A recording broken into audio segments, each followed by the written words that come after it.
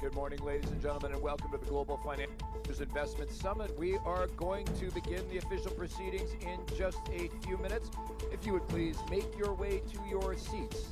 Make your way to your table and into your seats.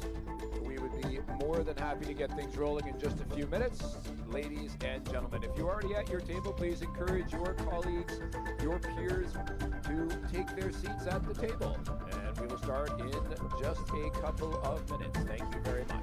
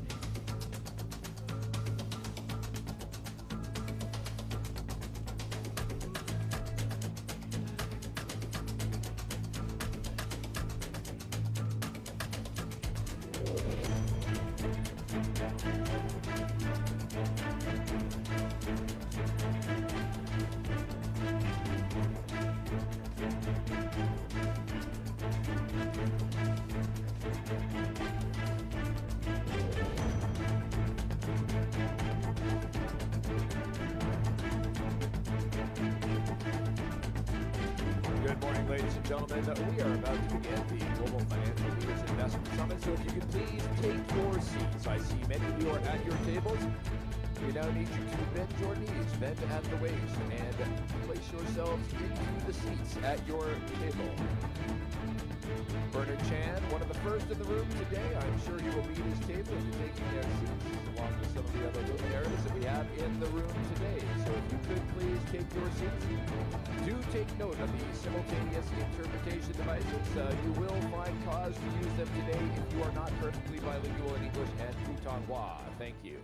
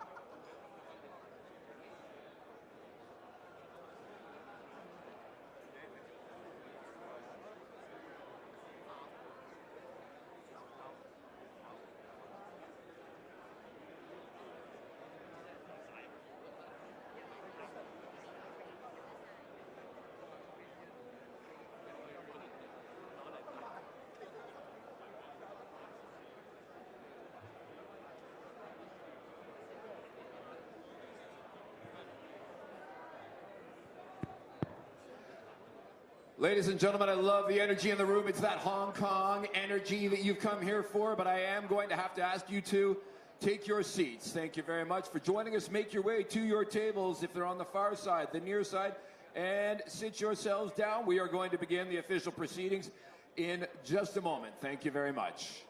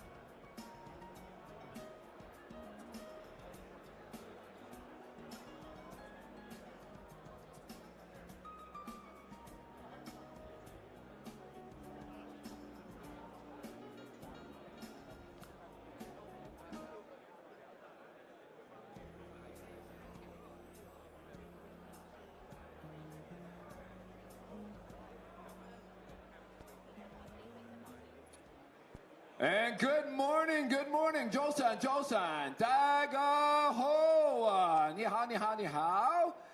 안녕하세요, konnichiwa, bonjour, mesdames et messieurs, hola, willkommen auf Hong Kong. Yeah. Ladies and gentlemen, good morning and welcome to the Global Financial Leaders Investment Summit in Hong Kong. Ladies and gentlemen, let's hear it. You have arrived. I am Andrew Work. Thank you.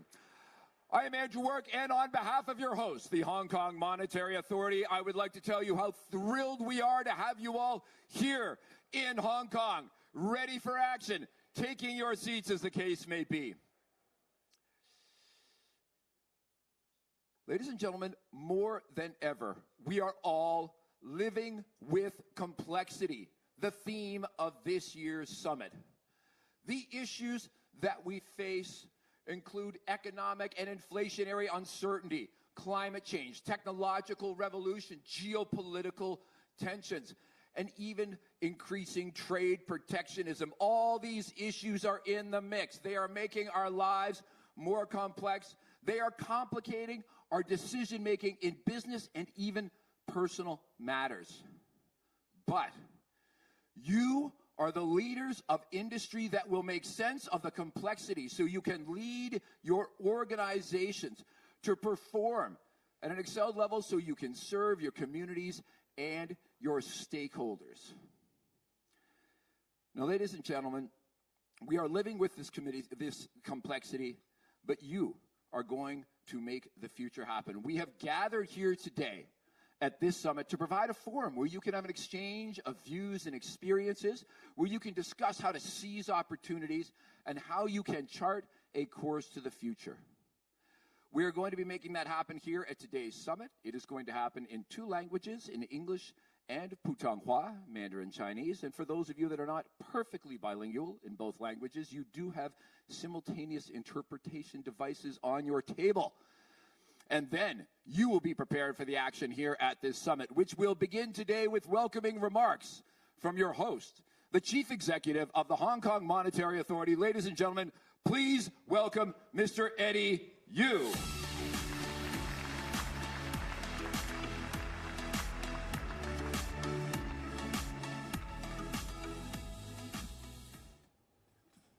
Good morning, everyone. Welcome to the Global Financial Leaders Investment Summit, and in particular for all our friends and partners who come from all over the world, a special welcome to you back to Hong Kong. And I hope that apart from the very stimulating discussion that you'll be having and hearing this morning, you can also take some time out to just see and feel Hong Kong, just feel the energy, the vibrancy, and the dynamism of this great city. And I hope you will all enjoy it. For those of you who actually came to the summit last year, that was actually a very special one. It marked the beginning of the reopening of Hong Kong, and now we're in full swing. It's all business as usual, and we're actually really have a lot of vibrancy here. Last year, when we talked about in the conference, the theme was navigating beyond uncertainties. If you look back to last year, the pandemic was still there. We are still uncertain about where interest rates will go. The path is uncertain. Of course, at that time, we really hoped that we can just put the pandemic behind us, and then we can really just forget about all these uncertainties.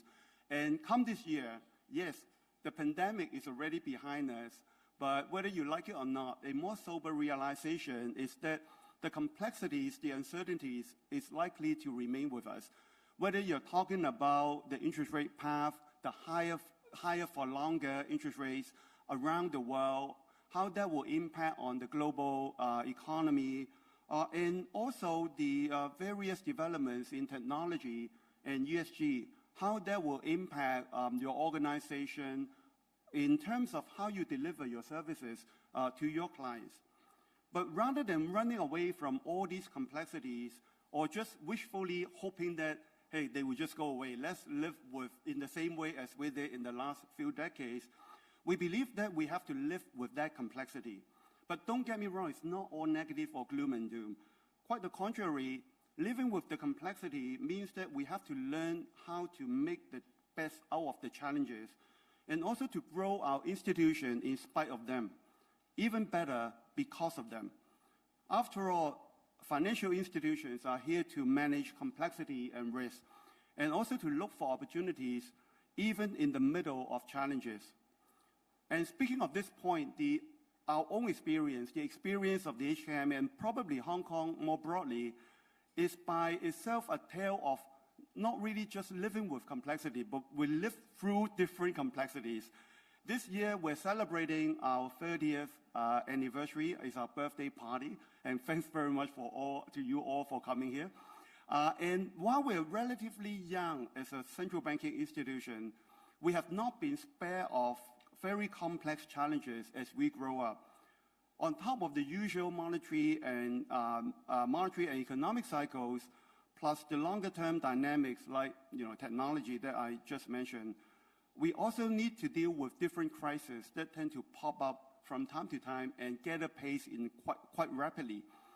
And just 4 years after the establishment of the HKMA in 1993, we had to deal with the Asian financial crisis.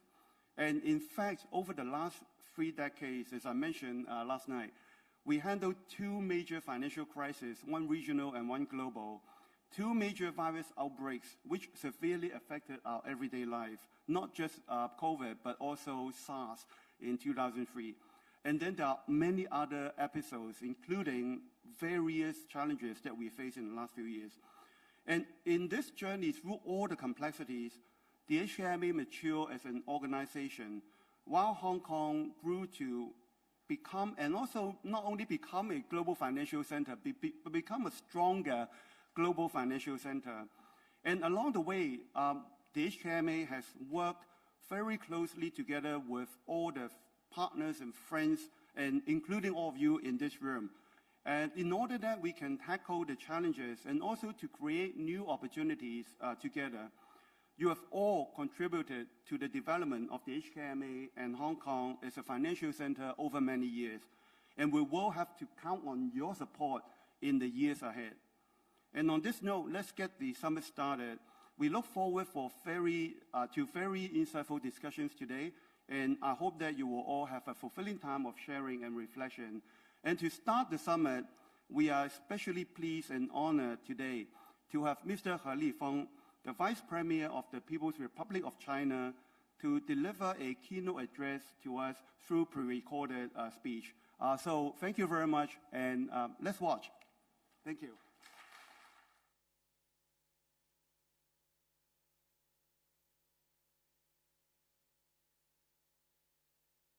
尊敬的各位嘉宾、女士们、先生们、朋友们，大家好。Ladies and gentlemen, 在香港国际金融领袖投资峰会召开之际，受李强总理委托，我对香港特别行政区政府举办此次盛会表示热烈祝贺，对各位嘉宾的参会表示诚挚欢迎。习近平主席高度重视香港的发展，表示我的心和中央政府的心始终同香港同胞在一起。习近平主席在庆祝香港回归25周年大会上庄严宣告，一国两制这样的好制度没有任何理由改变，必须长期坚持。中央政府完全支持香港长期保持独特地位和优势，巩固国际金融、航运、贸易中心地位。去年的此时，香港成功举办了首届国际金融领袖投资峰会，吸引了全球200多位金融业界的精英欢聚一堂，证明和凸显了香港国际金融中心的特殊地位和显著的优势，取得了超乎预期的良好效果。当前，世界百年未有之大变局在加速演进，如何适应复杂环境，并从中寻找发展的机遇，是摆在大家面前的重大课题。本届峰会以驾驭复杂的环境为主题，契合当前的形势和各方的关切，具有很强的针对性和现实意义。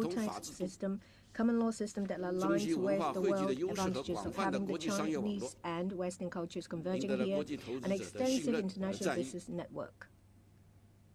我们支持香港保持国际化特色，更好发挥国际金融中心的资金融通功能，积极参与区域合作，加强与全球金融业界的业务往来，开拓东盟、中东等市场，服务共建“一带一路”高质量发展，在国际舞台上讲好中国故事、香港故事。第三，主动适应市场变化，进一步融入国家发展大局。中国是世界第二大经济体，经济的增量全球占比最高，因此中国的发展本身具有世界意义。Since the beginning of the year, China's economy has been picking up in general and is expected to achieve the economic growth target for the whole year. It will certainly inject fresh positive energy into the global economic recovery. Hong Kong has always been an important link between our motherland and the rest of the world. In the future, Hong Kong will be able to give full play to its unique advantage as an international financial center, actively integrate into the overall development of the country, participate in the development of the Hong Kong-Macau GBA, and further build its own strength through participating in the development and modernization of the country. Ladies and gentlemen, friends, we're earnestly implementing the new development concept, constructing a new development pattern, promoting high-quality development, and striving to write a new chapter of Chinese-style modernization, which will certainly create new historical opportunities for Hong Kong's development. The recently concluded Central Financial Work Conference stressed the need to consolidate and enhance Hong Kong's position as an international financial center, increase support for Hong Kong's development as an offshore renminbi business hub, expand the interconnection between the mainland and Hong Kong financial markets, and attract more international capital through Hong Kong to take part in the development of the mainland. This is not only the central government's high degree of recognition of Hong Kong's status as an international financial center, but also a high expectation for Hong Kong to achieve high-quality financial development and to scale new heights. We hope that the financial sector in Hong Kong will seize the opportunity and forge ahead to take Hong Kong's status as an international financial center to a new level.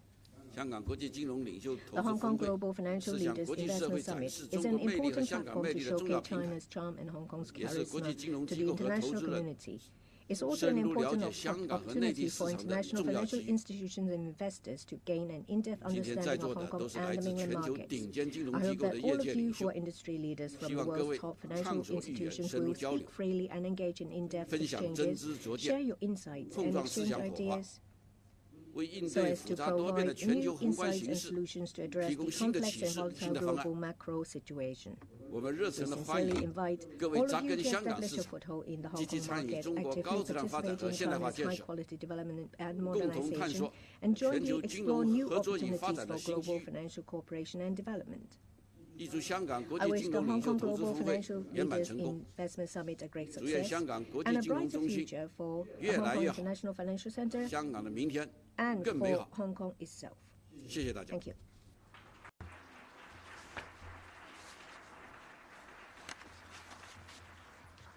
Thank you very much. Very fortunate to have these comments from He Lifang, the Vice Premier of the State Council of the People's Republic of China.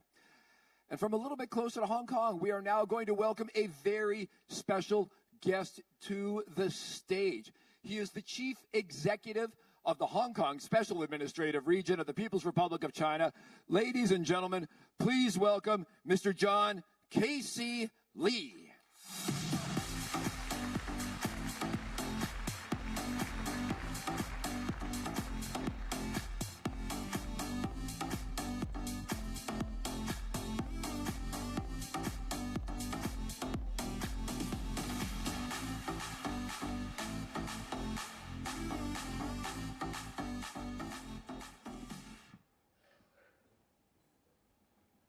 As in Hong Kong, an enjoyable and productive place to be in. Honorable Vice Premier He Lifang, Deputy Governor Zhang Qingsong of People's Bank of China, Vice Minister Cao Yuanqi of the National Financial Regulatory Administration, Vice Chairman Wang Jianjun of China's Securities Regulatory Commission, Deputy Director Yin Zhonghua of the Central People's Government's Liaison Office in Hong Kong, Acting Commissioner Li Yongsheng for the MFA Office in Hong Kong, Mr. Eddie Yu, Chief Executive of the Hong Kong Monetary Authority, distinguished guests from around the world, ladies and gentlemen, good morning to you all. Welcome to the Global Financial Leaders Investment Summit, the second edition. As some of you will recall, I called last year the inauguration edition of the Hong Kong On Stage Again Summit. Well, a year later, and Hong Kong is not merely on stage. We are at the center of the world stage, creating opportunities for a world of business, finance, and investment. That is why you are here. Some 300 decision makers from all over the world, including more than 90 group chairpersons and CEOs from prominent financial institutions. Some of you also have a long-standing business presence here, and you want to build on that business, expand your operations in Hong Kong, in the mainland of China, and throughout Asia. That is what this summit is all about, and that is why you can see the flourishing future of Hong Kong, one that is made possible thanks to the city's own strengths and to the fact that it connects the world with the mainland of China. Because simply put, Hong Kong means prosperity. 4 years ago, Hong Kong was hit by riots and violence. This was then followed by years of the COVID-19 pandemic. Now we have put an end to the riots and stability has returned, and we have emerged from the pandemic. Businesses can plan ahead, so too can investors. In the past 2 years, initial public offering funds raised here reached nearly $85 billion.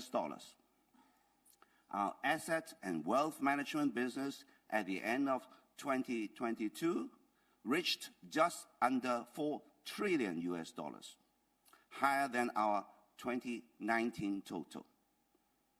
We are also Asia's hedge fund hub and the region's second largest private equity center. In short, the global financial community believes in Hong Kong, in the long-term promise of Hong Kong. That's why this year's Hong Kong FinTech Week, which ended just 2 days ago, attracted some 30,000 financial professionals in person and online from more than 90 economies. It was a successful and very popular event. Yes, Hong Kong is back in business, but like the rest of the world, we are living with complexity, the resonating theme of this year's summit. The world today is more complex and challenging than ever. Certainly, the low inflation, low interest rate environment of the past decade seems completely behind us now, replaced by a macro environment dominated by higher rates. That in turn has dampened demand for exports, widely blunting economic growth, and geopolitical risks continue to proliferate, squeezing international trade and complicating global supply chains. Hong Kong, a free and open economy, is hardly immune to global economic headwinds. What distinguishes and sustains Hong Kong is our one country, two systems framework. Through that guiding principle flows Hong Kong's common law system, the only such jurisdiction in China. As many of the major financial centers around the world practice common law, this commonality in our legal system creates more certainty and understanding for all. It adds to the unique strengths of Hong Kong as a leading international financial center.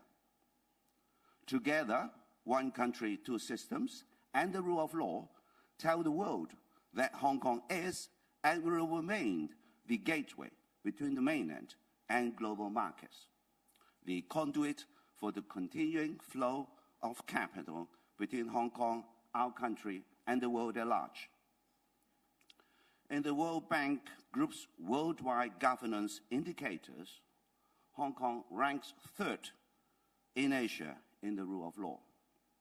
And in this year's Rule of Law Index, published by the World Justice Project, Hong Kong placed 23rd out of 140 countries and jurisdictions. What does it mean? It means that we are in the top 20% in terms of the rule of law among all countries and jurisdictions sampled around the world. And this ranking, as you would notice, is ahead of some European countries and the US. Our Court of Final Appeal includes 11 overseas non-permanent judges. They come from the United Kingdom, Australia, and Canada. No other jurisdiction opens its judicial doors to others. I don't think it happens in your country, for example. This shows what? This shows how Hong Kong is fully transparent and open in this regard, and that we are both proud and confident in our judicial system. Hong Kong is also a center for international legal and dispute resolution services, ranked among the world's top 3 most preferred seats for arbitration. Numerous international legal and dispute resolution bodies are based in Hong Kong, including the Asia-Pacific Regional Office of the Hague Conference on Private International Law, the International Organization for Mediation Preparatory Office opened here earlier this year. The organization will be the first intergovernmental legal organization dedicated to offering mediation services for international dispute. Given these and other institutional safeguards, you can continue to place confidence in Hong Kong. Indeed, Hong Kong remains among the most competitive economies in the world. This year, ranked 7th globally by the International Institute for Management Development. Earlier this year, the International Monetary Fund reaffirmed Hong Kong's standing as an international financial center. The IMF recognized Hong Kong's robust institutional framework, substantial capital and liquidity buffers, high-quality financial regulation, and well-functioning linked exchange rate system. For the past 7 years, Hong Kong has been the largest center for arranging international bonds by Asian issuers. And we remained Asia's largest hub for green and sustainable bonds, capturing 35% of the market. We are committed as well to the growth of family offices in Hong Kong. Plans include encouraging at least 200 family offices to set up or expand their business in Hong Kong by 2025. A dynamic capital market is essential to our continuing success as an international financial center. To that end, I announced a number of measures to boost our stock market in my annual policy address 2 weeks ago. They include reducing stamp duty rates on stock transactions and reviewing the stock trading spread and fee structure of real-time data services. As for GEM, which is our second stock market board, we will streamline transfers to the main board, adding a new listing route for R&D companies and reducing compliance obligations for issuers. And Hong Kong Exchange will promote Hong Kong's listing platform to overseas issuers, including those in the ASEAN and Middle East markets. The goal is attracting more corporations to raise capital here, and in doing so, diversify Hong Kong's issue mix. We are also implementing the Capital Investment Entrance Scheme to attract capital from abroad and strengthen the development of our asset and wealth management business, financial services, and related professional services. Over the past year, I have led high-profile business missions to the Middle East and to Southeast Asia. Our trade with ASEAN countries continues to grow, soaring almost 40% since the signing of the Free Trade Agreement between ASEAN and Hong Kong in 2017. The 10 member states of ASEAN are also founding members of RCEP, the Regional Comprehensive Economic Partnership. And in my meetings with the ASEAN government leaders, they all reaffirmed their support of Hong Kong's accession to RCEP, the world's largest FTA. We continue as well to deepen our economic and financial ties with the mainland, and in particular with the Greater Bay Area. You'll hear a great deal more about it and the far-reaching opportunities there for you at today's summit and tomorrow's investment forum. But alongside the business of financing and investment, make time too for the business of pleasure. You'll find it everywhere you turn in Hong Kong, Asia's global city. Arts, culture, entertainment, and fun city. My thanks and my congratulations to the main organizer of this year's summit, the Hong Kong Monetary Authority, which turned 30 this year. A very good year, as I recall. I wish you all a rewarding summit, a memorable stay in Hong Kong, and the best of business, finance, and investment in the coming year. Thank you.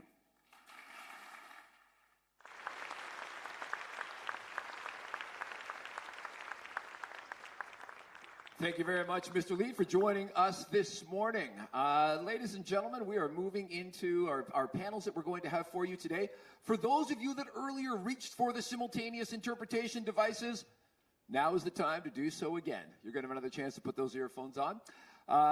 And with that, ladies and gentlemen, I think many people in the room know that Hong Kong, for decades, even centuries, has been considered a gateway to China. And of course, many of you are here because you are interested in the economic outlook and the policies that are going to be driving China into the future. And so today, we are extremely fortunate that we have senior representation from China's leading financial regulatory bodies to join us today in conversation, both here on stage and later in the room, if you like. We're going to have a panel today that is going to be led by your host, the Chief Executive of the Hong Kong Monetary Authority. Eddie Yu is going to be joining us. We'll bring Eddie up here as I introduce the rest of the panel. He is going to be joined on stage today. Come on, Eddie, don't be shy. Here he comes. There we go. He is going to be joined on stage today by Mr. Xiao Yuan Qi, who is the Vice Minister of the National Financial Regulatory Administration. Please join us. We are also going to have with us Mr. Wang Jianjun, who is the Vice Chairman of the China Securities Regulatory Commission, and as well, of course, oh yes, please come and join us, gentlemen, as we call him. Thank you very much. Mr. Zhang Qinsong, who is the Deputy Governor of the People's Bank of China. Ladies and gentlemen, they are on their way to the stage. Let's give them a warm welcome, please.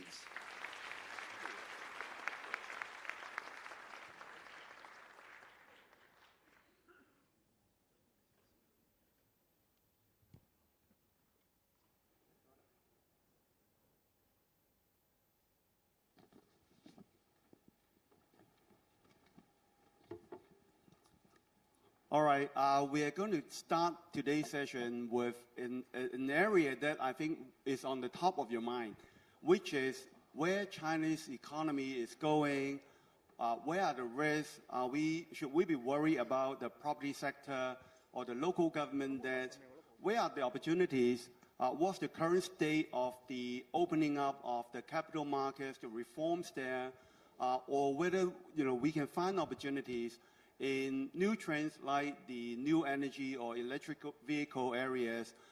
So we are really honored and fortunate today to have three senior officials from the three mainland financial regulators to join us to talk about the China's state of economy.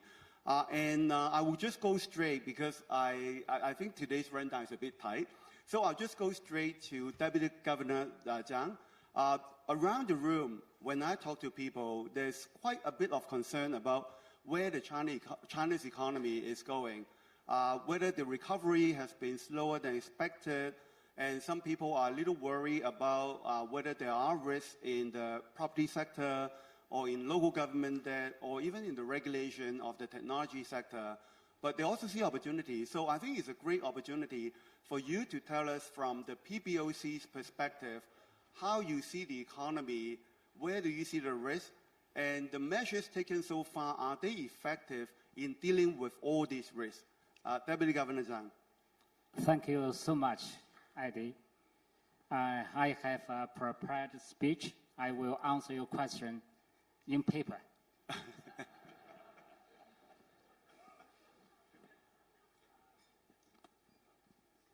Honorable Chief Executive John Lee, distinguished guests, good morning, everybody. It's given me a great pleasure to attend this business summit. As Eddie mentioned just now, global investors have some concerns about Chinese economy, including the pace of economic recovery, problems with property markets, and local government debts. You may ask me, are you worried? No, not always, not too much. My evaluation of economic performance are placed in the long-run framework. If the short-term economic indicators have not significantly deviated from the long-term trend, I prefer to leave market forces to play their roles and do policy adjustments if necessary. First, about China's macroeconomic trend. From the long-term perspective, the fundamentals of the Chinese economy remain stable and promising. The working age population in China has exceeded 900 million, with an average schooling of 11 years. Among them, 240 got their higher education, and 70 million are engineers. Our investment in R&D is growing very fast, exceeding 3 trillion yuan in last year, ranking the second in the world. All this kind of development, I believe, will lay a solid foundation for China's long-term high-quality growth. Moreover, China has fine designed comprehensive economic and social development program for each year, for every 5 years, and even for 2 or 3 decades. All important factors, including land use, capital formation, labor productivity, international trade and flows, technological advance, green transition, etc., are taken into consideration in these programs. These programs serve as a source of guidance for all levels of governments, businesses, and individuals when they make decisions. Looking back upon China's economic and social development over the last 40-plus years, we may gain confidence by the very fact that all important goals China set for itself have been achieved despite very complex internal and external environment. Thanks to reform and opening up, China has been able to tap its comparative advantages, such as lower labor cost and relatively abundant natural resources. it has gone a long way towards urbanization and industrialization and grown into the second largest economy in the world. But today, these traditional drivers are losing steam, and the old development model relying heavily on infrastructure investment and the real estate sector is no longer sustainable. That is why we must shift to a new approach to promote innovative, coordinated, green, open, and inclusive development. Such as the paradigm shift is bound to be difficult. But whatever difficult it is a challenge we must face and overcome. This year, Chinese economy is facing some pressure and challenges after 3 years of pandemic. But in general, the economy is resilient and dynamic, especially in the third quarter. As the positive factors have been on the rise, the economy recovery picked up notably, and growth momentum further strengthened. In the first 3 quarters of this year, it grew by 5.2%. People's income has been rising, with the real disposable income per capita gaining 5.9% year-on-year, leading to greater people's purchasing power. Consumption-centered growth models are further gaining momentum. China's export has remained close to its historical high in recent years, and the current account surplus has been in the range of 2% of GDP. The structure of exports has improved too. In the first half of the year, exports of new products such as electric vehicles, lithium batteries, and solar cells all grew by 60%. China is expected to be the largest auto exporter this year. In addition, our macroeconomic policies are designed to take off both short-term and long-term needs.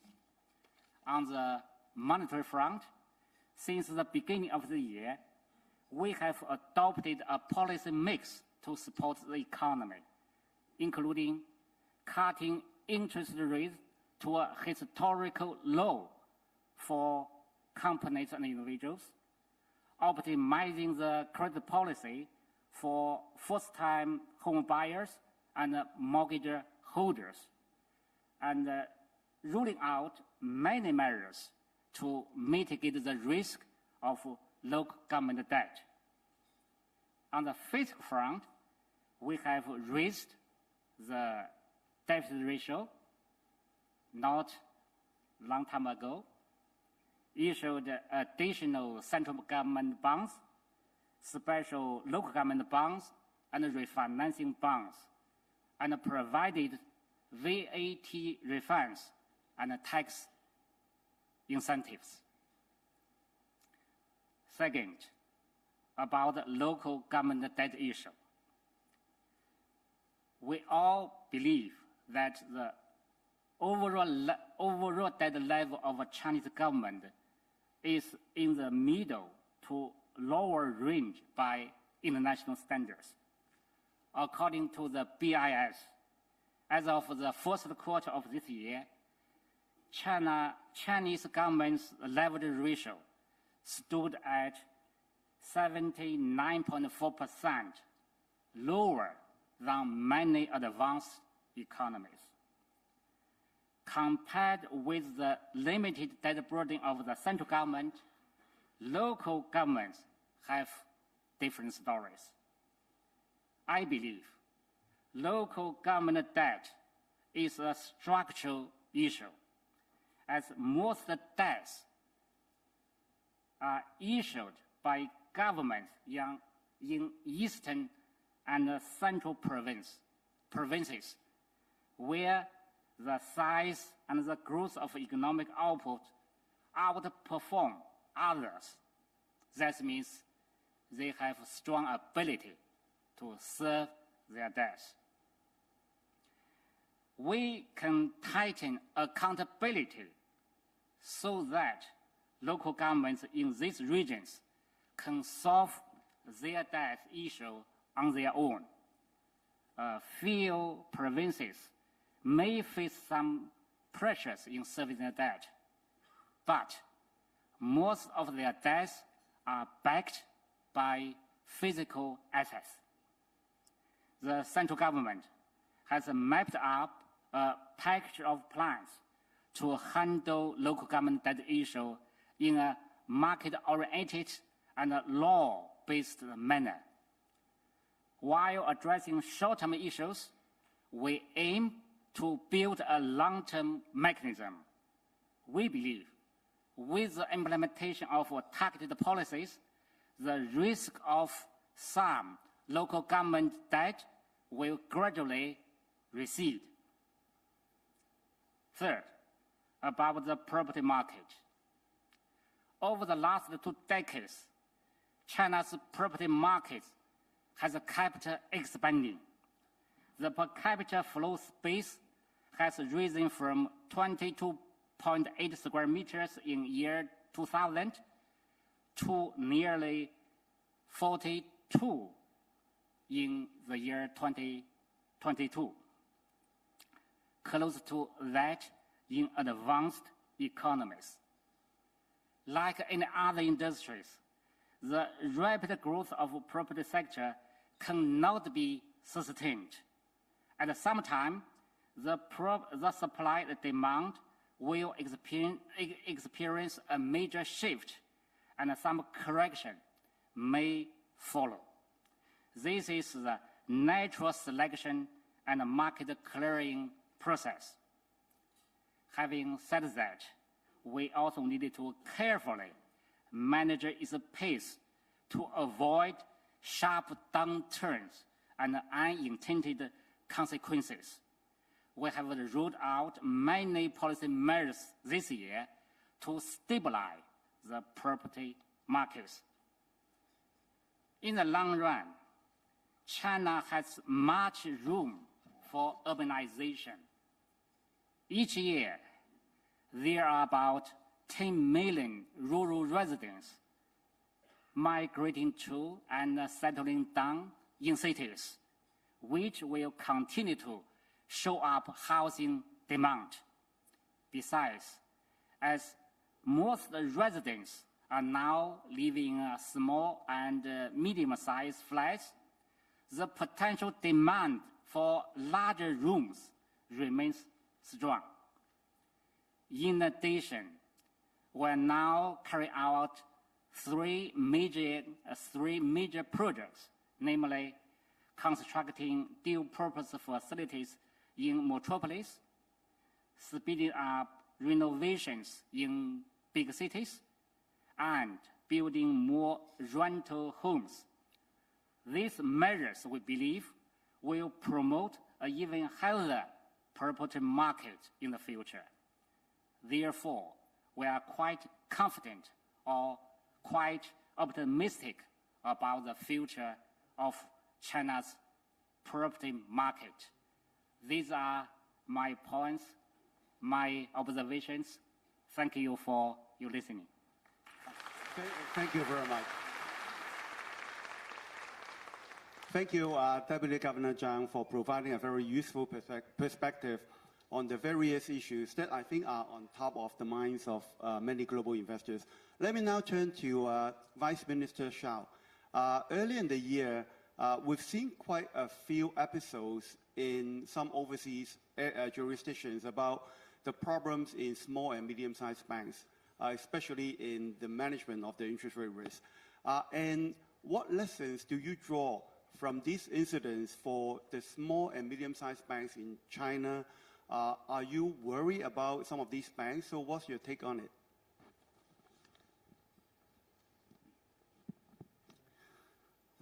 I prefer to sit here, not stand. Okay. Thank you very much for the question, Eddie. And actually, this is my question for you. The banking turmoil starting early this year in some countries is one of the key concerns among the international banking community, you know. I remember last March I participated in a conference also hosted by Hong Kong Monetary Authority last March for the international supervisors. At that time, everybody participating in that conference is very worried and very depressed because they worry another global banking crisis. But today, everybody in this room seems very happy because another global banking crisis has been successfully avoided. I think this is largely due to the quick response and the actions taken by relevant authorities. There are a lot of discussions about the lessons, as you mentioned, what the lessons we can learn from this banking crisis globally. A lot of such discussions, I believe everybody here can have your own thoughts. But for me, I would like to share some of my thoughts. I think the first one is the bank's business model should be more adjustable, more adaptable to the changing outside business environment. Because we have seen that in the last decades, 2 or 3 decades, in many countries, we have seen a very low inflation rate, very low interest rate, easy access to finance, easy money, the so-called easy money. Most businesses, including the banks, their business model has been built up under this external environment.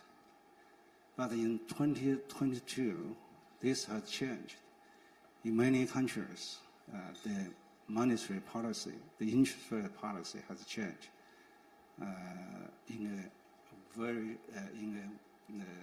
actually it's a U-turn in a very short time. I don't think for any businesses they can survive under this sudden changes, although most of them managed to cope with the situation, but some of tried to, but still failed. I think the business model should be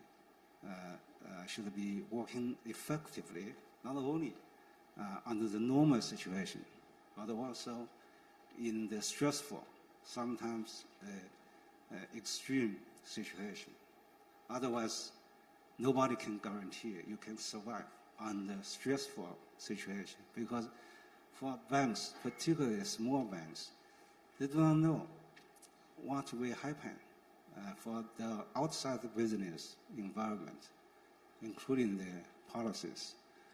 What they can only do is to enhance the business model, to make the model more flexible to the outside changes. The second one is the liquidity management for our banks. This is particularly important for small banks, because small banks have less capital base, less resources to weather the crisis, the outside deterioration for them. I remember in 2008 when the Northern Rock Bank suffered liquidity press.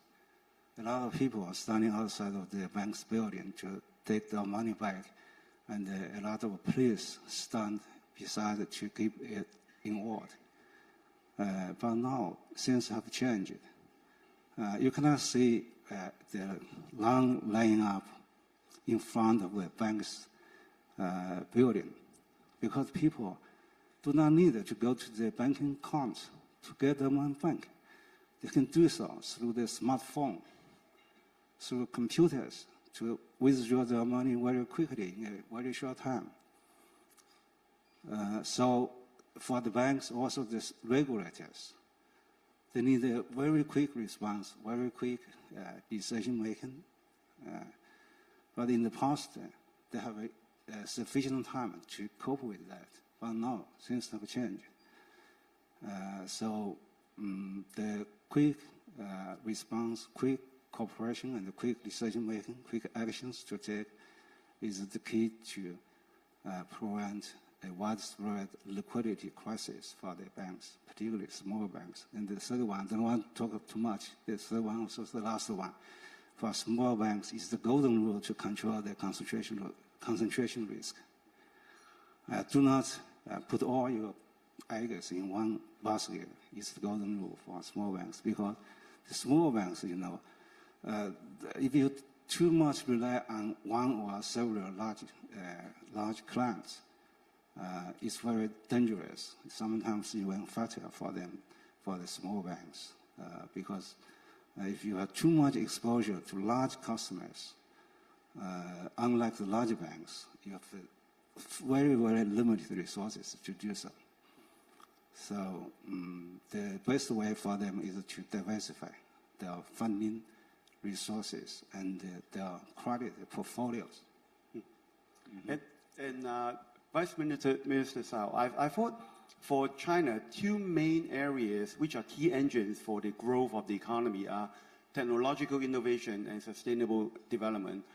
How do you think the bank industry in China can support these developments so that finance can support the real economic growth? And what's your take on this?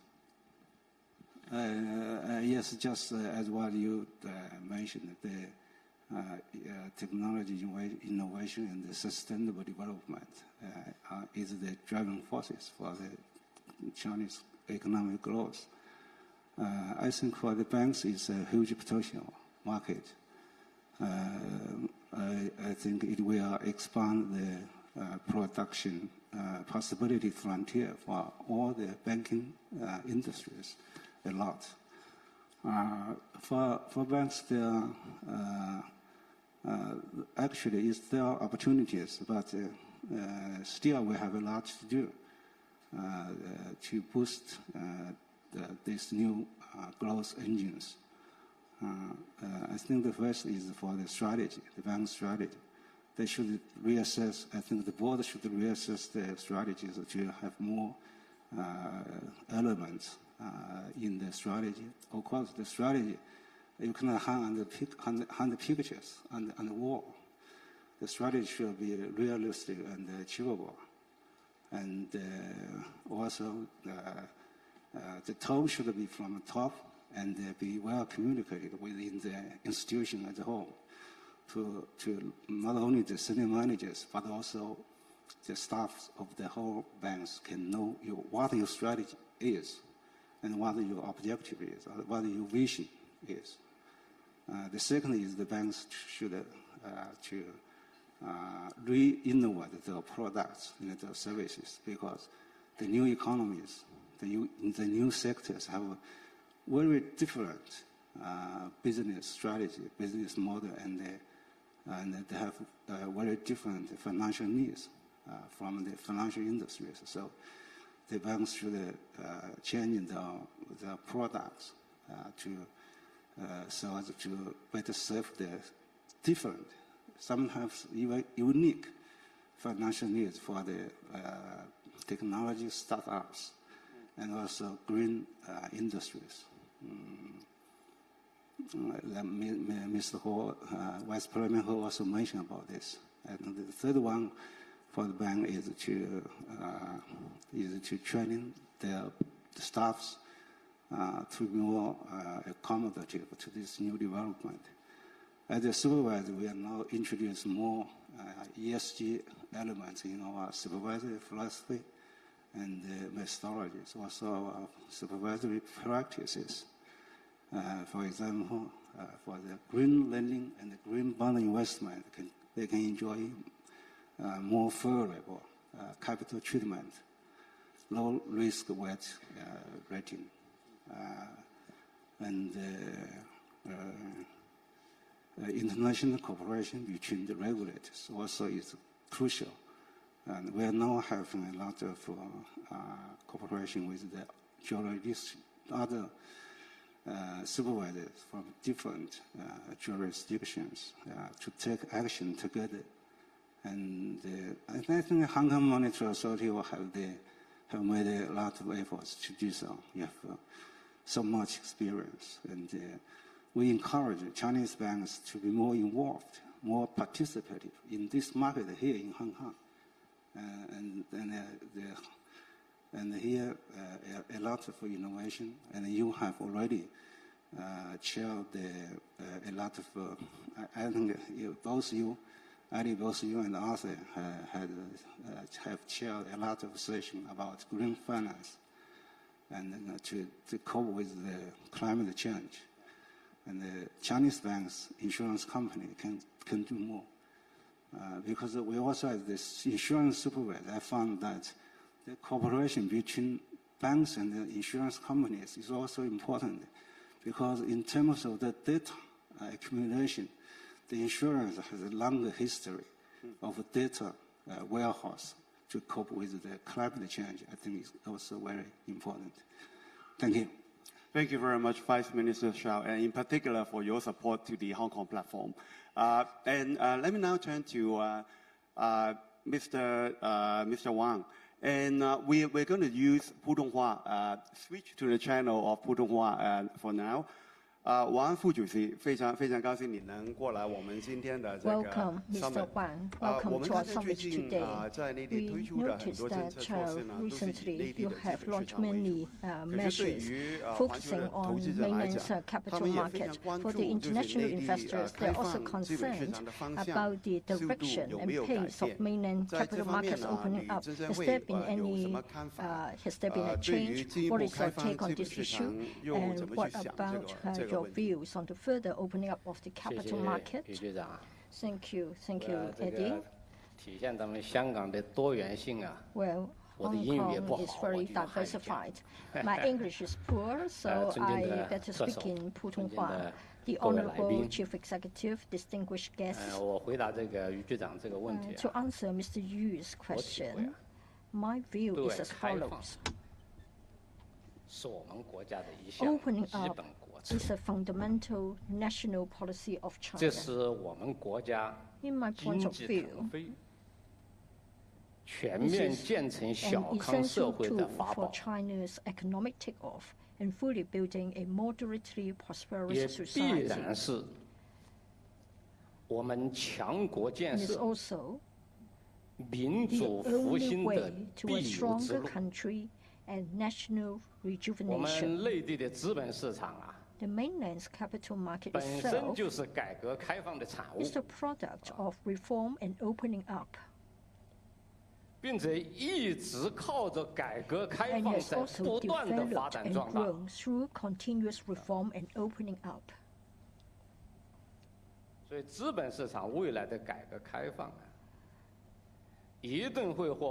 China's opening up, the door of capital markets opening up will only be wider in the future. Over the years, we have been launching a two-way opening up of the capital market with good results. First of all, in terms of industry opening up,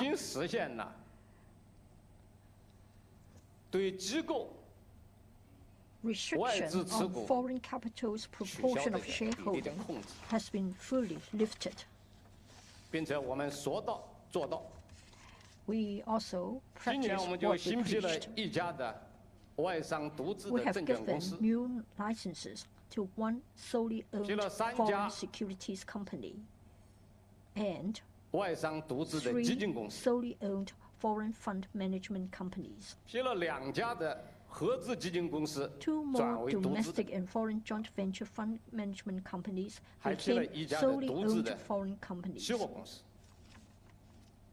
到目前为止，我们这 So 个行业 far, for this 外 industry, 商独资或者控股的证券公司、基金公司 there 已经 are 达到了21家。 21 securities companies and fund management companies that are solely owned 合资 by 的 foreign 证券公 institutions 司 or controlled by foreign 基金公 institutions. 司达到了41家 And，there are also 41 domestic and 并且还 foreign 有 joint venture securities and 不少 fund 的 companies. 外商的机构啊在申请， And we are 我 still 们也 getting 在 a lot 依 of 法合规的进行 applications. 审批。 And we are vetting the applications in accordance with the 在 rules 产 and 品的开放上 regulations.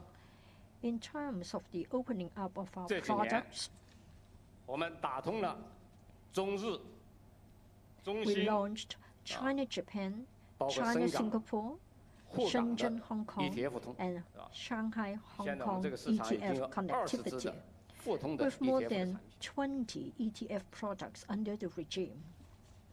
在跨境的投融资方面，啊， In terms of 我们把原来 cross-border 的沪伦通 financing 的 and 机制 investment 在境内呢拓展到了深交所，啊，在境外呢我们拓展到了 have the following expansion: 德国、 Shanghai, 瑞 London 士 Depository Receipt 现在我 Connect, 们已经有 and that 20 was 多家的 expanded 这 to 个 include 境内 Shenzhen Stock 的公司啊 Exchange and 通过 exchanges 这 in 种新的 Switzerland 机 and 制 Germany. 啊，发行了这个 GDR 啊， And 21 domestic listed 并且我 companies 们 have 3月 issued 份啊 GDR under this regime. 实施了新的境外 We 上市的新规， optimized rules for filing of overseas 让内 listing, 地的企 which 业 took into effect 到 on the 境外上 31st 市 of 的这个 March 过 this 程 year, 更加透明。 creating a more 结果呢， transparent and 也更加 predictable 可预期。 environment for overseas listing.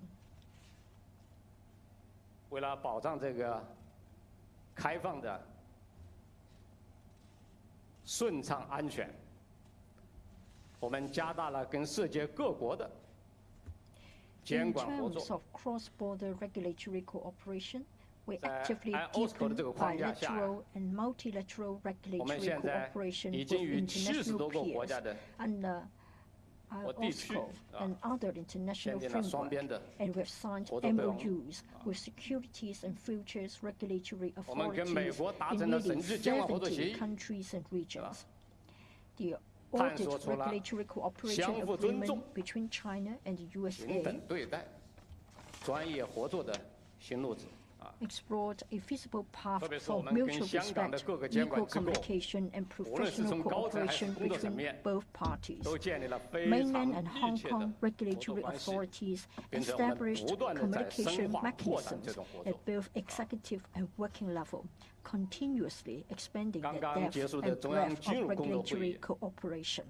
明确提 The 出 recent Central 要 Financial 扩 Work 大金融 Conference 领域的 proposed to 制度性 steadily 开放， expand institutional opening up in 便 the 利跨 financial 境的 sector, 投融资， enhance the 吸引更 convenience 多 of 的 cross-border financing and investment, 外资的金融机构 attract more foreign financial 长期资本 institutions and long-term capital 来华展 to 业。 develop business in China. 我们一定会落实好 We will earnestly 中央的 implement 决策部署， the party central committee's decisions 进 and 一步 plans 加强跟境外市场的 and 互联互通， expand cooperation with overseas 落实 markets 好新的 in market 境外上市新规 connectivity, optimize 优化 QFII scheme, 扣费制度，啊，吸引更多 support 的境外机构啊 eligible foreign institutions 内地的 to 资本市场， participate in the mainland 业 capital market, 我们也会积极的参与资本市 actively 场的 take part 国际 in 治理， capital markets, 来 international 不断的 governance, 深化 and unswervingly 资本市 promote 场的 institutional 制度 opening 性 up 开放。 of our capital market. 在开放方面呢，我们的祖先在办市场的时候， Our ancestors 就有非常 had a 开 very 放的那 open 种胸 mind 怀。 when running markets. 早在神农氏的时 As 代， early as the time 我 of 们的祖先就 Shenong, 提出 our ancestors 自 proposed 中为士， that market should be open at 治天 noon 下之 time, 民， so that the people 聚 of the 天下 world 之祸， could gather the goods 交 of the 易而 world. 退， People trade, 各得其所。 and everyone would get what they 我们 want. 今天建设现代的资本市场， We, of course, 当然也有 have 这样的 this 追求。 pursuit in building a modern capital 我们会 market 努力把我们 today. 的市场规 We 则， will make our rules 特别是对 for 外开放 opening 的制 up 度，要搞得更加的 more 健全、更 concrete 加的完 and 善。 robust. 我们要把市场的货 We will 要搞得 offer 多多 more 的， and more products 要聚 in the 天下之祸嘛。 market to include products of all 把 over 市 the 场的 world, 人搞得多 while 多 at the 的， same time increasing 吸 market 引天下的 participants, 投资者。 attracting investors from all over the 我们要 world, 让世界各国的投资者 and building an 愿意 environment 来， where investors 留 from 得 all 下， over the world are willing 还 to 要能 come, 发展。 willing to stay, and able to develop. 各位投资家、金融家， Investors, dear 无论 guests, 从哪个角度看， no matter from which angle 刚才 you look at it, 张行长 just now, Mr. Zhang 还有肖局长把 from 大家的担 PBOC 心 and 啊 Mr. Xiao 都解决了。 told you that all the concerns have been 目前 addressed. 国内的市场 At the moment, 充满了机遇， the mainland capital market is full 搭 of 上中国这班车 opportunities. 什么时候都不 If you 晚。 get on this 乘龙可以上天了， then 谢谢大家。 you 好， will 谢谢。 certainly 非常鼓舞啊，能 escalate 听 to 见 a 你 high level 这 because 个这 Long 么 will take you to a 正 high 面 level. 的去 Thank you very much.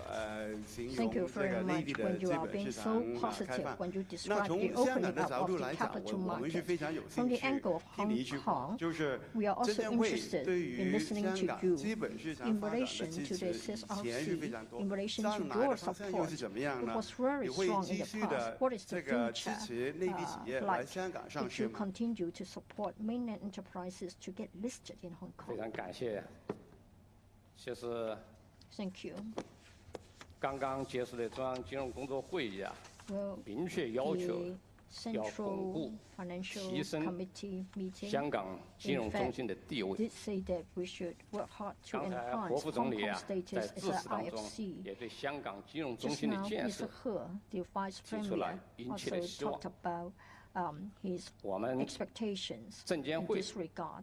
在支持 For us, 香港资本市场、 in 支持 supporting the 香港 capital market 国 of 际 Hong 金融中 Kong, 心的建设， in our 义不容 support 辞。 of the establishment of Hong Kong as an 实际 IFC, 上 we won't shirk our responsibilities. 我们跟香港 Well, in fact, 资本市场之间的这个合作啊， as to our cooperation 一直都 with 是 the 非 Hong Kong 常紧密 capital 的。 market, has always been very 正是因为我 close. 们双方的这种 It's 亲密的合作 because、we have such a 精诚的 close 合作， and genuine and 促进 sincere 了两地 cooperation. 资本市场， The capital markets of 不 the 断地 two 发展。 places have been developing 特别是近 continuously. 些年来啊， In particular, 在我们 in 双方的 recent 共 years, 同努力下， with our joint efforts, 出台了一系列的措 a 施 number of measures have been 或者说 launched. 创新，是吧？ They are innovative 推 in 动了 nature. 香港市场的 As a 快 result, 速发展。 we have facilitated the 比如说 rapid development 沪深 of the 港通 Hong Kong market. Say, for example, 这是 Shanghai Hong Kong 世界 Connect. 金融创新的 Well, 精彩故事， it is a very excellent story 也 when 是 it comes 资本市 to 场 innovation 践 of the 行一 capital 国两制 market. 的 It 精 is 彩故事。 also a very good story to 并且这个 illustrate one 故事呢， country, two systems. 还在不断的 And 演 the 绎 story is 新的篇 being 章。 evolved all the time, and we are 我们 writing 在 new 优化它 chapters 的 one after another. 交易结算 We are 安排， optimizing 在 the 不断地 settlement 丰富它 rules, 的 and we are 投资的 enriching 标的。 the objectives of 今年3月 investment. 份啊， In March this year, 我们又扩大了沪深港通的 and we 股票的 expanded 标的。 the Shanghai 这次扩 Hong 大之后 Kong Stock Connect. With that 沪深 expansion, 港通对3所的 means 市值 that 覆盖率是大幅的提升 we 的。 are able to immensely 现在对港交所的市 enlarge 值 its 覆盖率是 coverage. 81%。 When it comes to Shanghai, Shenzhen, and 对 Hong 深交所的 Kong 覆盖率呢 market, 是86%。 81% for Shanghai, 对 86% for 上交所 Shenzhen. 的 Sorry, 市值覆盖率呢 Shanghai 是 the coverage 91%。 is 91%. 你比如说现在香港名副其实的成了中概股的主场。现在有1400家的中概股在港交所上市，家数占了港交所的50%。这些企业的市值呢，占了港交所的70%，交易量占了80%。今年3月份，我们落地了境外上市公司的新规。从3月份到10月份呢，我们备案了51家，有34家都是到香港来，是吧？所以说内地企业到香港呢，源源不断，是吧？还有我们双方在这个产品的合作，是吧？基金的合作，这些呢都非常的顺畅。尤其是我们还支持了香港啊推出了与 A 股相关的股指期货，A50期货。我们还支持内地的行业机构利用香港来走出去。现在内地有80家的证券、基金、期货机构在香港展业，并且把香港啊作为他们国际化的根据地。就这些措施呢，都极大的增强了香港市场的活力，极大的增强了香港市场的国际竞争力。下一步啊，只要有利于香港资本市场的事情，有利于香港国际金融中心巩固和提升的事情，我们中国证监会都会全力以赴。首先，我们会落实好新的上市新规，让内地的企业更加便捷高效的来香港上市。第二呢，我们会进一步深化互联互通。前期大宗交易呢，纳入这个互通呢，我们双方都已经达成了共识啊。我们现在正在对技术、规则和监管做出安排。等这些事协调好之后，我们会尽快的推出。还有人民币柜台股票，是吧？我们现在也正在研究，是吧？论证成型之后呢，我们也积极推动纳入。还有我们会根据市场的发展需要，在香港市场推出国债期货，和有关股指的期权，是吧？股指的期权。当然，在这个过程当中，我们会努力加强跟香港的监管上的合作。打击市场的违法违规，维护两地正常的市场秩序，保护好广大投资者的合法权益。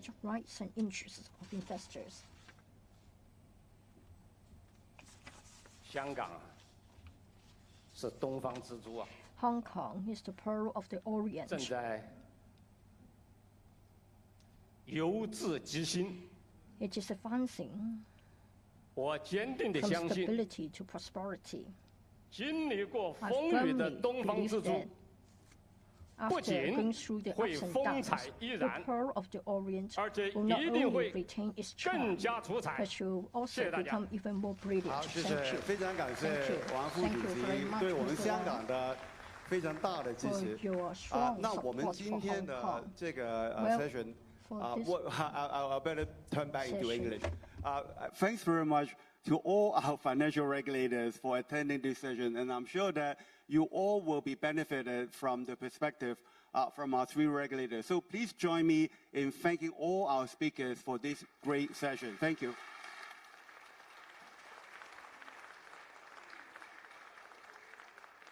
And thank you very much, Eddie. Well done. Gentlemen, if you could take a moment to go center stage, and we'd love to get a photo of you, Eddie, before you go. Gentlemen.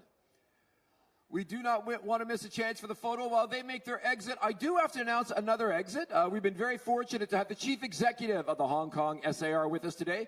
He needs to make an exit of his own to attend to the governance of the Special Administrative Region.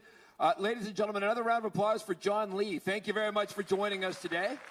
We appreciate it. Thank you very much.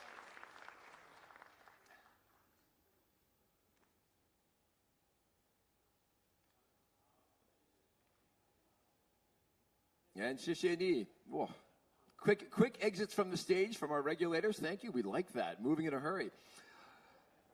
And with that, ladies and gentlemen, we are moving right along. Now, this past couple of years have seen no shortage of turmoil in the financial world. I think we're all very well aware of that in this room. So fortunately, our next panel is stacked with leaders. Leaders who have not only charted a course through stormy waters, but they have brought their ships to safe harbor and seized opportunities along the way.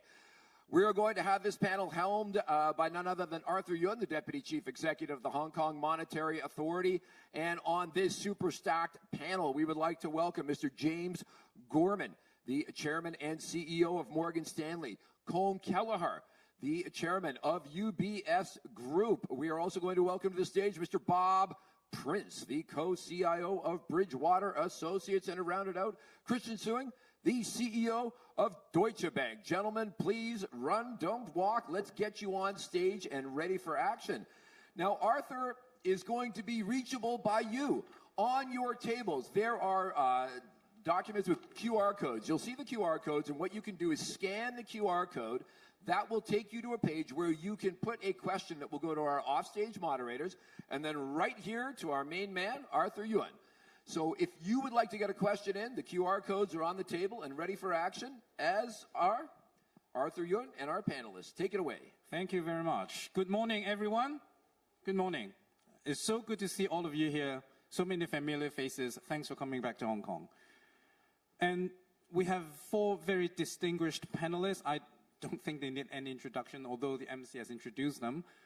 But gentlemen, we have been given a very direct topic for this session. We are asking you to look into the crystal ball and tell the audience what you think the next crisis will look like. Now, if I put that questions directly to you, I think we can finish this panel in 5 minutes. But being a banking supervisor and having some senior bankers on stage, certainly I wouldn't let you off stage or off the hook that easily. So what I suggest doing is I'll put the questions to all of you individually to talk about what you think the market dynamics, how the market dynamics are changing. And on that, we do have a very convenient starting point. That earlier in the year, in March, April, we have actually seen a round of banking instability around the world. And that provided a convenient starting point for some of these discussions. So what I would do is I hope you can share with us your take on how you think what we have seen back in March, April, are indicating changes in market dynamics and how those changes are shaping the vulnerabilities in the markets so that when the next crisis hit us, we can get better prepared. So talking about March, April, if I may start off the session by putting the first questions to Christian. I hope you don't mind me starting with you. Back in March, April, indeed for a short period, you and your bank has experienced changes in market dynamics in the form of the impact of social media. I just wonder whether you can quickly take us through how you actually managed to change the narrative around that quickly, around that time. And do you think social media impact on market dynamics are really something that we should really watch out for more closely going forward in terms of vulnerability assessment? Yeah, thank you very much. And first of all, thank you for the invitation. Look, it's certainly a situation one does not like to have. But on the other hand, I'm coming from the sports. That's where you are practicing and training for. And I think that's why you're doing all the simulation and stress testing, which is obviously also a key demand from all of our regulators. In essence, I think the way we dealt with this was, I'm always calling it's 4 items. you know, it's all about an adequate, robust capital position, sufficient liquidity. And when it comes to sufficient liquidity, I think it's in particular based on a broad and diversified deposit base.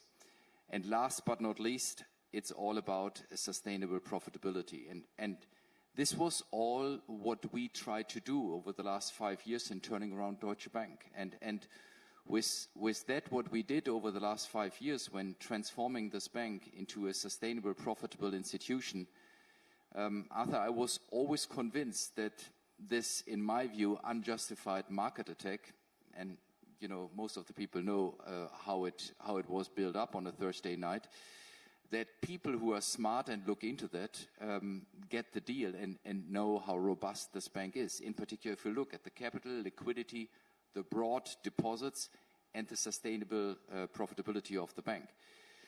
And this is exactly what then happened on the Friday morning, that analysts, rating agencies came out with factual reports, and with that calmed down the market. And what I learned on top of that is, obviously, it's all about the monitoring of your own liquidity and deposits. You need to be very close to it. And you need to be close to your clients and close to your own people.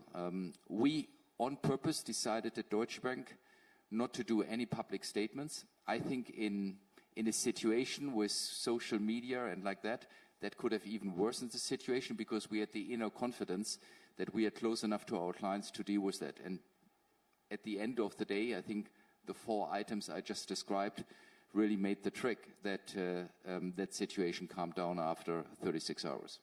Yeah, thanks, Christian. So what you're saying is that, first of all, we need to have a good story to tell, and then you have to manage that process very effectively in telling that story.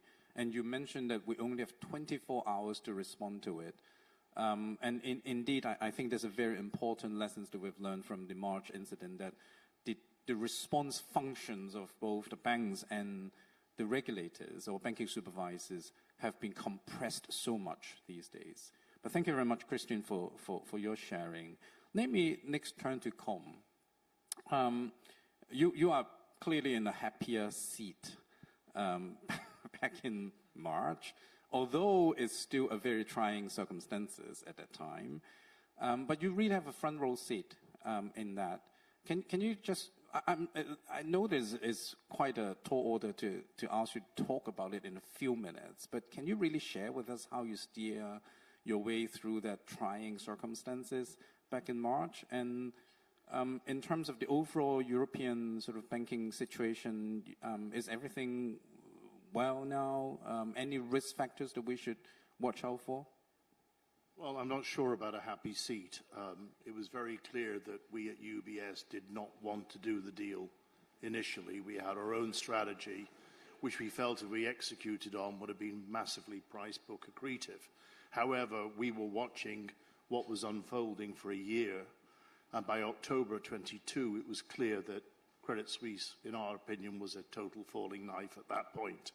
So given that we felt that we would get a call potentially, not necessarily as the takeout, but certainly as a validator, as a board we got ready and we enlisted the mighty house of Morgan Stanley as our advisors to get ready for this call that we didn't want. And by the way, just for the record, some of you in here wrote me direct letters saying under no circumstances are you to contemplate a merger with Credit Suisse. Now, what happened was we actually did a deal that I think satisfied the fiduciary interests of our shareholders and did stabilize the situation. It is clear that us acting and, by the way, getting the huge regulatory compliance and not forgiveness, but cooperation from regulators around the world, we ended up, I think, stopping a situation from snowballing. And it's clear that whether it was a combination of Silicon Valley, Signature Bank, and then Credit Suisse, there was no contagion after that weekend. So it was clear that things worked. One thing I do want to make very clear is that resolution was something that could have happened. The FSB itself has come out with a report now saying that resolution would have worked. Actually, you would have been left, in the case of Credit Suisse being resolved, it would have been left with a 44% Tier 1 ratio, but there clearly were huge contamination effects from that. And it's from that now that we must learn what to look at going forward. And the two lessons I've learned is, one, this was not about capital. This was clearly about business model, and it was about funding, right? So I think the regulators need to focus on funding, expansion of collateral, eligibility of collateral, etc., to make sure we get ready for the next crisis, should it happen in the regulated sector. I want to come back to that in a second. But two, on the funding, on the business model, I'm not sure it's the role of regulators to opine on business models. Business models are the preserve of shareholders, management, and the board, all of whom, in the case of Credit Suisse, singularly failed to monitor what was going on at Credit Suisse. So there are certain jurisdictions that look at business models in different ways. As you know, the UK has the senior manager regime, suitability of management. The US has proxies such as the Camel ratings and the OCC assets and earnings, but it's clear that the regulators in Switzerland need to be given more power to opine on these issues whilst also respecting the role of shareholders and so on, right? So I think for us, the big lesson going forward, and the FSB has said this, let us not get confused about capital being the answer. There was more than enough capital at Credit Suisse. That is clearly not the answer, and certainly I think movements from certain regulators at the moment to try and top up capital are misguided. They should be focusing on other issues. I'll answer your question about where the next crisis is later, okay? Yeah, sure, thanks, Com. Let me just clarify that happiness is always a relative concept. And I'm sure relative to another Swiss bank, you have been in a much happier front row seat. But thanks for sharing, and I think what you refer to in terms of some of the issues in relation to resolution or resolvability or resolution execution, put it this way, is something the international community is actually looking very closely at. I have recently led the peer review on Switzerland on the Too Big to Fail reform program. The report will be coming out soon, so take a look at that. And some of the things that you have mentioned would also be covered in that report. Since you have referred to Morgan Stanley, let me next turn to James. James, you have actually been through different crises, the 2008 great financial crisis, global financial crisis, and then now more recently the March-April incident early on in the year. I have to say that on both occasions there have been talks about a major contributing factor is actually the regulators not getting things right in some major aspects. Do you agree with that? Are there any other vulnerabilities that, having seen what we have seen back in March, April, any vulnerabilities that we should really watch out for going forward? Well, I think you're a brave person if you're up here criticizing what the regulators got wrong. So I'll just say that. I think they did a spectacular job, actually, for the last 14 years, and sadly I won't be around for the next 14 to cheer them along. You know, I think using the word crisis for both of these is really, it's just not accurate. The first was the mother of all financial crises, and it wasn't just the regulated banks. It was the non-financial sector. It was GE, for goodness sake, with GE Capital. It was every financial institution in the world, and you know, the only way it could be stopped was the intervention of the governments, because ultimately society is the backstop to the banking system. The banking system operates on leverage, and without having a backstop to that leverage at some point, you'll have failure of the whole system. Now, the objective, of course, is to ensure you have sufficient capital to meet whatever challenges the leverage you have on your balance sheet might bring. And that objective failed, and it failed in multiple jurisdictions. In fact, there are some countries in this world where the governments still own part of the banks. The result of that was the most comprehensive reworking of the regulated banking system in, you know, probably since the 1930s, and has largely worked. I mean, apart from the situation that Colm had to deal with in Switzerland, which had sort of been an unresolved aspect of the financial crisis, and for reasons I don't need to go into. The world has been, from the banking sector, relatively benign.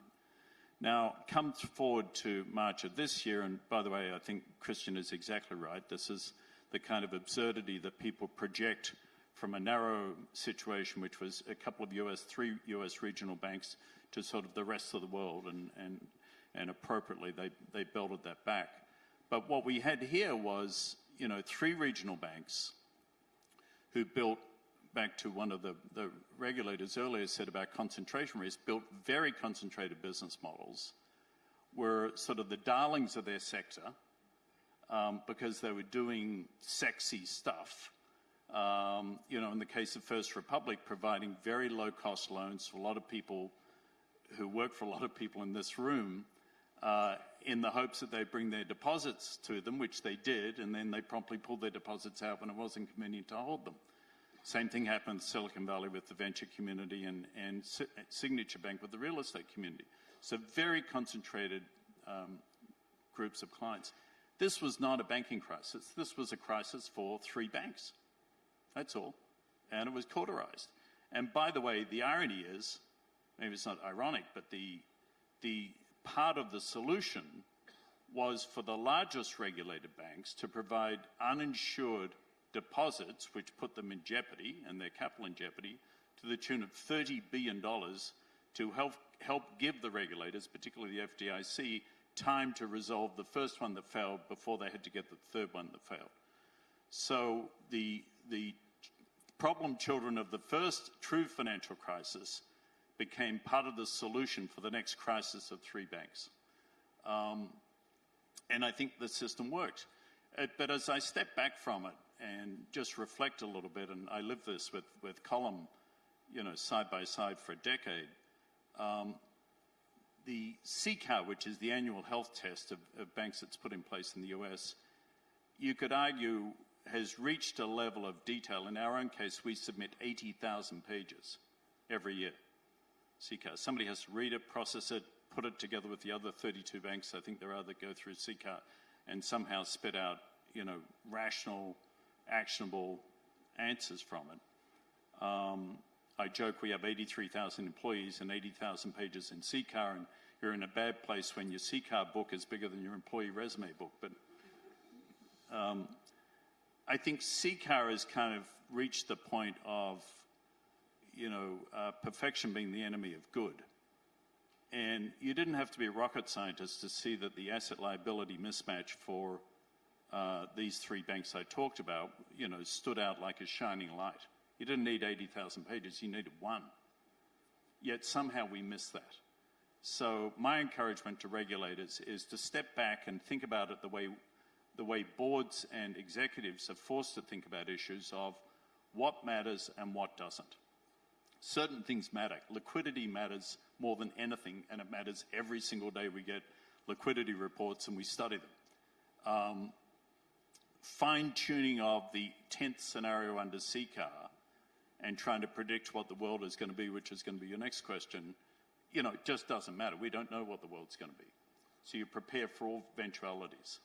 And I think that was the lesson, and I think it's a valuable lesson to take away from the March crisis of a few banks, is we miss the point of what matters and what doesn't, and go back to the basics and look at fundamental liquidity, capital levels, quality of management, strength of the control functions within the banks, the internal audit, compliance, legal, risk, finance, and then see if all of those pieces put together lead you more likely to avoid what are the unknown pitfalls that we're all going to face, the unknown holes, catastrophes, or likely to avoid them, to hit them. And that's what we've tried to do. I hope your team here has always been telling you that we are banking supervisors that always focus on what matters and what not, and not an over-extraction sort of process of details. But thanks, James, for that sharing. Let me finally turn to Bob before we actually open up the floor for some questions. Bob, you are the only panelist here who's not a banker or representing a bank. So it's good to hear your views on what's your take on the banking situation or incidents back in March, or in James' word, the crisis of 3 banks in the U.S., regional banks in the U.S. Yes. Another possible question I can put to you bluntly is, we have actually focused a lot of our energy on reviewing the lessons learned from the banking incidents back in March, April, and previous crises.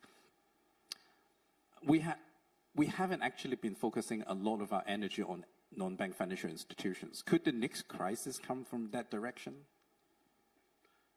Yeah, could. Yeah, sure. Well, first of all, thank you for the invitation here in this really very important discussion. That prior panel was really excellent. When we think about the causes of crises and events such as that, one of the big causes of those things is when you're in a certain regime, economic regime, for an extended period of time, and then people extrapolate that into the future, and on the basis of leverage and asset liability mismatches and so forth. And then you get a shift in that regime, and that's exactly what we've had, and that's why I believe this question is really relevant and timely. When you look at the events of March, they're a perfect example of that, of the asset liability mismatches. When we look at that specifically, we see those banks at the extreme tail of the poor asset liability management, and that when we look at the rest of the banks one by one, we don't see the same kind of problems existing. There's an earnings drag across the banking industry from being upside down against the bond portfolio, but that's different than a crisis. If I look more broadly at the effects of a transition from really 15 years of abundant free money, which was essentially necessary to battle the deleveraging, to offset the deleveraging pressures in the financial system after 2008 and then the pandemic, we do have a number of residual effects from that I don't know that are particularly acute, but I think that really you should be registering over time, and I would categorize these as some long-term, some medium-term, and some short-term influences from that regime shift. Under the category of the long-term, when you look at U.S. government treasury debt, in 2008, debt to GDP was about 70%, around the level that it had been for decades. And the after effects of battling, offsetting the deleveraging pressures and the pandemic, you've had a massive wealth shift from the public sector to the private sector, and that's left the government with debt to GDP up from 70% up to 120%. And the particular, I think, vulnerability of that is in the debt rollovers and the gross issuance that you're going to see in the coming decades. You're stuck with that debt until you pay it off, and that means you have to roll it over like anybody else does. And the debt rollover, gross debt issuance will be running around 25% of GDP for as far as the eye can see. Now, that means every year you're issuing 25% of GDP of debt. From 1960 to 2008, the average amount of debt issuance was 12% of GDP. So this is not the norm. You can't look at the last 60 years and say this is the same thing. This is different. Rollovers, typically people don't pay much attention to the debt rollovers because you assume that the debt gets rolled over. But actually, if you look at countries who've experienced balance of payments crises, it's typically the inability to roll over debt that is the source of the problem, typically in emerging markets, but not always. And so I think the crucial thing to look at is the holders of the debt, because the holders are the ones that roll over the debt. And in the case of U.S. Treasury debt, 27% of U.S. Treasury debt is held by foreign investors. 18% is held by central banks. Foreign investors would normally be a reliable source of investment, but it does heighten the sensitivity to the geopolitical risk. And so geopolitical risk converges with debt rollovers and the gross issuance of the Treasury as an issue that I think you need to pay attention to in the coming years. It's probably not an acute problem, but it's also a problem that's not an issue that it's going to be with us, right? And then when you look at 18% of the debt owned by central banks aren't your normal buyers of bonds. They did it for policy reasons, and most central banks have their fill of bonds at this point. And so will they roll over that debt? Obviously, the Fed is not doing that right now. They would probably if policy required it. So between foreign investors and central banks, U.S. Treasury debt is 45% of it is held by those two groups. So you have to think about whether that presents a rollover risk. I would say that's your biggest long-term residual issue. Is if I went to the kind of the medium-term residual issues, I think undoubtedly the 15 years of abundant free money has fueled the private equity boom.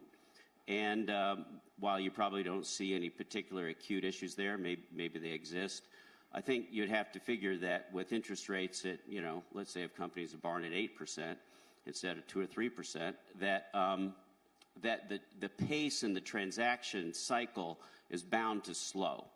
And so that's already started to have some effects. We have, when we talk to institutional investors around the world, many of them are experiencing liquidity issues right now. And the liquidity issues result from the fact that so much money was allocated to private assets, and now the transaction cycle has slowed. And so I don't know specifically what manifestations that might cause, but that's something I'd be, looking at. One kind of narrow manifestation of that, I think, is in the leveraged loan market. The leveraged loan market was an interesting market because you could go out and borrow money for 5 to 7 years at term at a very low interest rate, interest only, and you had a bullet maturity at 5 to 7 years. And the basic idea is you pay your interest, and then after a couple of years, you just roll it out to a new 5 to 7 year maturity. But as the interest rate structure rose, now you're left with a greater challenge in extending the maturity of that. And so now what we see is in the leveraged loan market and the high yield market that the maturities within the next 2 years are about 16% of that market. The normal is about 8%. So we have a little bit of a wall of maturities there. And I guess I'll stop there. So those would be some of the manifestations that I would be looking at and thinking about. Yeah, thanks, Bob. I know that we are running out of time, but we have actually, thank you very much for all the sharings because you have covered quite a wide range of issues, gentlemen. Starting from Christian, you talk about banks must have a good story to tell, basic strength, fundamental strength of the bank. But you also mentioned a very important point of having a way to effectively connect up with stakeholders when the time comes, instead of just relying on social media sort of driving all the narrative. And Com, you talk about business model risk, the powers of regulators, resolvability sort of issues. And you also mentioned a very important thing, that funding is very important, both from, I guess, from a funding of the bank's perspective as well as emergency funding provisions by the central bank to the banks. There are a lot of question marks raised after seeing the incidents back in March, April. And then, James, you talk about also some of what you said refers to basic business model risk of some of those banks. Bob said that those few banks have been the bottom end of the asset liability management, but basically if they have gotten the business model right, then it could make it easier for them to manage the asset liability side of things, I guess. And then the effectiveness of the supervisory process, what should we be focusing on? Pretty much what the topic of the panel is about. What crisis are we talking about? What are the factors that we are talking about? And then, Bob, you mentioned some long-term geopolitical debt rollover type of considerations that might actually be shaping some of the vulnerability points that the debt maturity war that we will be facing soon. So a whole range of issues. I did receive one question from the floor. So it's addressed to Bob. Will the debt sustainability issue in the U.S. that you refer to change the status of the U.S. dollar as a global reserve currency? It has very little to do with crisis or global financial crisis, but indeed there's a fundamental issues. Bob, do you feel like taking that question? Yeah, well, I skipped over that part when I was describing. I guess it was too obvious. Yeah, well, you have the implication is a potential dollar bond problem, but that could be manifest in the interest rate structure or the currency. The question of a reserve currency is a huge issue. Ray Dalio has studied the life cycle of reserve currencies, and they do come and go over many, many, many years, if not centuries. It's typically the last thing to go, and it's something that you need a good alternative, right? And so it's an issue, but I don't think that you're going to see any sort of near-term loss of the dollar as a reserve currency, but you could more likely it manifests in pricing, right? The interest rate structure and the currency itself, as opposed to the actual status. But we're headed probably in the wrong direction, though, in terms of quality. Thanks, Bob, for taking that. We now have only 4 minutes left, so let me turn back to the original questions that were put to us. What do you think the next crisis would look like? As banking supervisors, I always have the motto that there will always be a next crisis. It's just how we get prepared for it. And the period between crises was just an transient sort of phenomenon for us to get prepared for it. So let me go back to Christian. Maybe I can again start with you. Just very quickly, 1 minute, what you think would be the most important risk factors or vulnerability factors that we should be watching out for going forward? Well, I keep it with James. It's always hard to obviously see the next crisis, but to be honest, I'm nervous about the state of the capital markets, because I think they have been extremely resilient. If you think about what is going on in this world from a geopolitical point of view, still from an inflationary point of view, if you think about where interest rates have gone over the last 12 months, if you then see how resilient and calm the markets are, the crossover is at 420 basis points last night. I mean, this is a level which is, in my view, far away from what you would normally see in these situations. And my biggest fear is that there is, for instance, one more geopolitical escalation, and that can happen pretty quickly. And the markets at some point in time actually give up their calmness, and then you have a market event. And in this regard, I think we all need to stay very much on alert with regard to risk appetite, stress testing, and simply don't do the mistake and simply think that the markets will remain that calm as they are right now.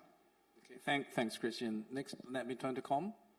Your take? I'll do it in a minute. This is at the risk of upsetting half the people in the room, some of whom are clients, some of whom are competitors, and some of whom are actually clients and competitors. Since 2008, the number of assets that have moved out of the regulated financial sector has grown by roughly 10%. Roughly 50% of global financial assets are now in what you call non-bank financial intermediaries, the shadow sector. Bob touched on one or two areas where there could be real friction points. I think the next crisis, when it happens, will be in that sector. It will be a fiduciary crisis. I know the FSB is very focused on this, finally, having been told in 2009 by us banks that we were being penalized too much, and they should look at the shadow banking sector. But I think it's a real cause for concern. Yeah, we call it non-bank financial intermediation now. We have ditched the shadow banking tag some time ago now. James, your take on the next vulnerability? Well, I don't know what triggers it. I mean, nobody in this room, I think, predicted COVID. It is likely to be something geopolitical/political. I mean, the challenges to democracy in some countries around the world are pretty evident. So that I don't know what is going to predict it, but where the sort of weak link is, I think, is it goes back to what we saw in March, and I think we got a bit of a precursor. The sort of policy objective is to limit the size of large banks and, by implication, support smaller banks around the world, which may be a perfectly noble policy objective. From a practical reality of having these banks deal with the the cyber, the regulatory oversight, all of the technology investments one's got to make to be competitive in the AI space and so on, means that they're just less competitive. And when you put pressure on the system, the least competitive player falls back. So I don't think we've got this conundrum of a policy desire against the reality that when the pressure hit, it was the largest banks that came in to help were not hurt. And I don't think until you resolve that, I don't know what's going to trigger it, but I think that's the issue. Thanks, James. Finally, Bob. I think probably the biggest thing I'd be worried about near term is that the markets are under discounting how long the tightening cycle is likely to go on in the U.S. and Europe before we actually achieve some sort of equilibrium conditions of a 2% inflation rate with a 2% growth rate, given that so much of that is now entrenched in wages and unemployment and so on and so forth. It's likely to continue on. And so I think you're in this environment of the current level of short-term interest rates in the U.S. and probably higher in Europe for some period of time, and the markets are under discounting that and the effects of it. Thanks, Bob. And thank you very much to the four gentlemen for your insightful sharing. I'm sure the audience have benefited a lot from your sharing. So let's give them a big round of applause. Thank you very much. Wonderful job, Arthur. Gentlemen, if I could ask you to gather at center stage for a photo so we can capture the moment before you head off back to your seats. And there we go. Once again, if you'd like to get your questions into our moderator, the QR codes are on your table, and we will have that for the panels for the rest of the day.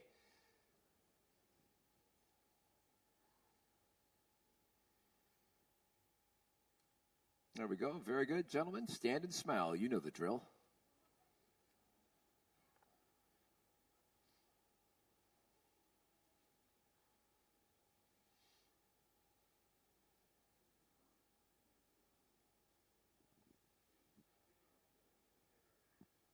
All right, thank you very much once again to our panelists and our moderator, Arthur Yun. Great job. Now, I think that pretty much everybody, almost everybody in this room, was happy to see the back of the markets in 2022. It was a brutal year, and we started 2023 on a little bit more of an optimistic note. The lifting of pandemic restrictions, the excitement that was being generated around generative AI made us think, well, 2023, maybe there's something to this. But, however, in the second half of the year, the markets have cooled, and now it looks like interest rates are going to be stuck with us for some time. So there may be some dark clouds on the horizon, but the good news is that our panel that we have coming up the stage are undaunted. They are looking at the markets, they are looking at the trends, and they are looking for the opportunities. They are going to be led in discussion today by Jin Su, the Asia-Pacific president for the Bank of America. Jin Su is going to come on up and be joined momentarily by Peter Harrison, who's the Group Chief Executive at Schroders. We're also fortunate to have Mark Rowan, who is the CEO at Apollo Global Management. We have David Solomon, the Chairman and CEO of Goldman Sachs, and we also have C.S. Venkat, who is the Group Chief Executive at Barclays. And with that, Jin Su, I think you're ready for action. We're ready. Take it away. Good morning, and welcome to Hong Kong. And thank you guys for being here. So as the title of the summit this year rightly pointed out, 2023 has been a complex year for investors. While the rate hike cycle may be nearing its end, the prospects for higher for longer has been an overhang for the market. Capital markets activity has been relatively muted. Global equities, which rebounded significantly earlier this year, had significant corrections last year. But we had the momentum of the rally fizzle out, during the year. And for bonds, expectations of higher for long has led to a pretty decent sell-off recently. So perhaps maybe let me start with our banking colleagues. So this one's for David. In the summit last year, you were asked on the dramatic slowdown in the global IPO activity and the prospect of higher for longer taking its toll on corporate debt issuance. And this year, things don't seem to have gotten a lot better. Global IPOs are still pretty weak in terms of overall volume and capital raised, while higher for longer means that it's affecting corporate lending rates. So what is your outlook in terms of capital markets activity, and what do you plan to do about it? Well, thank you for having me. I don't know that I can do much about that, but we can talk a little bit about the environment, just from a big picture. I would say that 22 was a more complicated year than 23 has been, just because we went through such a dramatic change coming out of 2021 and the beginning of a very, very significant tightening process. So as you highlighted, equity markets and debt markets both were negative in 2022, which is something we had not seen in over 50 years in the same year. And that obviously took a lot of confidence out of markets. As we look at 2023, there's no question that capital markets activities have been low, but capital markets activities, particularly in the second half of the year, have started to pick up a little bit. Capital markets activities really start with confidence, and we still are at a very, very uncertain time. But at the same point, as people reset their expectations, both for the cost of financing, for valuations in markets, ultimately businesses need to finance, they need to fund, they need to bring themselves to the public markets. And so generally when you see a significant correction or a significant change in the macro environment, as we've seen over the course of the last 18 months, it takes a period of time for that reset to occur. History would tell you, 6 or so quarters, we've kind of gotten past that. We saw in September a little bit of a pickup in IPO activity in the United States, but it's still a pretty uncertain time. We obviously have the conflict in the Middle East, which brings more geopolitical uncertainty. And we also have had, big moves in rates in both directions, here over the course of the last couple of months, which slows down confidence. I'm not really equipped to predict the short-term direction of travel, but I bet a lot of money that in 2024 we'll see a pickup in capital markets activity just because they've been closed for a period of time. Companies need to finance. As the duration goes out, there's more financing work that needs to be done. And so we can operate with very, very healthy capital markets in a 5% interest rate environment, but the period of reset and acceptance takes some time. We're on that journey. And I think you'll see, a more constructive market environment for capital markets as we move into 24 and 25. Thank you. Venkat, pretty astonishing bond sell-off recently. I read with interest that there was a piece of news that Barclays had a report that said, an equity crash is what is required, to rescue the bond market. So why is Barclays taking such a pessimistic view? And separately, building on the question from David, how do you cope with the what can lead to a decrease in investment banking revenues? And we do note that Barclays is heading into the U.S. credit card market, partnering with Xbox. So I'd like you to also maybe expand a little bit on that. Thank you again. Like David, I'm very happy to be here, so thank you for inviting me. So the analyst who wrote that piece in 2007-8 said that Fannie Mae and Freddie Mac were undercapitalized. I didn't listen to him then. I'm not saying I've listened to him every time. But what he was saying was, it was a point I think Bob Prince was making in the previous panel, that there is no natural level of U.S. yields right now, long-term yields, which is finding a buyer. And part of that is because, well, rates have backed up, but the deficit has ballooned in the U.S., and then natural buyers of U.S. Treasuries were central banks, and the developed market central banks have obviously been selling. And those asset gatherers and asset owners, especially in this region, many of you are represented here, you know far better than I do what you're going to do with your investments in U.S. Treasuries.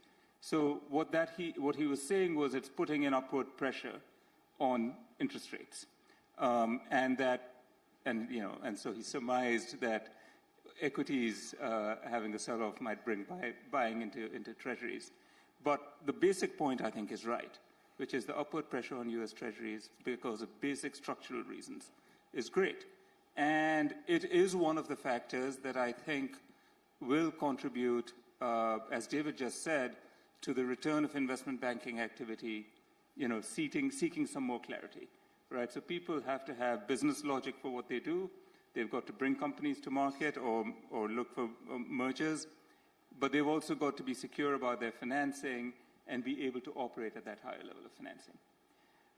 As far as credit cards and Xbox in the US, well, I'll tell you, we've got a consumer business, obviously, in the UK, and we've got a credit card business in the US, which is a business-to-business thing.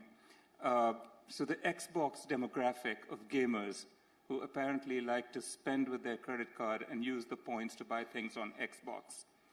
Apparently, it's a sizable demographic. It may not be well represented in this room. But we are banking on its persistence and strength. Thank you. Peter, I'd be very interested in your views as a multi-asset manager. What is your view on bond yields? And, given that equities also rose significantly in the first half of the year, but kind of petered out in the second half, how do you see global equity market for the rest of the year? Thank you, and again, thank you for being here. Look, we finished the year of bonds being return-free risk, and we're now into the next era where they do at least offer something. But I've got a lot of sympathy with what Venkat said, that we're in an environment where the data is about as dirty as it's ever been, and we've got the post-COVID savings. We don't quite know how they're washing through. We don't know what the inflationary impact of commodities washing through is. We've got all sorts of deglobalization trends. We've got decarbonisation trends. I think that the understanding corporate profitability and understanding defaults is particularly difficult right now. And as Bob was saying in the last session, the issuance cycle is against us all. So I think we're in a really difficult period where the data is really noisy. And frankly, there is a very significant outflow across pretty well all equity market platforms around the world of people saying, I prefer cash. It's worth understanding that the average retail investor lost, the more low risk they were last year, they lost 10, 15, 20% of their money. So when you offer them the opportunity to put some money in cash with a guaranteed return, they're grabbing it with both hands. I personally feel there's quite a long way to go before we feed to some sort of normalization. We're 1 year into a new normal. That takes us another 12, 13 years of party time to wash through. And that isn't going to happen in a hurry, right? We haven't yet found out where all that debt went. I mean, if you take a step back, between equity markets used to grow pretty much in line with GDP. Since 2000, they've outperformed GDP by about 130%. Real estate is outperformed by 33%. There's a very, very significant growth in wealth, about 160 trillion of excess return that's been created in the world, largely through debt. That reset is going to take a long time to wash through. In your view, how long will this reset take? Measure it in years, not months. Thank you. Mark, credit. I hate to be the optimist in this crowd. Okay. Let's hear the opposite side of the story. Credit has been a big part of Apollo's business.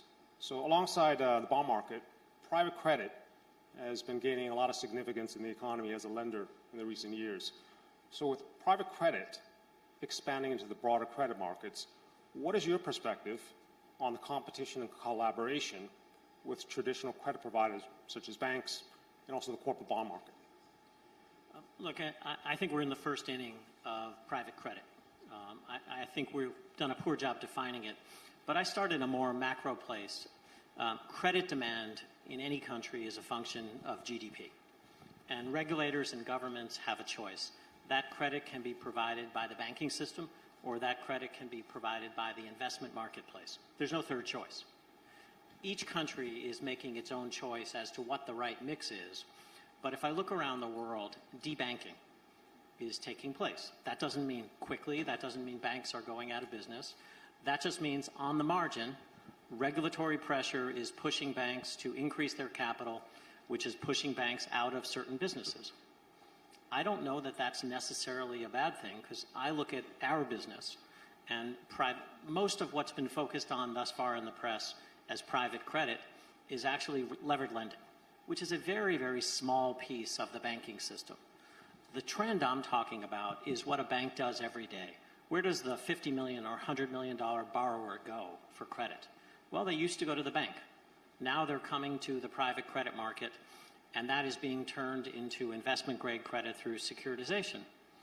In general, asset managers such as us, we only want the asset. Banks offer a variety of services, whether it's advice, whether it's hedging, whether it's derivatives, whether it's FX, whether it's payments, whether it's credit cards, none of which we want. And so I sometimes say, we want the asset but not the client, and banks want the client but really don't want the asset in the new regime, other than sometimes. So I actually envision a very cooperative world of, in the vast majority of cases, will there be places there's competition? Absolutely. And it won't just be with the banks. It will be with the investment-grade, regular way corporate bond market. But there is a role for private credit beyond what levered lending is, and I think we're in the infancy of that. Thank you. Now, this is a question for the whole group. Monetary policy obviously is very important, but it's not the end all. Can you name a development or trend outside of interest rates which has had the most significant bearing on your firm, and maybe elaborate on the impact? It could be a challenge or an opportunity. Who wants to take a stab, please? Well, thank you. That was a choice, huh? I think there is a very large opportunity, but it's a very difficult opportunity for banks, and that is the role we play in ESG and climate financing. We deal with many of the basic companies still, notwithstanding what Mark said, who need financing needs to improve their emissions. And it is important and it's challenging because the quantum of financing is huge. So there's a role for all of us on this table on that. Second is, it's an area where, thanks to the work of many of the CEOs sitting here, Noel Quinn, Mark Carney, others, that standards are being developed, but they're still not solidified. And we all still don't know the true price of risk, and it's being intermediated by governments. So it's a great opportunity, but there's a challenge in making sure that we understand the risks and the benefits. I'd say in our business, the biggest driver of our business over the last 15 years is indexation and concentration. So I look at capital markets, and if you look at the U.S. capital market, I ask myself sometimes whether we have an equity market. 80% of volume is S&P 500, 60% of the market is ETFs. 10 stocks are 35% of the S&P. Those 10 stocks, last I checked, traded close to a 50 PE. I wonder whether we have lost kind of fundamental analysis. You can look at active management. Active management has had a very poor experience over the past 15 years, failing to beat the index, I think, 85% of the time. And the conclusion, and therefore the driver of our business, not just in the equity market, because everything I've said about equity applies twice as strenuously to fixed income, public markets seem to be devoid of alpha. They seem to be liquidity driven rather than fundamentally driven. And what we have built and what the entire private asset business has built is a source of alpha by stepping back from public markets. And we used to think public was safe and private was risky. Well, I think we now know public is safe and risky and private is safe and risky. They're just differing degrees of liquidity, and private assets now range from AA to equity. They're not just buyouts or venture capital or high-octane investing. David? I'd comment, this is a forward-looking thing, and we'll see how it plays out. I'd comment on the Basel III endgame, in the U.S. And, we've been talking here and in the previous panel, we're going through a very, very significant tightening cycle for the first time in a long time. And, as Mark, just appropriately highlighted, there's a balance that the regulators choose in how we regulate the banking system and how that forces activity in and out of the banking system. And, that will evolve over time. And certainly I think both the banks and activity outside the banking system are going to be incredibly important for capital formation of the capital markets. We believe very strongly in a regulated system and keeping the banking system, safe and sound. I think James made some comments in the previous session, just around the role that the large banks played when we had a handful of banks that had trouble, earlier in the year. And while we want the system to be safe and sound, when I look at these rules, I think these rules go way too far. And if implemented the way they're outlined, it's a significant additional economic tightening, on the system at a time when I don't really think, that's in the best interest of economic activity and economic growth. And I think there are three obvious things that will happen if the rules are imposed, this way in the U.S. capital markets. The first is the cost of credit for all borrowers, large companies, small companies, everywhere, will increase. Secondly, the U.S. and its competitive position will change if this capital goes in that way, and it's very differentiated from the way the rules are being put in place, in other parts of the world. So the original purpose of Basel was to normalize across jurisdictions, these capital rules. And, the third thing is, per what Mark said, that balance of what's in or outside the regulated system and how it evolves would continue to evolve. So, we and others, obviously will continue to advocate around all this, but, this feels like this would be a very major thing if it went in, on this basis, and would have an impact on capital markets activity and growth. And so we're hopeful with all the commenting that's going on, there'll be some adjustments. Can I take what Mark said just a little bit further? Because I think there's a major asset allocation switch going on in the world between public markets and private. And in most places, there's a very rapid shrinkage of public markets, whether it be take privates, whether it be a shortage of listings, etc. And I think what you're seeing is, particularly in the wealth sector, where individuals have not participated fully, or rather the largest number of individuals have not participated fully in the growth of private markets. I think you're going to see a convergence of those two trends. And I think a private company which trades on a regular basis, potentially on an exchange, is no different from a public company. And we make a very big distinction between those two asset classes in our world, the same way as 20 years ago an equities division lived completely separate from a fixed income division, and now they're part of the same ecosystem. I think you're going to see exactly the same between public and private. And the advent of DLT technology and others may facilitate that, but more and more the coming together of that arbitrage, I think, is the thing that we have to watch most in our business. I think that's an interesting topic. Maybe I'm just going to expand on that a little bit with Mark. Mark, if you could maybe talk about, how you see the shadow banking industry, and also, given what's been happening in the U.S., private credit, private equity, how do you see it in the other parts of the world? So the changes taking place have taken place primarily in the U.S., but debanking is a worldwide phenomenon. In the U.S., there is an advantage of a robust capital market. In Europe, which is doing exactly the same thing to its banking system, you do not have this robust capital market. You're starting to see economists and others begin to comment that we can't really do that, tighten on the banking system without creating capital markets alternatives for all the reasons David said. But let me say something that may surprise you. I actually agree with everything David said. We have a very safe banking system, and this is now about regulatory choice or regulatory overreach, depending on how you do it. But I also want to pick up on something Colm said in the last session. When something moves out of the regulated sector to the unregulated sector, it does not become riskier. The banking system is a safe system, but it borrows short and lends long, and it is levered.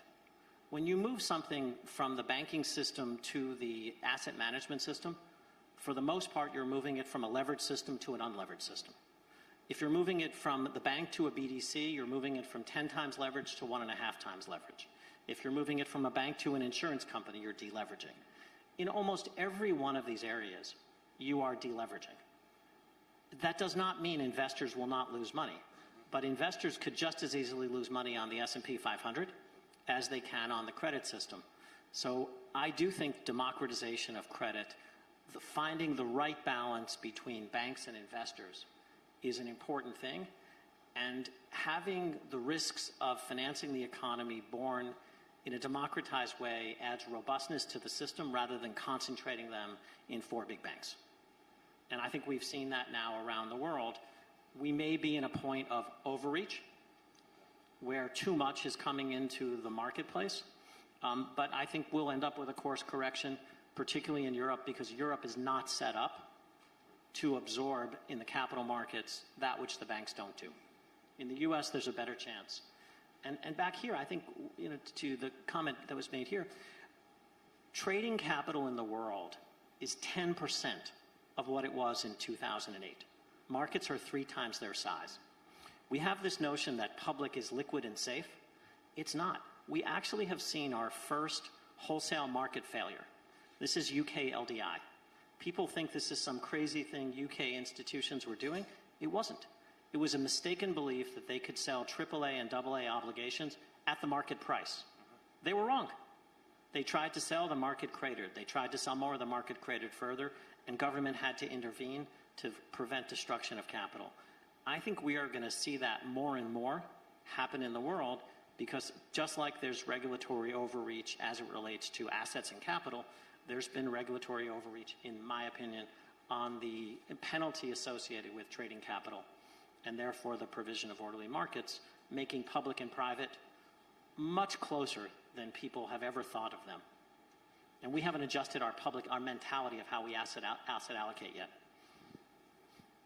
Yeah, I think just to build up on the LDI point and the point Mark made earlier about equity capital markets, over the last 30 years in the UK, what LDI was designed to do was to make pension funds safer. And UK pension funds had obligations which were long-term, monetized in terms of inflation and credit, so people bought long-term inflation, long-term credit, and they therefore reduced what they call the funding risk. And so the funded ratios in UK pension funds went up, from around 100% to 130%. At the same time, equity allocations decreased. So not only do you have a shrinking public market, but you've got a smaller public ownership of equities, public equities, in either personal accounts or in pension accounts. And that, I think, has a longer-term consequence for the risk-taking culture of the UK, for example. Absolutely. Let me just expand on that for a second. So we're talking about liquidity, we're talking about LDI. With the U.S. fiscal deficit, if you take out the student loan adjustment at minus 8%, do you think there's an overcrowding effect? Do you worry about the liquidity? Is this a topic that, is talked about?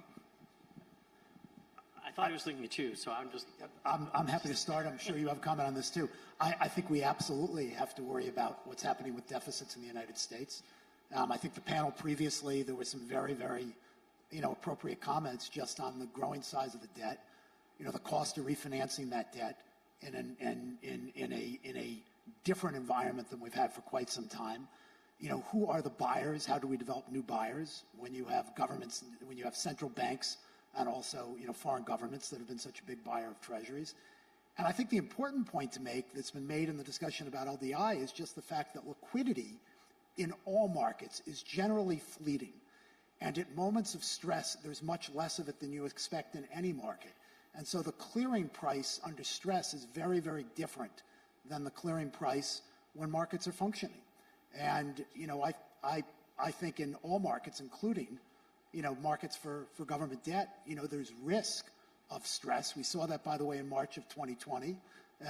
And, in my opinion, we will see it again. And so how you prepare and are, ready to deal for that, I think is an important part of risk management that any organization has to think about. I agree with everything David said, but I also think we should look at the broader trend in asset management. We are going to transfer value from equity to debt over the next few years. Every time there's a refinancing, value is being transferred from equity to debt. And on that refinancing, not only is the rate higher and therefore more of the cash flow being diverted to debt holders are in a position to say to equity, put up more equity to own the same asset. Returns on almost all equity that is invested today are going down. That's why multiples have come down, but multiples probably have to come down more. It's also a reason you see so much capital in private markets, but none of it being spent. If you committed a great number of sins over the past decade, you are holding capital to figure out how much you need to pay for those sins as you refinance and as you deleverage. And I think until that works through, we're not going to see really robust deal activity, because I don't know that a 5% base rate really is impactful. It kind of feels normal. So I think, though, in the context of a shrinking banking system, there is a role for a banking system here in times like what David described, which is we are not the lenders, the big banks are not the lenders of last resort, but we could be the lenders of first resort. So rather than in periods recognizing liquidity has come away from the market, if it may be better for the system to have more robust financing agreements and arrangements between institutions and banks so that they can weather short-term crises by using the banking system to borrow against rather than sell assets. It was used a little in LDI. In a way, it was used a little in the U.S. Regional crisis. But I think we need to see more of that. It's a way to recognize that problem. This is a point I'd just like to take one step further and elaborate. Banks are a shock absorber when there's pressure in markets. And when we look at the regulatory infrastructure, it's wiring the banking system so tight that it's taking away its ability to act as a shock absorber. There are very, very significant buffers, but buffers can't be used even at a time of stress. You actually, in a time of stress, want the banking system to use its buffers if the banking system is acting as a shock absorber in markets. So I just think that's something from a regulatory perspective to keep thinking about and looking at. So I hate to pile on, but coming down the line, because things are wired so tight in the banking system, and we are not a bank and we don't have access, therefore, to borrowing windows on a normal basis, we hold immense amounts of liquidity. And that's incredibly inefficient, which just means the cost of borrowing for everyone is higher. And it would be a much more efficient system to be able to depend on the banking system in some reasonable way for high-quality collateral in times of stress. Holding $15 or $20 billion of capital and a balance sheet our size is not the most efficient way to run a business, but it is how we run the business. And just picking up Venkat's point, it was the collateralization in the LDI system which caused the problem. You had a 30-year asset and a 30-year liability. It all should have been fine. But the need for daily collateralization caused the forced selling, which actually undermined the whole system. It was the tightness of the buffers which was actually the problem, not the match. Fascinating discussion. I wish I could just keep asking questions, but I would like to give the audience a chance to pose some questions.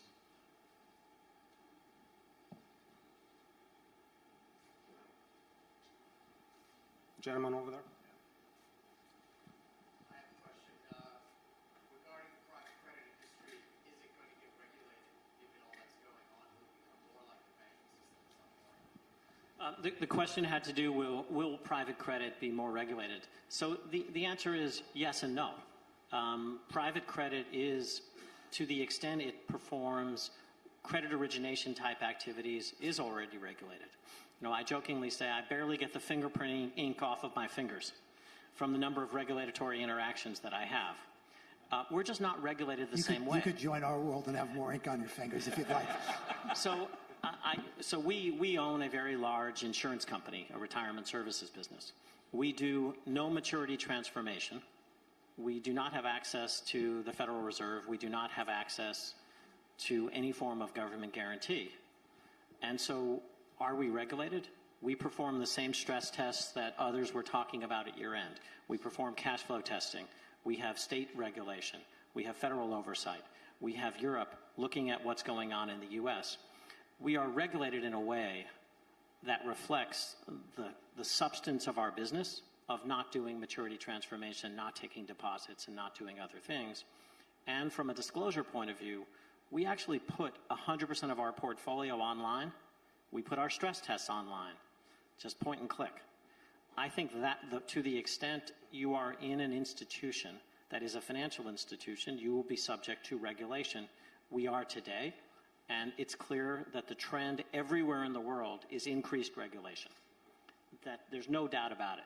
With respect to investors participating in what is called private credit today, which is really levered lending, I would be very surprised if that activity, other than in the press, is of any substantial interest to regulators. It is, as I suggested, mostly moving off of regulated balance sheets into unlevered investment funds, which is fundamentally good for the system. The one I actually worry about is places where maturity transformation is taking place in illiquid markets. So think of the biggest market in the world today, where you borrow short and lend long. I throw it back to you. Daily liquid mutual funds. If you have something where you offer your clients their money back every single day, but you have assets that you can't trade very frequently because there's not trading capital, that is where you build up systemic amounts of risk through a mismatch of the underlying assets that these institutions hold. But regulation and more of it, I don't know that we're going to get to 80,000 pages, but I bet we're at 40. Thank you. I think we have time for maybe one more question.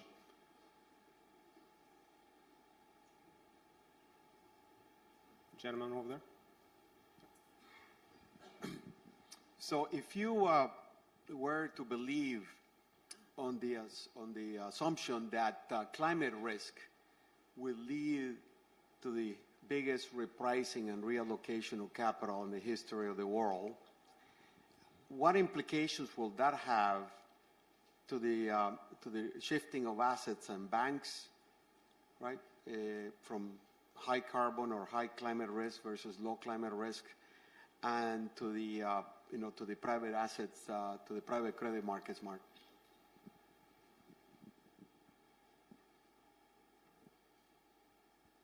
I think he said Mark.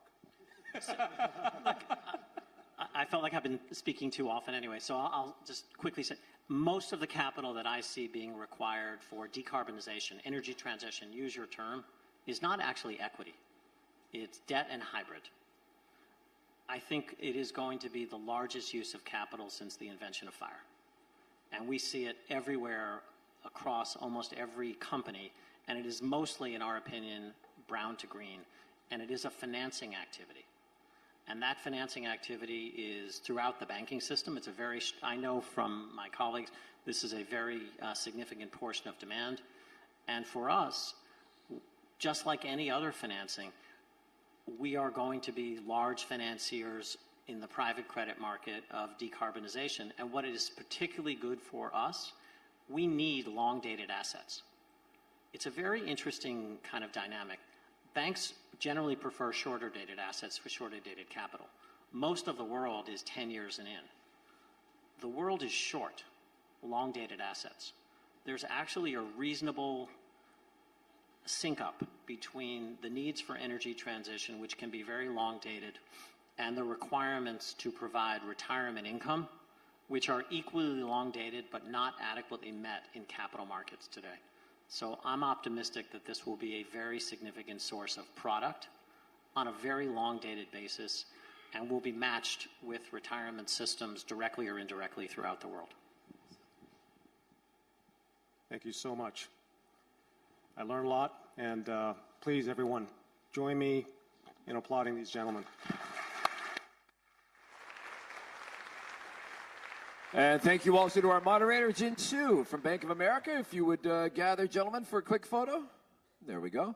Once again, a reminder that you do have the QR codes on your table that you can scan and put a question through to the moderators for the rest of the panels that we have on stage today. And some very frank talk on the stage today. Things are heating up here. No doubt are going to get a little more fiery as we go on. There we go. Thank you very much, gentlemen. All right. And thank you very much. Now, we have seen no shortage of factors that are disrupting the global economy, disrupting the financial system over the past couple of years. And the question is, how do we build our institutions to anticipate that which cannot be anticipated? Or maybe more correctly, how do we build in the institutional strength so that we can not only survive, but we can seize opportunities when the unexpected happen? That is exactly what we are going to get into with our next panel, which is going to be led by David Rubenstein, who is the co-founder and co-chairman of Carlyle. He is going to be joined right up here by John Gray. John is the president and COO from Blackstone. And then we have Ken Griffin, the founder and CEO of Citadel. So gentlemen, run, don't walk. Let's get this panel happening. David, the floor is yours. Take it away. Cheers. Okay, so we have a great panel here, and we're going to talk about every issue under the sun, okay? Why don't we start? You flew all the way from New York here. Why is Hong Kong important to you? I love that in a Hong Kong audience here. Hong Kong is a terrifically important place for our business as a firm. We've got a great team on the ground. Obviously, it's a place where you can invest capital. It's the gateway to China as well. And so it's an important part of our firm, and we really enjoy being here. Okay, Ken, when did you first come to Hong Kong? So I first came here about 30-some years ago, and Citadel has actually invested in Hong Kong for over 3 decades. And like Jonathan, I would say we have a great team here on the ground. It's our most important team in Asia, and Hong Kong is both, for us, a nexus to the entire continent and a gateway into mainland China. I would just add, I came here about 50 years ago, and there were no underground passages between Kowloon and here, and so you had to take the ferry across. It was 25 cents Hong Kong, pretty cheap. Okay, so Jonathan, let me ask you about this. You built your career initially in real estate, and you built the biggest real estate business in the world, and now you're the president and chief operating officer of Blackstone and doing other things other than real estate. But just back to your real estate days, is the real estate market in trouble because people aren't coming to offices anymore, and therefore tenants aren't going to need as much space? What's the situation? Are we going to see a lot of distressed debt in real estate soon? So I guess you're probably focused on the U.S. here in this question, and maybe around the world in Europe. I would say there are 2 negative headwinds near term. One is the office market, which you talked about. Remote work hurts demand for office space. There's obsolescence. And I think we'll continue to see pressure in that space, particularly in the United States. It's an area we do not have a lot of capital deployed. I think the second headwind, which people have talked about more broadly on the panels today, is the rising cost of capital. Obviously, if short rates have gone up, more recently long rates, that creates pressure on valuations. I think the good news is that underlying fundamentals in some of the better sectors, like logistics and student housing, data centers, are helping offset some of that. And the second thing I'd say is you're going to see a sharp decline in new construction, which will help real estate over time. But the short answer is, yeah, there's some near-term pressure. Okay, Ken, you obviously started Citadel, a great hedge fund, one of the most successful out there. You also have started Citadel Securities, which is a global market maker. I had always thought that market makers were people like NASDAQ or exchanges. How does somebody start a market maker, and how you operate all over the world, including here? We do. We operate in every major country around the world. The exchanges are where buyers and sellers come together, but market makers are responsible for the intermediation of demand in real time. So at any moment in time when a seller arrives to the market, there's a good chance there's no natural buyer. And the role of the market maker is to provide the liquidity at that moment in time. And we do that in equities, in options, in fixed income for over 1,000 clients around the world. Okay. John, Blackstone started initially as, I guess, an advisory firm, but it did buyouts for quite a while and still does them, of course. Is the buyout market peaked in a sense? It's hard to get deals financed, hard to find big deals, and are you shifting your firm away from buyouts to other areas now? No, I don't think the buyout business has peaked. There's a cyclicality to the business, as you're aware, and that happens when you're in an environment like this where transaction activity goes down, where it's harder to get financing. That's an environment where you see less deals getting done. But what private equity does is essentially help transform and grow businesses, and it incentivizes management team, provides valuable capital for companies to grow, really creates great alignment. And that function and that ability to generate excess returns for our customers, that continues. Now, we've grown what we do in private assets. Obviously, we have an enormous private credit business, real estate business, infrastructure. We serve a large variety of clients. That's all changed. But the basic business, although a little bit slower today, we still think will grow a lot over time. So Ken, you run a gigantic hedge fund, as I mentioned. How do you deal with geopolitical risk? Do you have a geopolitical risk assessment team that tells you what crises are likely to occur? And when a crisis does occur, do you have people giving you reports hourly or daily on what's going on in the Middle East or in Russia, Ukraine, how that's going to affect the markets? So we use a broad array of outside advisors and consultants. To have an idea about geopolitical risk, you need to have people on the ground in all the major countries around the world. That relies upon having a really informed network of experts.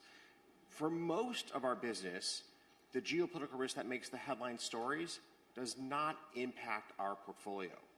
But then when you see a war in the Ukraine, which puts all energy supplies into Europe in risk, at jeopardy, all of a sudden geopolitical risk becomes front and center in all of your risk-taking decisions. So one must separate the headlines that drive the news cycle from the headlines like the Ukraine that actually drive the real economy in a very profound and important way. So, John, I noticed that you have no gray hair. So obviously, I guess the pressure of doing this is not so great. So is the fun of running a global private equity, private investment firm as challenging as I thought it was, or it's not so tough? I would say, and you know this well, it's a very challenging job. What's exciting about it is you get to think about some of these powerful trends that are out there. And so it's interesting when Ken talks about the geopolitics, one of the challenges with our business, managing $1 trillion plus of assets, is every day when something happens, it impacts a business, an asset you own around the world. But I think as investors, what you want to think about are these longer-term trends. What's happening in digitalization and AI, what's happening in green energy, what's happening in life sciences, which countries are growing faster. You know, some of these big long-term trends are very powerful. And back to the job, that's what I love about the job, trying to think about where is the world heading and how can we deploy capital against that. So, Ken, I assume people want to go work at your firm. How many people apply a year to work at Citadel, and how many do you take? And what kind of, for those who have children who might be watching here, or maybe people here who want to work at Citadel themselves, what are you looking for in the people you hire? High IQ, high work quotient, they wear a tie, what do they have to do? Well, if wearing a tie was a job requirement, we'd have a really tough time finding candidates. We've got about 100,000 college applicants this year across North America, Europe, and Asia. I mean, these are from the best schools around the world. That's for about 300 spots between our internship and full-time program. So the bottom line is it's really hard to get your kid a job at Citadel. Now, the good news is there's 100,000 kids that want to work in a firm that's 5 days a week. So going back to your office portfolio, the younger members of our society want careers. They don't want just jobs, they want careers. And careers involve mentorship and apprenticeship, and you're not going to get that in a hybrid work world. And it makes me so happy to see so many young people around the world want to be back in an office 5 days a week. I think it's so important to have that collaborative culture of mentorship, of apprenticeship that drives innovation, increases productivity, and ultimately for our team allows us to deliver for our clients. Do you require your people to come into work 5 days a week in the office or not? We do, and we've been back for 2 years. And I think it's been a big part of our success story over the last 2 years is that ability to work together as a team in a very complex, rapidly evolving world. We've seen more geopolitical crises in the last 2 years than, we've seen in our lifetime. And to have people together, collaborating together, responding together, has been a huge source of competitive advantage in these financial markets. Hey, John, how do you deal with artificial intelligence? Will it be soon that you can just plug in an artificial intelligence algorithm and decide to do this deal or that deal? That might take a couple of years. I would say artificial intelligence has been something I know Ken has been working with for some time. It started with this predictive AI, which basically is put numbers in, numbers come out. So if you're looking at a company and you're thinking about, do they have pricing power, you can look at historical data and then think about the future pricing. You can think about staffing levels, optimizing businesses. And that's probably been the place we've used them the most, and also in helping us on new deals, better understanding the companies. I think what's really powerful now as we move to generative AI, that you can not only put in numbers, but pictures and videos and language, and you can start to transform businesses. So if you think about software companies, creative companies, media companies, really powerful. We own Ancestry.com, the family history business. If you think about over time what that company could do, instead of just telling you your family arrived on this date and they moved here and this, they could do a video, they could have music, newspapers.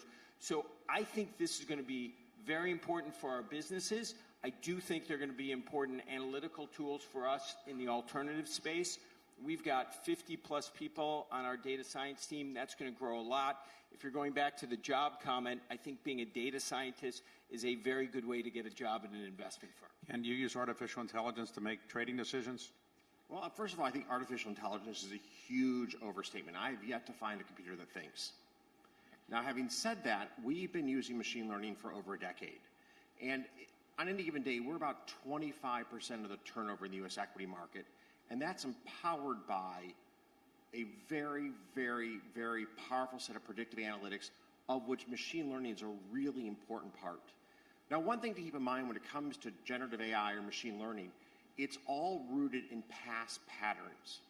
That's how these models are trained, and the answers that they give reflect the history that has unfolded before the model was in fact trained. Why do I say this?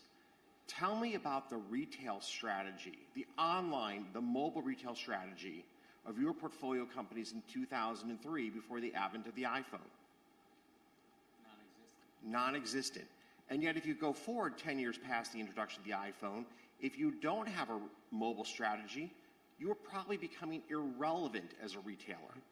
And generative AI has no knowledge of this great transformation that was going to unfold.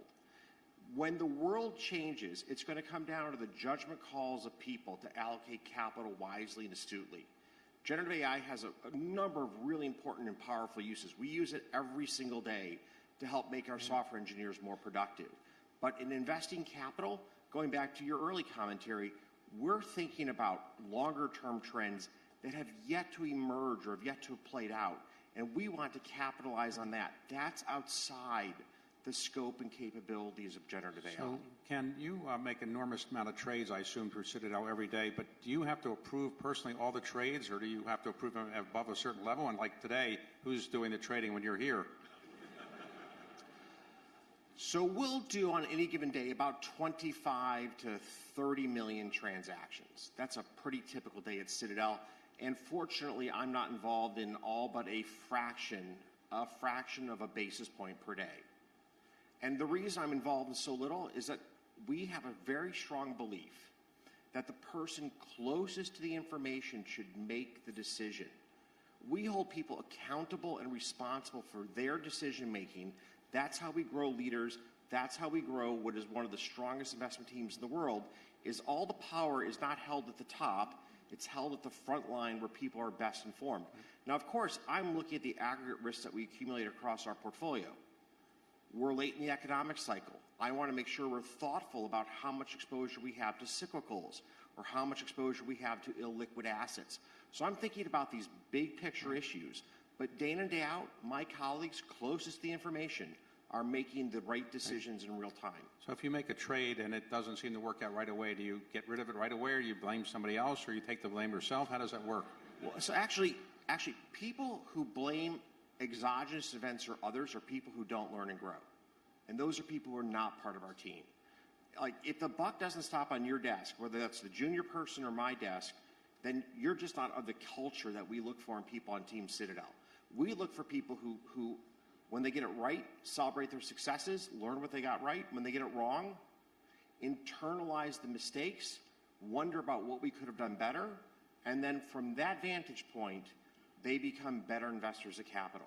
Hey, John, there's been some criticism that the large private equity firms, as they used to be called, now are in private credit in a major way, and the private credit money that they're lending out is not regulated in some ways. What is your response to the fact that the federal government should come in and regulate what the private credit business is all about? Well, there's been a lot of discussion of that in the room today. I think the thing people don't necessarily see clearly is the idea that if you lend money as a financial institution and I lend money at Blackstone, you might say those are the same thing. But the question is, how are they funded? So a bank, of course, involves pretty significant leverage. They're a critical part of the financial system, but they're generally 10 to 12 times leveraged. With that, they have their deposits guaranteed as well, and the duration of a lot of that leverage are deposits that are pretty short term. If we're managing money for a state pension fund and we go lend that money on an unleveraged basis, it's pretty hard to identify the risk embedded in that. Same thing if we're running a BDC that's 1 times leverage. So I think it's important in the financial system to understand what's going on, but I think it's critically important to understand the funding source for credit, which is why I think this is actually healthy. It's one of the reasons why the U.S. has been very competitive. Broad, deep capital markets. Ken, Ronald Reagan once famously said the most dangerous words in the English language are, "I'm from the federal government, I'm here to help you." So do you agree with that general view that the federal government may not be as helpful sometimes in regulating financial service companies? I mean, Reagan is, I think, almost everyone's hero for a reason. And I think he's got that statement just completely right in the context of the U.S. financial system. Now, this doesn't mean that we haven't had regulatory missteps. We haven't had large financial institutions that have been undermanaged episodically. But one of the great virtues of the U.S. capital markets is the diversity of capital sources, the diversity of investors, and the flexibility of our economy to allocate capital on a very rapid and reflexive basis. That's been a big part of the reason the United States has been the epicenter of so much innovation and new business formation over the course of the last 100 years. It's underpinned by the robustness of our capital markets. Regulation plays a really important role. Regulation should be in place to reduce systemic risk. And as James Gorman said, the regulators need to be focused on the right big picture systemic risk issues. I'm paraphrasing your words. The 80,000 pages of the CCAR report tell you nothing. You want to stay focused on, will this bank be able to get through a period of economic contraction and continue to provide credit to American consumers and businesses? Right now, I'm very perplexed by the regulatory agenda of the SEC. There's 50 meaningful rules in various forms of approval processes that will really diminish the flexibility of America's asset managers and capital markets. And I just don't understand it. The U.S. capital markets have been such an incredible source of prosperity, job creation, and frankly, just success in America. For the average American family, we should try to encourage capital formation, not discourage it. Hey, John, the most predicted recession in all time is the one that we're predicting is going to happen, but it hasn't happened yet. Are we going to have a recession soon so there'll be people who predicted it can be seen as right? Well, I would say the good news, I'd say, on the economy is we definitely are seeing the inflation coming down, which is helpful. We see it in our portfolio in labor costs, the increases there coming down, shelter costs not increasing at nearly the same rate. And also, to your point, there's been incredible resilience. Those are the two positive things out there. I think the challenge is when you raise the cost of capital as dramatically as we have, up to 5.5% in the U.S., 4% in many other places around the world. Now the long end of the curve has also gone up. That's a real weight for consumers and for businesses to borrow at 8%. It works its way through the system. I think we will see a slowdown. We've begun to see hiring at our companies be much more subdued. I don't see this as a sort of cliff, but a sequential decline. But to your point, do I think we'll see an increase in unemployment, slower rates of GDP growth? Yes, but we do not have anything like the imbalances of 08, 09. So the conventional wisdom in Washington, which many people say is almost always wrong, but the conventional wisdom in Washington, Ken, is that the Fed is done raising rates for the time being. Do you agree with that, or do you think the Fed might still raise rates? So the wild card we don't know is the inflationary consequences of deglobalization. One of the huge benefits that both Jonathan and I have had in our careers, in our lifetimes, the peace dividend. Remember, when I started my business, was the end of the Cold War. And the second dynamic has been globalization, which has been an incredibly deflationary force for the entire 30 years that I've been in business. We don't know what a world looks like that involves deglobalization? How much does that increase inflation just systemically around the world? What does that mean in terms of monetary policy around the world? That's a giant wild card. So for choice, I definitely agree with Jonathan. We're seeing inflation come down right now. What we don't know is where does it land in this world of supply chains that are being radically changed around the world. And then with respect to the recession, you know, our best view is sometime mid-next year, we're likely to see a slowdown in the back of these higher real rates. It's taking a bite out of the economy, in particular the private sector. The counterfactual to this is the U.S. government is on a profligate spending spree. You know, we're going to run a deficit this year of about $2 trillion in the United States. That's pulling forward consumption into the here and now at the expense of future generations. So, Ken, your firm has invested a fair bit in China, and I think yours has as well. Ken, are you investing more in China? Are you worried about China's growth? How do you assess China right now as a place in which to invest? Well, I think big picture, you could have been an investor in the United States at almost any point over the last 100 years, had solely a domestic investment portfolio, and have done extraordinarily well. The world's changed. There's much more innovation outside of the United States relative to 50 years ago. This morning I was with one of the prominent Chinese business leaders. The management teams in China are extraordinarily capable. They produce extremely competitive products on the global stage. They lead in many areas that are important to the world: solar, EVs. These are really important competitive advantages that exist in China. Companies, great management teams, great products. If you're a global investor, you've got to be watching and investing here in China. John, in your current position, I assume you deal with regulators and administrators all the time. Do you find that an uplifting experience to go talk to them about convincing them about your point of view of things, or not so uplifting? I'm only going to say positive things about those experiences. Okay, so you like that part of your job. And I'm going to make sure all my future meetings are with him then. Okay. We can go together to Washington if these are your experiences. So, John, how has the large global private equity firm that's publicly traded evolved in the last 10, 20 years or so? Well, the business, as you know extremely well, having created one of these firms, was pretty narrow. I mean, we were basically in high-octane strategies in private equity, real estate private equity, and distressed credit. We were trying to produce 20 gross, 15 net, and we had a small number of customers. And when you look today, you've seen a real evolution of the business model. We've expanded who we serve, insurance clients, individual investors have grown to be, almost a quarter of what we do, many more institutional investors, and we've moved down the sort of risk-return spectrum into things like direct lending to companies, asset-backed finance, infrastructure, lower returning core plus real estate. And so the total available market is much larger for what we do today, and we continue to see this migration from all sorts of pools of capital towards alternative assets because of the return premiums that have been generated. Ken, you were trading securities when you were a Harvard undergraduate, despite the fact Harvard probably didn't like that. And then you ultimately went to Chicago, built Citadel there, and then last year, I guess it was, you moved Citadel from Chicago after many, many years to Florida. So why did you move your entire firm headquarters to Florida? That's a great story, because in the pandemic what you saw was that people moved all over the world.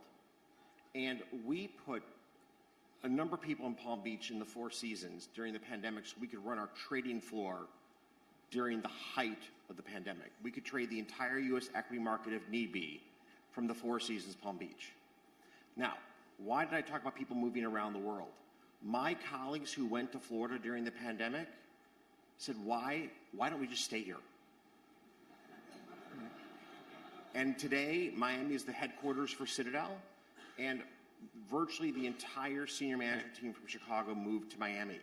Now, of note, here out of Hong Kong, we had people scatter across Asia, back to countries that they were from originally, so on and so forth. They've come back to Hong Kong. It's a real statement about the quality of life that Hong Kong offers and about the attractiveness of Hong Kong as an international finance center. Ken, in the United States, you're one of the largest philanthropists, I think it's fair to say. For people who are listening here or listening elsewhere, how do you decide where to give your money away? So we look at a number of considerations in how we allocate our charitable giving. But first and foremost is the impact on humanity. Like, first and foremost. Education's top of my list. I really believe that the American dream is paved by the on-ramp of education. And education in the United States has been struggling over the last 50 years.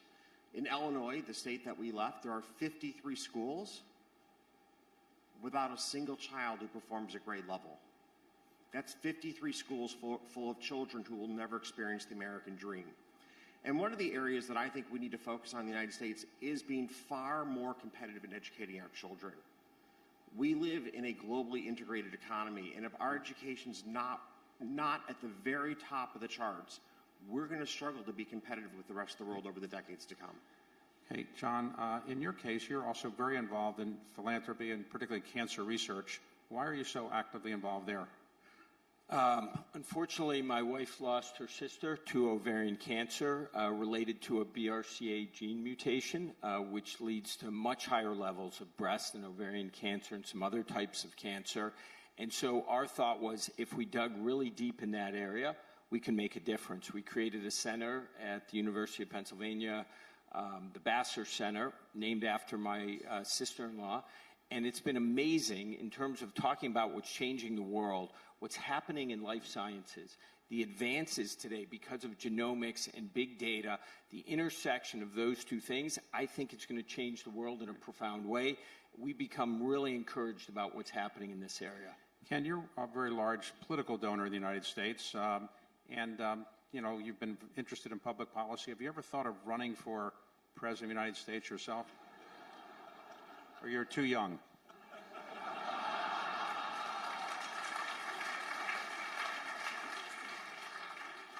Well, I mean, David, given who the front runners are today, I think this question's right in about 25 years. Okay, all right. Okay, so not right. I might not remember the question if you ask me in 25 years. 25 years, okay, all right. So, John, you're not running for anything, are you? No plans. I like my day job. Okay, so when you're hiring people at Blackstone, what's the best way to get a job there? Be very smart, good grades, know somebody. What's the best way to get a job there? Well, the numbers are similar to what Ken described, incredibly competitive. You know, obviously you've got to be smart, you've got to be hardworking, shown some resilience in what you've done. We love to find people who've been on athletic teams or organizations where they've worked together. As you know, this investing business, particularly in the private space, is a team sport.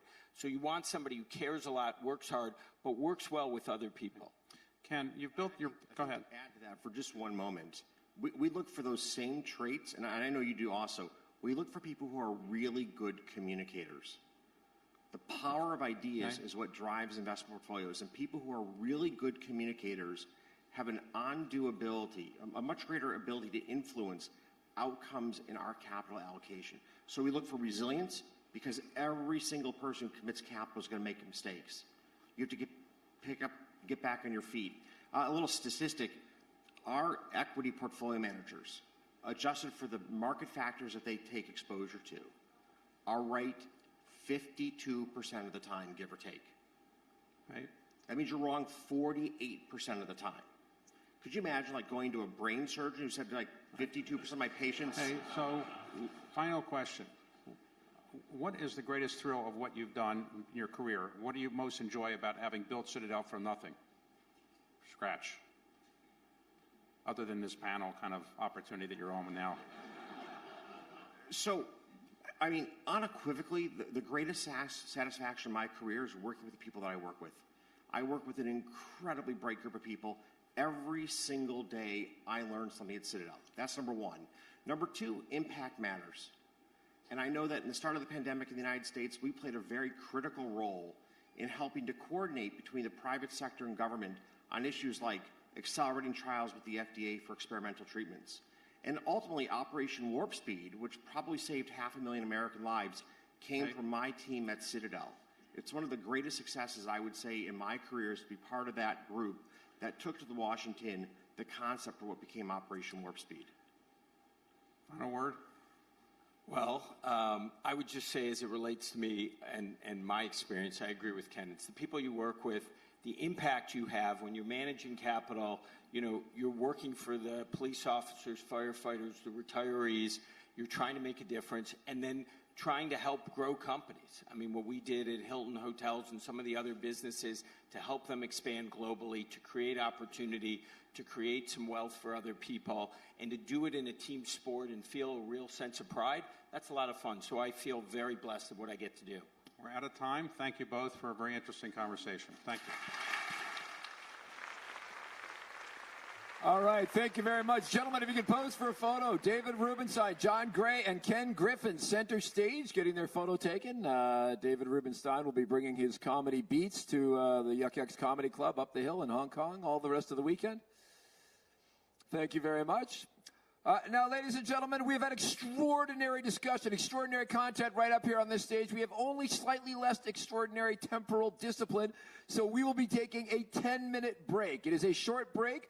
If you need to leave the room, please put some bounce in your step so you're back in here quickly. We will be serving coffee and tea at the tables, along with a little bite to eat to tide you over until lunch. So please do take the time if you can, and we'll have you back in your seats in 10 minutes. Thank you.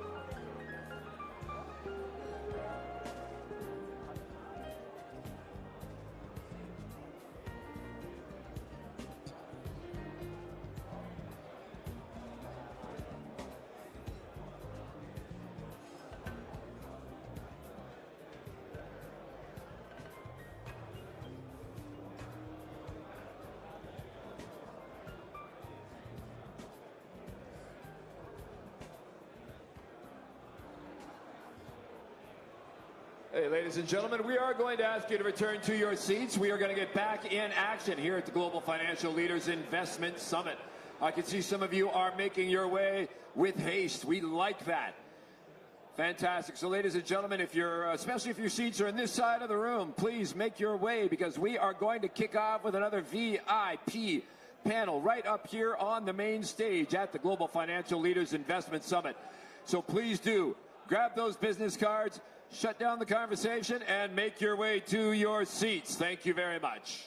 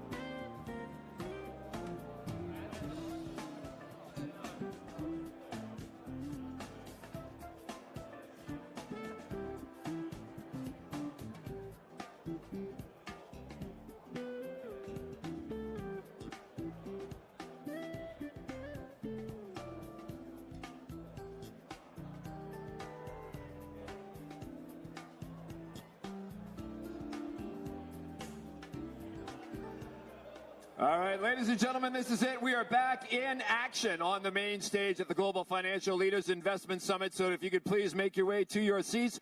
Our next panel is lined up and ready to go as soon as I can get them on stage. So if you could make your way into your seats and sit yourselves down, that would be absolutely magnificent. Now is definitely the time to do that.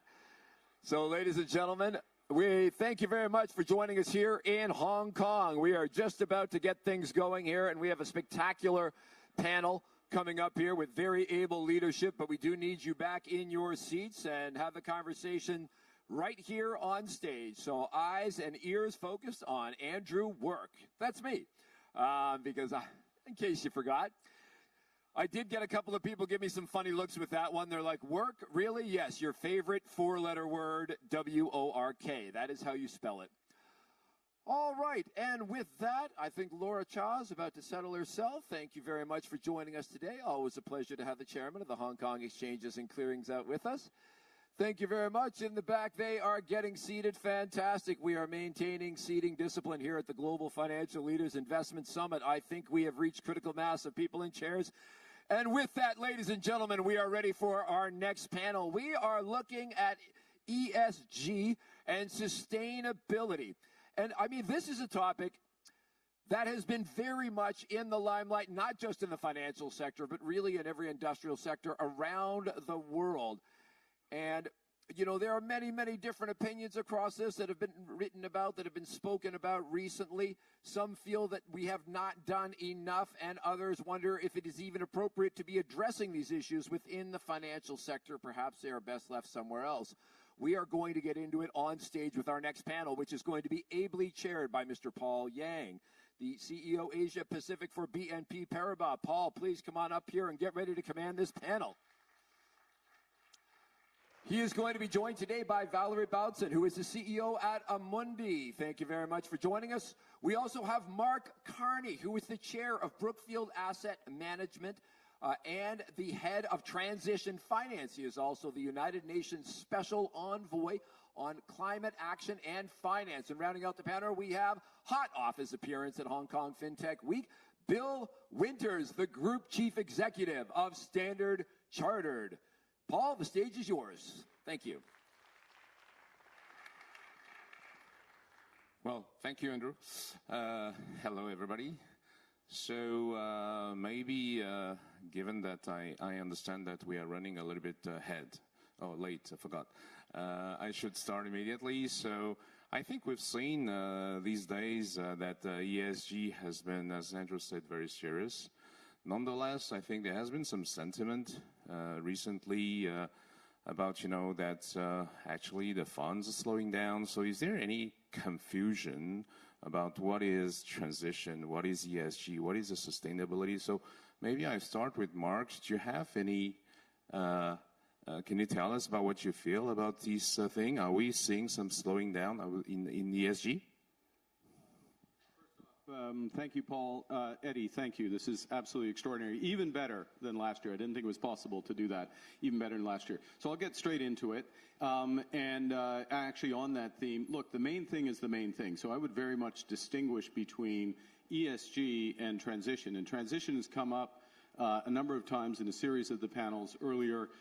It's about carbon, it's about knowing your carbon exposure and getting that exposure down, and it's one of the main drivers both of value and risk. So let me back up that statement in a couple of ways and then hand back.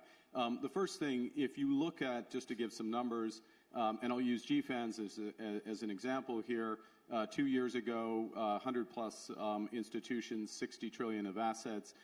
2 years ago exactly, at Glasgow, 450 institutions, 130 trillion of combined balance sheet.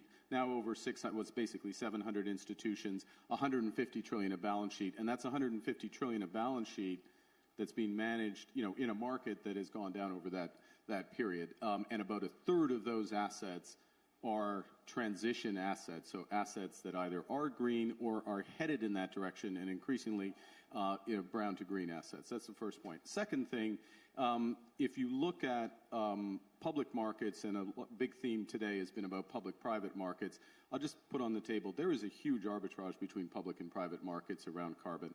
And part of that arbitrage is because of information, and I want to salute the HKMA in leadership on disclosure and on transition plans, things we'll get into. The third thing I'll say is that if you're long equity, actually, if you're long equity and long debt, you are long carbon. And there's two ways to reduce that exposure if you think the world at least is going to head in the direction of sustainability. One is to have companies that have plans to get that carbon down and to know that. And the second is to have some exposure to carbon credits or carbon credits in some form, and maybe we'll get into that. And then the last thing is just around risk. In the last 3 years, the scale of stranded assets in this region, in the Asian region, has doubled to $4 trillion. Now, that's $4 trillion if the world gets to sub 2 degrees. But directionally, stranded asset risk doubling measured in the trillions, so you need to manage this risk. Flip side, of course, is to grab the opportunity. Impressive. I guess you all took notes. No, thanks, Mark. I think maybe Valerie, from a fund manager's perspective, I think Amundi has been a leading global player, has been also leading in the ESG thematic, providing a lot of ESG-related product. So what do you think investors, clients look for ESG these days? And what is the investment industry doing to maintain the investor interest in sustainable investing? Well, thank you very much, and thank you, Eddie, for your invitation. In order to answer your question, one word of introduction about Amundi. For those of you who don't know us, Amundi is the leading European asset manager. We manage around 2 trillion. And we've been managing assets responsibly for more than 15 years now. This is in our DNA. We've been working on the environment, social and governance data and analysis for a number of years. We have today around 830 billion of assets that we manage, including ESG criteria for our clients. So to answer your questions, what are our clients asking? Well, actually, it depends a lot on our clients. We're not managing assets for our own accounts. We're managing assets for our clients, so we obviously listen to what they want. But what I can tell you, and it depends a lot whether they are institutional, very large clients, or simply retail savers. So we obviously have a number of solutions for these very different clients. Let me start with institutional large clients around the world.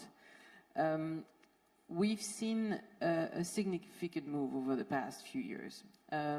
Let's say 5 to 10 years ago, what we were mostly doing were including or excluding a number of stocks or states from their portfolio because they wanted not to get involved in a number of companies.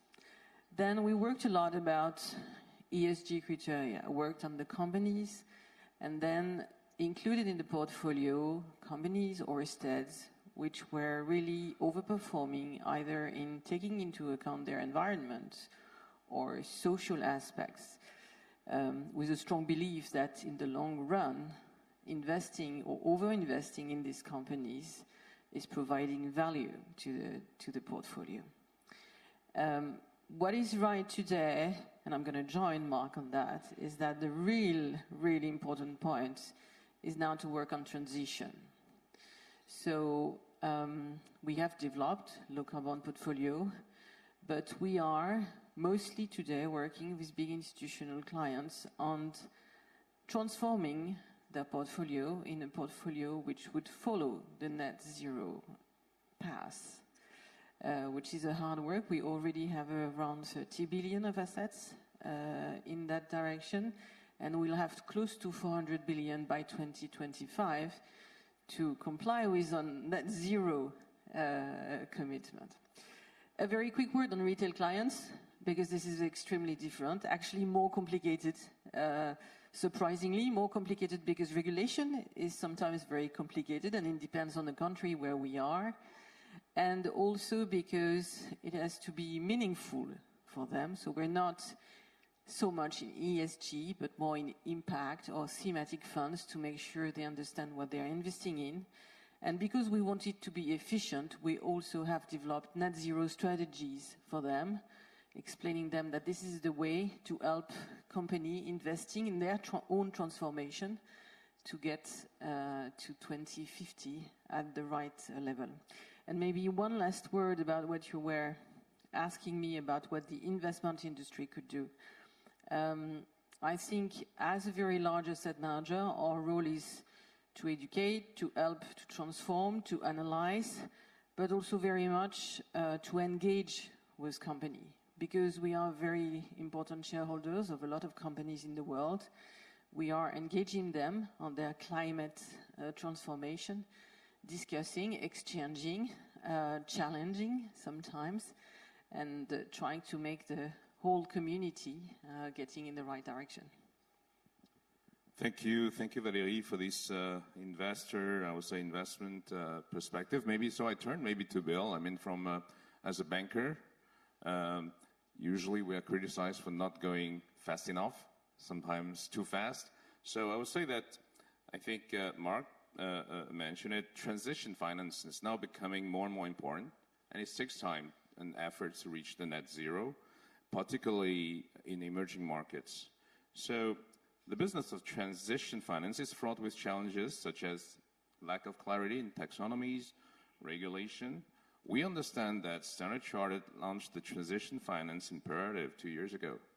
So could you share with us how can we scale up transition finance while maintaining market integrity? Thanks very much for that question. Thanks for having me here, Eddie, and everyone. It's a huge question, and transition finance is obviously part of a much broader process of transition. The finance is the money part, but before we get to the money part, there's the question of transitioning from what to what, and we spend a lot of time understanding and thinking about what the starting point is, how we're going to measure that, and then a lot more time talking about what's a reasonable pathway from where we're starting to net zero. And there's not a very good answer to that as yet. So we know there are organizations like SBTI or the International Energy Agency that have come up with some, I'll say, some relatively crude early stage assessments of what a good or appropriate transition looks like. But we haven't completely bottomed that out. And for those corporations who know they have to change their business model, and they know that they're going to have to raise financing to accomplish that change in business model, they're just getting on with it, and it's happening at pace. And I certainly, from our client base, there's a tremendous willingness to undertake this transformation and make these changes. For those who are a little bit less inclined to engage in the transformation, there's 1,000 places to hide, and these places to hide are the lack of detail, the inconsistency, also some of the ambient noise. And I'm going to say a lot of the fringe community, the environmental activists who talk about transition but don't actually believe in a transition. They believe in a hard stop, but they make a lot of noise. Very, very damaging to the broader ecosystem, which is evolving quite fast. And for us to really focus on transition finance, we've got to be clear about what the transition is first. Finding the money is it's not that hard. As Valerie just said, there's a ton of money. As Mark said, the supporters of and participants in GFANZ, trillions and trillions of dollars. What's lacking is standards, and what's lacking is a clarity around what's a good transition and what's good transition finance. We all have our apocryphal stories of having bought a carbon credit, paid real money out of our shareholders or other stakeholders, only to be told that we're greenwashing. Okay, all I know is I had $100, now I've got $90. I'm $10 worse off. I think I invested in a good project. You're telling me I'm a bad person because I did that. Well, that's a pretty big disincentive to do the right thing. How do we get into this quagmire? Because we don't have a consistent set of standards. The consistent definition of what's a good project, what's a good carbon credit, is a key component. And thankfully, there are initiatives there underway as well, including the Integrity Council for the Voluntary Carbon Markets, which Mark initiated a few years back, and 450 companies have spent a lot of time getting a consistent set of standards. We've got to nail that, and we've got to get that, and then we have to buy into it, and governments and regulators and other stakeholders around the world need to support that. And then we need to make sure that as we're deploying the financing, that it's done in a just way. So as a bank that operates in very, very developed places like Hong Kong and less developed places like Sub-Saharan Africa, there's very different underlying taxonomies, very different underlying considerations, very different trade-off between the sustainability agenda and economic growth as a practical matter. If we don't have a just transition, i.e. we're not paying attention to the fact that citizens in different markets have the right to grow and prosper at the same time as they have an obligation to contribute to decarbonization. If we don't recognize that fundamentally, we're going to lose billions of people in the world as followers. And I can tell you, if you don't have those billions of people, you don't have a transition. So we've got to be pragmatic about this. We can talk some more about where the money comes from specifically, but we've got the money sitting to my right with Mark wearing both a private equity and a UN climate change hat, and Valerie obviously running one of the biggest asset managers in the world. Money isn't the problem. Getting it into the right place credibly and consistently is a challenge. Thank you, Bill. Well, you're very convincing, and I'm absolutely convinced. But Mark, I mean, you are expert in transition finance. Would you agree that we can both scale up and maintain market integrity? I think we can, and look, I'll make this brief, and I would just go to our hosts, because Hong Kong has led the main elements of this. First, you've got to, you can't manage something if you don't count it, so you've got to have climate disclosure. It was the TCFD. Now, if you're outside of the U.S., it's the ISSB. Hong Kong's one of the first movers alongside the U.K., Australia, Switzerland, others, 130 countries, 130,000 companies. By the end of next year, will be subject to ISSB mandatory regulation. That's the path we're on. So just to give you a sense of how quickly you can get ahead of that, you might as well get ahead of this room is ahead of most things, so you might as well get ahead of that. That's the first thing. Second thing, I learned one thing in the financial crisis, only one thing: plan beats no plan. That was the lesson from Tim Geithner. You got to have a transition plan if you're going to manage the issue. And again, Hong Kong is led with the consultation. I think it goes through the exchange, the consultation, right, Laura? But that's the standard, and what will be defined, I think, for COP28, and I'll finish on this, is that we will have a common approach, voluntary approach from the private sector through GFANs on granular transition plans, including, last point, something which is a complement, which is what's your expected emission reduction of your financing? So what impact do you think it has? Obviously, you look at the financial impact, but what carbon are you taking out net on that? And that all fits together. But the message I would leave for this room, if you look to Hong Kong, you see where the world's going. And if you don't believe that, call up the FSB, which has launched the initiative on this, which covers the rest of the jurisdiction. Thank you, Mark. So maybe let me ask a question for Valérie and Bill, and I'll let you conclude later on, Mark. But where are the concerning development in terms of the public perception towards ESG? And we'll see new development, with technology embedding ESG, the green, the tech. I think this summer, Hong Kong has been the first one, I think, to issue a bond, tokenize the bond. So generally speaking, how do you see the potential for technology to speed up, providing impetus for the future development of sustainable finance? First, maybe Valérie, and then Bill. Well, the way I see technology in this area is really as a tool to help. Let me be very, very concrete. If we want to manage portfolio cleverly for clients, making sure we fill with our fiduciary duties and obviously the main duties, which is to provide good performances, but at the same time impacting in terms of transition, we need to make sure that we make the good decisions. Making the good decisions means having the good information. And it's actually one of the most complicated jobs we have on a concrete basis. We have billions of data. Some of them are interesting, some of them are not. Some of them are clean, some of them are not. Nothing will never replace discussing with the CEO about what he's really doing within his company to transform his business model. But on a concrete basis, in a company like Amundi, where we have 700 professionals and that we manage thousands of portfolios and billions of assets, we need to make sure that we are making the good decision everywhere in the world. So dealing with data, sharing this data, cleaning them, providing right information is absolutely essential. We have a very strong technology within Amundi, which is called Alto, that we provide to our clients, and we developed over the last 3 years Alto Sustainability for our own needs, actually, because we really were needing this to be able to share with all our portfolio managers, analysts, the right information at the right moment. So we now have that. It's very performing. It's very helpful. We provide it to our clients when they want to have it internally as well. And I think technology is very useful for that. Now, speaking about AI, because sometimes it's a question behind the question,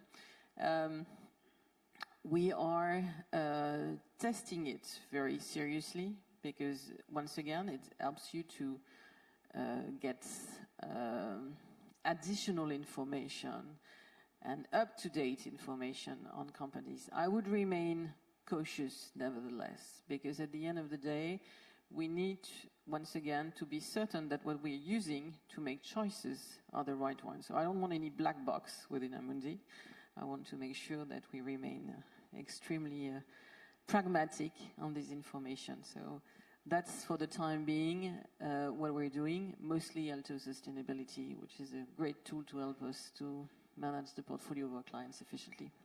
Thank you. Thank you very much. Bill, maybe some questions? I think the technology question can be looked at a few different ways, but just in sum, I completely agree with the points on data, also on taxonomy. One of the interesting technologies I think that is coming to bear, and in particular in the carbon markets, is DLT or blockchain technology, which is addressing one of the primary concerns in the market, which is around verification and who's done what to verify a particular project. Is it actually doing what it said? And I think an avoided deforestation project, is there actually logging going on? And how are we tracking that? Obviously, the ability to surveil with drones or satellite technology today is fundamentally different than when a lot of carbon credits were issued 20 or 30 years ago. So that form of technology around both verification but also tracking, assimilating data, and then mapping that against the various taxonomies is key. The other generic technology approach is the extremely exciting, I'll call it medium to long-term technologies being developed to extract carbon from the environment, either fundamental business model changes or things like direct air capture, which are very exciting, and they could provide a long-term solution. I worry a little bit that the excitement about some of these future technologies diverts attention away from the migration of business models today, and finding a way to keep the pressure on all of us in the short term. Because frankly, if we continue to burn the Kalimantan and the Amazon forests, there's not a lot that we can do in terms of direct air capture that's going to save this 2% scenario that Mark referred to. So we've got to keep the focus on the short term and be investing in these long-term technologies. Through that combination, obviously, if we bring the money to bear, I think we have a fighting chance here. Thank you, Bill. So maybe I got my one of the last question, maybe to Mark. Of course, I have to play for the French. I think the COP21 2015 was really a great breakthrough. I just happened to be in Paris, but I think you're gonna heading probably in Dubai. I mean this month for the COP28. What is that you can share with us, Mark? I mean, what is the expectation? And for the financial industry, what do you think is going to be, if you can share a little bit? Sure. Well, actually, let me say the first thing is that, yeah, you're being modest, uncharacteristically modest for a French bank, but which is, it wasn't just because it was in Paris. I mean, absolutely the French presidency drove that result. But at Paris, the world was headed to 3.5 degrees. Okay. Right now, the expectation, 7 years on, or 8 years on, is that we're headed to 2.4 on existing policies, but actually what countries say they're going to do by 2030 and beyond, we're headed to 1.7. So there's been a big shift in that regard. It has consequences for stranded assets. It has better, it's not everything, but we need to get there. Okay, that's first context. And there will be a formal stock take, but the numbers that will come out at COP will basically be that. What should we look for as the financial sector? First thing, and this is in public domain, you should look for a deal in the oil and gas sector. The question is how big and how binding. And the core deal that they're looking for is who's signing up for near zero methane by 2030 as a company, as a country, and doubling the energy efficiency of the production and distribution of energy. To give context, 10% of global emissions right now are from the production and distribution of oil and gas, not the burning of oil and gas, production and distribution of oil, gas, and coal. And, you know, the hosts are being very aggressive and ambitious in trying to get as many countries and companies to sign up for that. So look to that. And it goes to a point which this room will appreciate. I mean, the time value of carbon is huge. So saving emissions today buys time for technological developments and progress, and just rolling out the scale of capital investment that needs to happen with proven technologies to get it. So first is on the oil and gas. Second, I'll make 2 points specifically on finance. Look for progress on the plumbing of finance. We talked a bit about transition plans and the mainstreaming and kind of the world catching up towards where Hong Kong and a few others are around that. And then secondly, and this is an aspiration, but I think we should be putting pressure on the COP presidency and the G20 to make progress on carbon markets. This has been a movable feast of developing standards and talking and talking and talking. Well, literally the world's burning. And to put context on that, 10% of emissions today come from deforestation. Literally cutting down forests the size of the Netherlands every year, year in, year out. So having support for that and carbon credits can play a role in that and many other things, including the transition here. So that's the second thing, elements of plumbing around that. I don't think it all gets solved at COP, but it should launch the process to solve it certainly by the end of the Brazilian presidency the following year. The third thing is look for something major on blended finance for emerging economies at scale, innovative structures that this room, if you want, you can be implicated in this. I mean that in a positive sense. And then the last point is, in the end, finance is the catalyst. It needs the underlying components. That's policies of governments and actions of companies. And there are a series of initiatives around industrial decarbonization that, and I don't want to front run the presidency, but there is a strong desire to take those to an entirely different level of decarbonization, and they're working hard around that, and I'll leave it to them to announce. Yeah, please. Yeah, maybe just to add a positive touch to what you said, Mark, and I absolutely agree. Things have really changed. I mean, the fact that we see some backlashes today is for me a good sign, actually. It means that it is becoming real. So when it's real, it's a bit hard, but it's real. This transition is above all an industrial revolution. We need the states to frame it, and especially in the region, we see huge states around us that are taking strong decisions. We see corporates moving seriously and thinking about how they can model their new business organization. We, as the financial industry, can accompany them. We cannot do that for them, but we can accompany them. And as we were saying, there is plenty of money to do it, actually. So we still have 27 years. It's urgent. I agree with you, Mark. But I am absolutely trustful that both the intelligence of the human being and the fact that we have started this revolution will help us achieve the goal. Thank you, Valérie. I think, I was asked to keep the time, so I won't have the time to ask a few additional questions that we have here. But it was very encouraging, very insightful. I think when we think about it, 10 years ago, we started all the these ESG, greenification, transition, sustainability, at that time was still viewed as a niche. I think thanks to the asset managers, the banks, the bankers, and also the regulators, and the entire stakeholders, I think now it looks like all these niche has become close to mainstream. In a few years, it will be mainstream. I think Mark was talking about the stranded assets, and I think it's a great journey we've been in. I think we are all in to make this greenification and this planet better. So on that, I conclude, and I thank all our panelists. It was very, very insightful. Thank you very much, and please give us a round of applause. Thank you. Thank you. And thank you, of course, to our moderator, Paul Yang. Well done, sir. If you wouldn't mind taking center stage with your panel so that we can get a photograph in. Merci encore, Valerie Bodson. C'était absolument superbe. Mark Carney, the man for whom I choose my socks every year at this event. He knows what I'm talking about. There we go. And Bill Winters, thank you very much. Appropriately next to a man from the high north. So, fantastic. Ladies and gentlemen, your panel on ESG and sustainability, thank you very much. You may have occasion, some of you, to use the simultaneous interpretation devices very, very soon during the next panel, because we are going to be talking about China. And in recent years, China has changed its focus from high growth to high quality growth. And there are a number of policies that have been announced by the central government in recent years to affect that transition. And we have a panel now that are going to discuss what those policies mean and where there may be opportunities for investment in this new environment.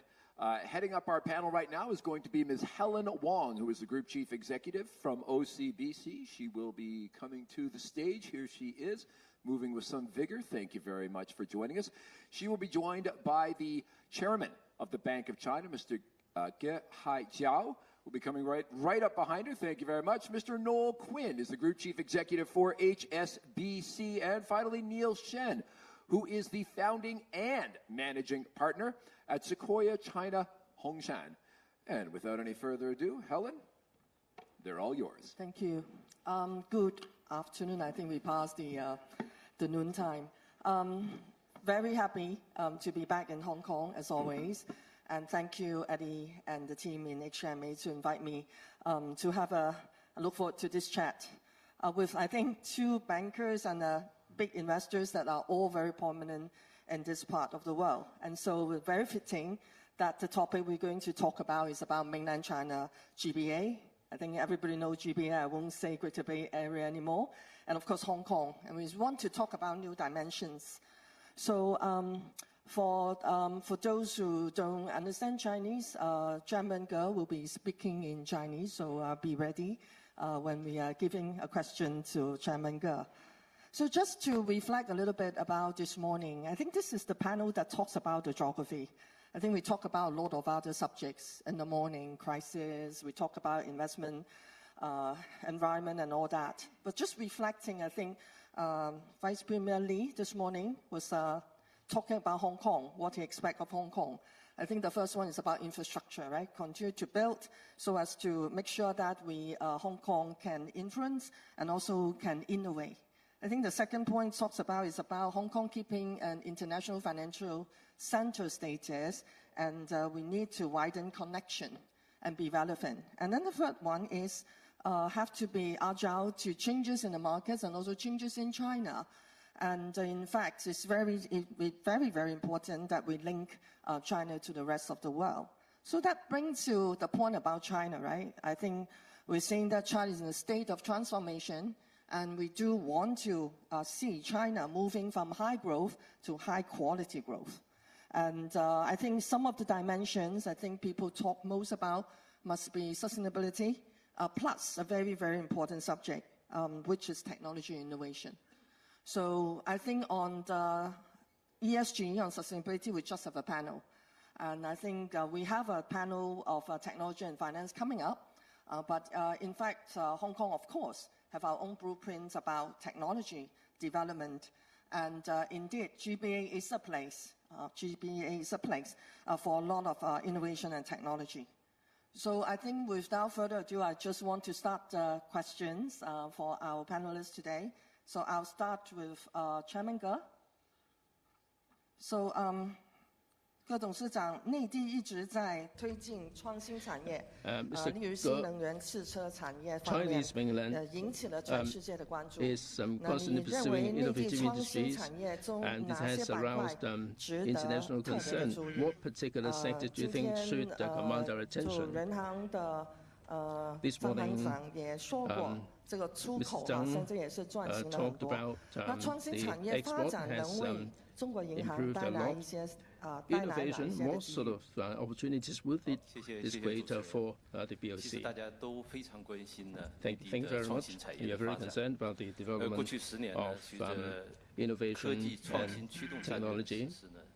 In the mainland, the development in this area has been very rapid. In particular, we have achieved a lot of breakthroughs in key technologies, more and more new and innovative means of productivity are being deployed and creating the benefits of scale.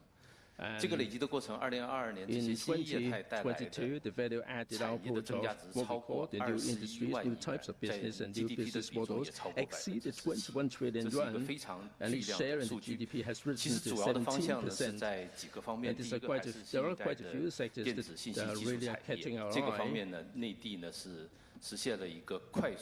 For example, the next generation information technologies, we have the AI 同时呢，过去10年呢，电子信息制造产业的增加值的增速呢，也是一个保持了一个连续10年的高速增长。第二个就是绿色低碳产业方面呢，也是快速发展。这些呢，可能在体现在大家都非常关心的，比如说太阳能发电、这个光伏，以及所有的这些新能源的电力的装机的容量呢。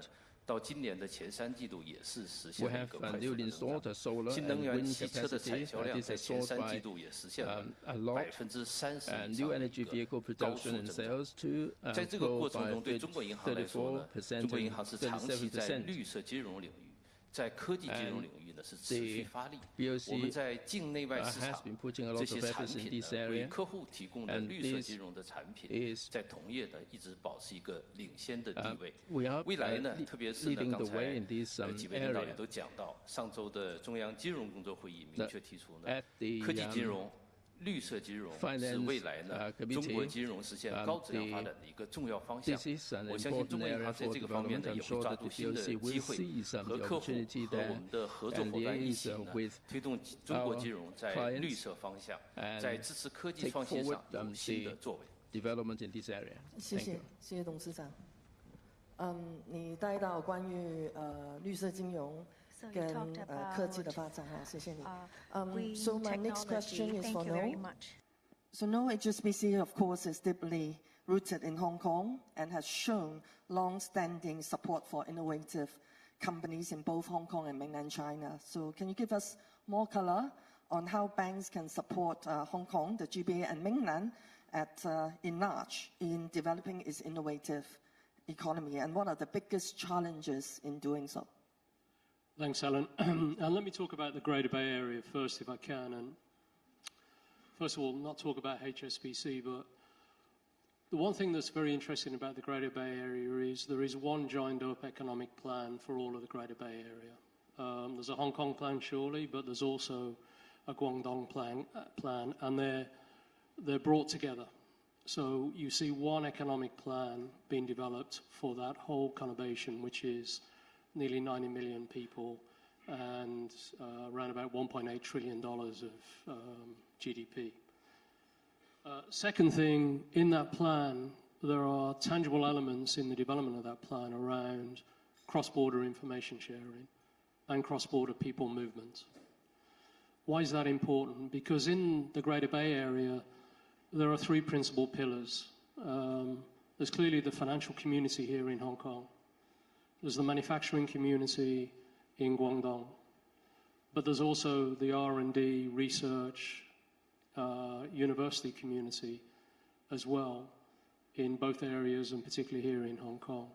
And you put those 2 together, research development, education, plus financials, plus manufacturing, in one economic zone, the Greater Bay Area, you got a powerful combination. So that's what I see as the raw material, and a strong commitment from all of the people I speak to develop that as an economic zone. And you will have seen in the policy address in the recent days that the desire to share information and share people movement. So now already it's possible for foreigners based here in Hong Kong to be able to have multi-entry visas, not only into the Greater Bay Area or throughout the Greater Bay Area, but into mainland China. So that mobility is working. If I look at what we, HSBC, have done, we started our journey clearly here in Hong Kong 158 years ago, but we started our journey in mainland China 157 years and 11 months ago. So within 1 month, we were in Shanghai. So the Greater Bay Area, we've been expanding into the Guangdong region with corporate bankers, commercial bankers, personal bankers for quite some time now. So we certainly treat that as a huge opportunity for growth. We're very focused as well on the technology sector that exists here and in the Greater Bay Area more widely. And we've created a special team of people to service the new economy across the Greater Bay Area. And we've given them a special fund, a lending fund, to bank the emerging and early startup businesses. And we've just topped that fund up as well recently because the appetite is great. Let me give you an indication of activity levels post-COVID. The new-to-bank activity in retail banking in the Greater Bay Area is up around about 70%. The new-to-bank activity here in Hong Kong from SME, smaller corporates, is up around about 90%. That's post-COVID. If you look at the flow of wealth from mainland China into Hong Kong, just this year, we're seeing growth in that activity of 3 to 4 times growth in activity. And we're seeing, and that's pre-COVID level growth. So there's a huge flow of wealth management activity coming into Hong Kong post the opening up of COVID. Our insurance business alone this year to date, I think, is up around 40%. And a good proportion of that is the flow of business from mainland China into Hong Kong. So I would say from an activity level point of view, we're seeing a return to levels of activity in wealth management here in Hong Kong as a consequence of the integration with mainland China. In technology, I think there's so much more to do in the new economy. It's an untapped opportunity. But you've got to go to the market with a distinct proposition, and we're very pleased that earlier this year we were able to buy the Silicon Valley Bank business in the UK and recruit the Silicon Valley Bank team here in Hong Kong. So we're now going even further into banking the new economy with full-blooded support for venture debt, venture lending, supporting the SMEs develop. So that's, give you a flavor of, do I think there's an attractive opportunity in the Greater Bay Area? It's a very simple answer, yes. Thank you, Noel. I think this is exciting, and the numbers you quoted post-COVID and what Hong Kong role is for Greater Bay Area, that's very exciting. And then we'll pass along the question to Neil. Neil, can I ask you a question in 2 parts? Okay, the first one is I do know that Hong San has always been active supporting the development of I&T in Hong Kong, and you set up the INOPS Academy. Do you see any particular area where Hong Kong may have advantage or may be challenging in I&T development? That's the first part about Hong Kong. The second part is about, of course, Hong Kong is so closely linked and is indeed part of GBA, and its I&T is also very much linked to I&T development in mainland China. So can you also share your take on the latest opportunities in the GBA and any sectors in particular? Thanks. Great to be here. And For the first question, I think, when you look at the Hong Kong tech ecosystem back 8-9 years ago, clearly we know that, when you look at that sort of activity back then, they are far behind many cities in the world, right? But where's the missing pieces? If you look at Silicon Valley, Beijing, and Shanghai, they're just not capital, but they are more than that. There's an ecosystem, right? So obviously you can argue we should start from a long list of large companies, but then you have to build small company to reach that status. The second piece of that ecosystem are angel investors. And the third piece of that, which is probably the most important, are incubators, all type of service providers to helping the young entrepreneur to grow. And this is, to me, it was exactly what the missing piece back 8-9 years ago.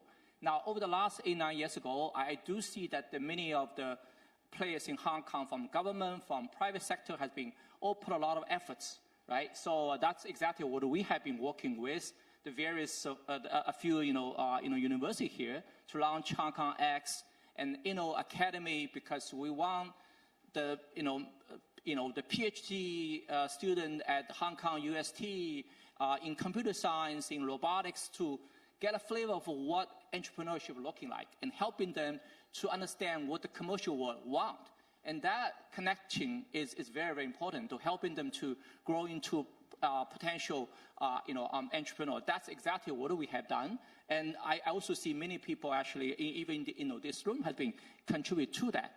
So what Hong Kong is unique? What do we have, great things to offer? One thing which I've been touched upon is this top universities, right? We have 4 universities in the city which are in the top 100 list. And we're talking about they are strong in some, very important areas. Biotech, medtech, robotics, computer science, and so on. So there are a lot of things you can do to helping the IT conversion from the university to real-life applications and product. That's exactly what Hong Kong has witnessed. And we see some interesting early-stage companies grow into decent size and become very, very important players. The second, I would say, Hong Kong is all to offer is the Hong Kong talent are very international. We're talking about, senior team members who have, substantial working experience, in, overseas, US, Europe, and Southeast Asia. That helped the Hong Kong-based tech company to become very international. Look at the top unicorn here, right? You look at Futu, Airwallex, Klook, and Lala Move.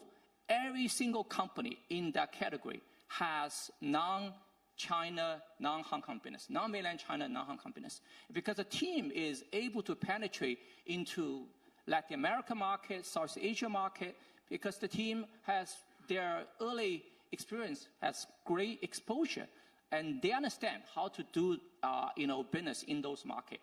And this is a big differentiator, frankly, or big edge. At least some of those companies, who are based in Beijing and Shanghai, even though I have to say the mainland Chinese company today are also getting more international. Coming back to the second question, I think I want to borrow a jargon we used before. Back 30, 40 years ago, we talked about 前厂后店, front shop and back factory, right? So, and when you look at this dynamic, it's actually very interesting. The back factory in the GBA area, in other cities of Guangdong, is still humming, but they changed a bit. Back some 40 years ago, those factories about apparels and toys. Now they, over the last 30 years, they gradually move into consumer electronics. Today, they are in the areas of EV battery, new energy, robotics, medical device. That is a very big change. So the question we are got to ask is, what is the role of Hong Kong? We cannot, obviously, you cannot just be a shop anymore. Shop means a trader. Today, the transaction happen directly from mainland Chinese cities to overseas. And that role is diminished. What we have seen over the last 20 years, there's a role of a service, right? I mean, people here, we are the financial market players. We play a role to serve the companies in the GB to raise money here, to transact with investors and so on. That's a role, great to play. But I would say moving forward, there's even a more important role that Hong Kong could play, which is system. What system? You want management and R&D. If we can actually have talent who can work with, the technology today with those universities at developing some IP, developing a technology, and get the factories in the GBA cities to manufacture them, I think we're going to see some great synergies, and that's a real gateway role Hong Kong have to play. So when you do that, you have to look at what is the areas within the GBA cities which are strong, but at the same time that we have some technology in Hong Kong could actually collaborate with them, right? So for example, in the areas robotics, medical device, two, I think, very good examples. You see that it is clearly you have a good match. You have talent here that could actually developing a great company with R&D, with a management skill set, and then working with Guangdong. At the same time, you can use Hong Kong as a launching pad for international business who are originated or who are headquartered in Guangdong. Thank you. Thank you. This is very exciting. I think we talk about GBA, I reflect. When we first talk about it, I always say it's always good to have people in Hong Kong who probably start with a prototype. And then you go and get the manufacturing done in Shenzhen because you have a lot of engineers, research capabilities there. And then whatever you successfully manufacture in the PRD, Guangzhou is really the big trading center for you to sell the products around in the country. And of course, exports through Hong Kong if needed. And then eventually, we can do some celebration and relaxation in Macau. I think that's GBA to me, in a way. I'd like to turn back to Noel. So we call you a foreign bank in mainland China. Probably you will say no. Of course, you already said that GBA is where the opportunity is, and you said yes. So, but as do I call you a foreign bank? I don't think so. But with a long route in Hong Kong and indeed a long history of operating in mainland China, so what's your strategy? Maybe I'm asking you for some trade secrets here to capture GBA opportunities. Helen, you know all the trade secrets. We worked together for many years, so what I know, you know. I've been called many things in recent years, but I guess I'm neither local or foreign. I believe at the core of what we do is international banking and internationalism. That's at the core of what we do, and that's helping entrepreneurs, helping businesses navigate the world. And the world is complex to navigate at the moment, but that's what we've been doing for 158 years, is help entrepreneurs, businesses trade with the world, operate in the world. And that's exactly what I think we can offer here to the Greater Bay Area, is help those companies grow, innovate, develop, manufacture, and then trade globally. And that's the complete picture. So if I was to look at any label, it's international banking, largely for entrepreneurs. And, a lot of people have asked me, why did we buy Silicon Valley Bank in the UK? Why did we do that? And the simple answer is we've been a bank for entrepreneurs for 158 years. That's what we started out doing, and that's what we've been doing for 158 years. Those entrepreneurs then become PLCs, but they start as entrepreneurs. And I firmly believe that the tech sector, there are two big themes in the world at the moment. One is innovation and the other is ESG. And being able to help develop solutions for innovation economy and to help those innovation companies go global and expand their businesses is a huge opportunity. And then helping the world globally find financing solutions for sustainability is another huge theme. And I think both of those are relevant to here in Asia, and particularly in China. They're both relevant themes, and therefore represent huge opportunity. Thank you, Noel. I think we'll come back to these two big themes before we ask one more question to Chairman Ge, which is more a technical question. 葛董事长在从事大湾区相关的业务的时候，其中一个特点是内地、澳门跟香港其实都有不同的法制，还有不同的监管的要求。那当然，中银在3地都是有非常大的规模。那如何在不同的法制跟监管要求之下，可以自己开展大湾区的业务呢？我想这个是很多外资银行都想关注的、关心的一个问题。would be really concerned about. Indeed, a very good question. As we all know, the BOC, in fact, back in 100 years ago, we were already there. 1950年在澳门， we set our business in 大湾区也是集团最大的资产分布的地区。同时，我们呢也有一个庞大的、富有国际经验的团队在运营中银香港。特别是呢，中银香港在前几年呢，我们把东南亚的9个国家的分支机构也纳入中银香港这个范围之内。其实呢，我觉得核心的问题呢，是我们对这个地区的监管政策、市场环境和人文环境、法律还是都非常了解。在这个背景下，我觉得对于中银来说，对金融机构来说，就是更多的能够呢，在监管协同下呢，推进业务产品的创新。这种产品的创新呢，我觉得不是单一产品的推出，更多的是推出呢。真正能够有更多的客户需求，有客户能够使用的产品，这些呢，我觉得是我们要竭力呢，能够呢持续的向市场提供的我们的服务，这是重点。我没有看见写过来的。Okay, I should go back to English. I haven't seen any questions on my iPad, but may I just ask, is there any questions from the floor? We have a few minutes. Okay, if that is so, I want to invite the 3 speakers to have just one last question, maybe a minute or 30 seconds each. Because you just brought up sustainability and also technology, right? New economy.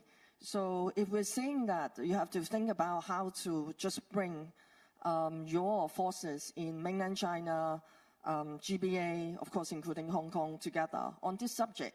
What is the one thing you think is immediate that you want to do? To solve the sustainability challenge is going to require new technology. Today's business models need to be reinvented and many new technologies have to be brought to market. I think the innovation is only one step of the process, though. You've then got to scale it, and you've got to scale it fast. And that requires the ability to build and deploy, and then finally, and along the way, finance it. So although I talk about 2 themes, I actually think the themes are absolutely interconnected. To solve the sustainability challenge for today's industrial base requires technological innovation. But then once the innovation's done, the big challenge is scale. How do you get it there fast? And faster than we've ever done in the history of the industrial sort of revolution. We've got to do in 20 years, 30 years, what might have been done historically in 100. And I think China has a massive role to play in that. And I think the Greater Bay Area, including Hong Kong, can be a massive facilitator of it as well. Thank you. Neil, any thoughts on that? Well, I think, whatever technology, at the end of the day, when you look at the cluster here, the GBA, we are competing against other cluster, whether it's the, whether it's the Yangtze Delta area or whether it's the Silicon Valley, the New York, whatever, UK. At the end of the day, it's the competition of talent, right?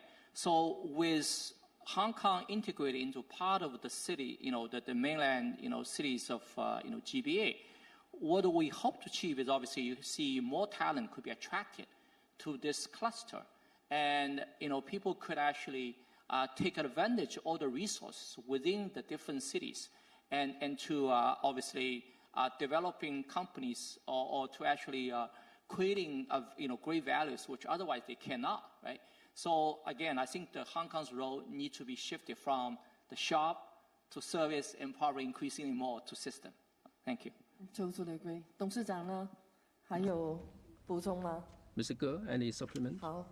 We're right on the dot, 30 minutes, so no one more minute left. So may I invite everyone to thank the 3 panel members.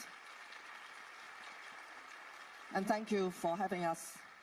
And thank you to our moderator, Helen Wong. Marvelous job, Helen. You have one last task, is to take a photo with our panelists at center stage. Wonderful job there. We do appreciate the temporal discipline on the part of Helen Wong. Well done.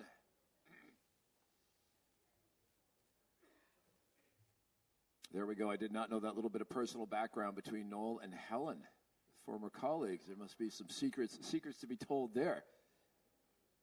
All right. Well, thank you once again.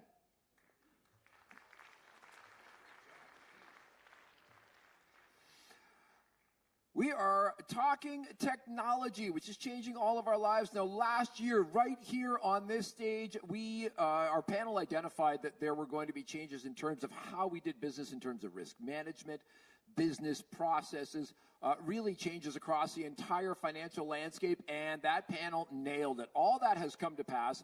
In addition to that, we have added a new term to our lexicon, generative AI, helping us to make sense of all of these new changes and new technologies and how they are going to transform the world of finance. We welcome our panel now, which will be led by Nicholas Aguzan, the Chief Executive Officer of the Hong Kong Exchanges and Clearing, also known as the Hong Kong Stock Exchange. Nicholas, please come on up. Don't be shy. He is going to be joined on this panel by Henry Fernandez. Henry is the Chairman and CEO at MSCI. Joining him as well is Jane Fraser, the CEO at Citi, and as well Jenny Johnson, who is the President and CEO of Franklin Templeton. Nicholas? Thank you very much. Go for it. Okay, thank you. Good afternoon, everyone. It's going to be great to share insights with this wonderful lineup of speakers that we have here today to talk about technology, which is, of course, of great interest to everyone in the financial community. And last year, we did explore technology in quite a bit of detail, and we talked about all the disruptive potential of technology, particularly around the value proposition that it has for institutions, for how it changes the business process, and also how we manage risk management in that context. So today, we're going to explore what happened in the last year, what have been the changes, and a year is a really long time in terms of technology. Lots of things can happen. We're going to be talking about generative AI, DLT, tokenization, digital assets. So we're going to go right into it, and thank you very much for being here to all of our panel. I'm going to start with Henry, with one of the hottest technology topics of the year, which is generative AI. And Henry, you just announced an agreement with Google to cooperate in terms of generative AI. So it'll be great if you can tell us a little bit how you're applying AI in your business and how is it transforming your industry. Well, first of all, it's a pleasure to be here, Eddie. Thank you for the invitation. This is my 44th year coming to Hong Kong, and I've seen a lot of change, and the more I come, the more I like it, the change that is happening here. Pleasure to be in this panel here as well. We were joking that we could conduct this panel in Spanish, but we are, or Mandarin, but we're gonna do it in English. First of all, a lot of what we do and what we help power the investment and finance industry is based on three things: investment data, investment models, and investment technology. So data, models, technology, almost like lettuce, tomato, carrots, right? And therefore, this generative AI, we've been using predictive AI for about 10 years now, and but it's a totally different game now with generative AI. It takes us to a completely different sphere in those disciplines, which is the ability to capture, store, and use data. The world runs on data. Everything we do is a lot of data at its foundation. So the ability to do that. Secondly, the ability to use models and embed AI into those models is going to be totally transformative. And by models, I mean performance attribution, risk management, liquidity, obviously ESG ratings, climate metrics, the ability to accelerate, the use of those models, and being able to put in almost like an artificial intelligent agent or analyst embedded in the products so that we can, you can interface with that. And obviously the impact on technology, we estimate, and we're already going through this, that we can save 35 to 50% of our coders' time. We have about 2,000 technologists in our company through the use of AI in helping write code. So the partnership with Google was predicated on, initially was the use of Google and Microsoft for cloud computing, but then we migrated to, Google is the best data company in the world. All of us get mesmerized by the search engine of Google. That search engine will be useless without the underlying data structure. So Google is going to help us become the largest data gathering, data building company in the investment industry. And the second part of the partnership was, how do we use their generative AI concepts and models with that underlying data? In our everyday life, we can use AI to query a lot of things, get nice information. In the investment and finance industry, you need an extreme level of accuracy when you ask questions. You cannot joke around and get half an answer. So being able to use machine learning and some of the models to then query a huge but very defined set of investment data to come up with very accurate understanding of that is going to be transformative, and that's what they're going to help us with. Great. Well, thank you, Henry. Jane, switching to you, Citi has been talking about the use of generative AI for quite a bit of time now, and you have really embraced it for some years. Now, one of the topics that a lot of people are questioning about, generative AI is a little bit of a black box in terms of the outputs, how some decisions are being made and all that. So love to hear what you're doing around generative AI, and specifically, how do you manage all the potential risks and reputational issues emerging from the use of generative AI? So I think, like Henry, we very much view generative AI, when it sort of came on the stage last November, as a once-in-a-lifetime change. And with that, where we see the opportunities outweighing the risks of AI and generative AI, recognizing that there are both. And so we embrace it for both our customers and what it can do for them, as well as for amplifying the power of our people. And on the people front, we basically look at it and say, so if you think of an average person's job, about 80% of the time is processing, 20% is content. And we expect that to flip through the amplifying power of AI as it comes through. I certainly hope it will do so for me. And then when we then think about how do we then act responsibly around it, we put in place a Center for AI Excellence in 2021, which we're now using for generative AI as well, just to help guide us. And we have a series of principles, and those principles are around innovation, how we innovate. They're around how we manage the risk, as well as how we govern ourselves. And they've proven very useful indeed for how we're then thinking about the development of AI within the firm, the type of control environment, and proceeding with high ambition, but also considerable caution.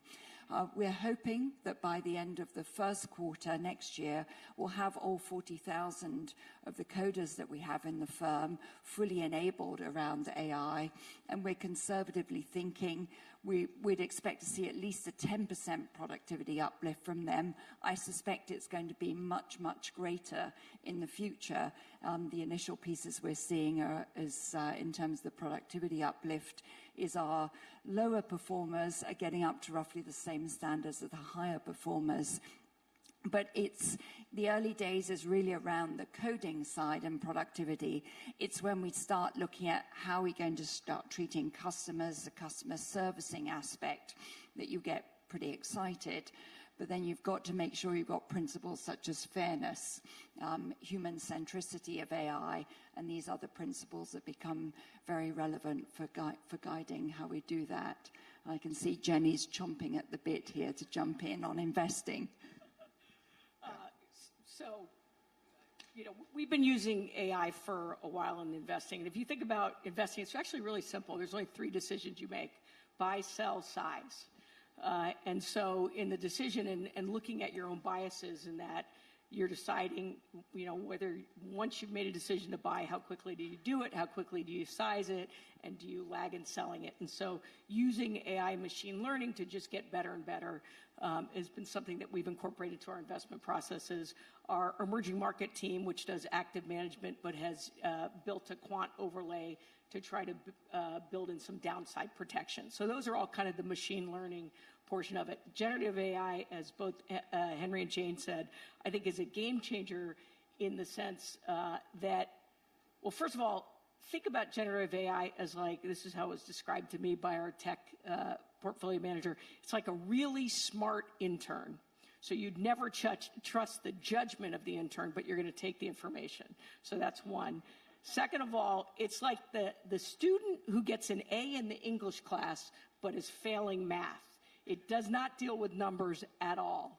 And then the third, it's a bit like if you've ever paid a trainer to train your dog, you learn that 20% of the effort is training the dog, 80% of the effort is training you as the owner of the dog.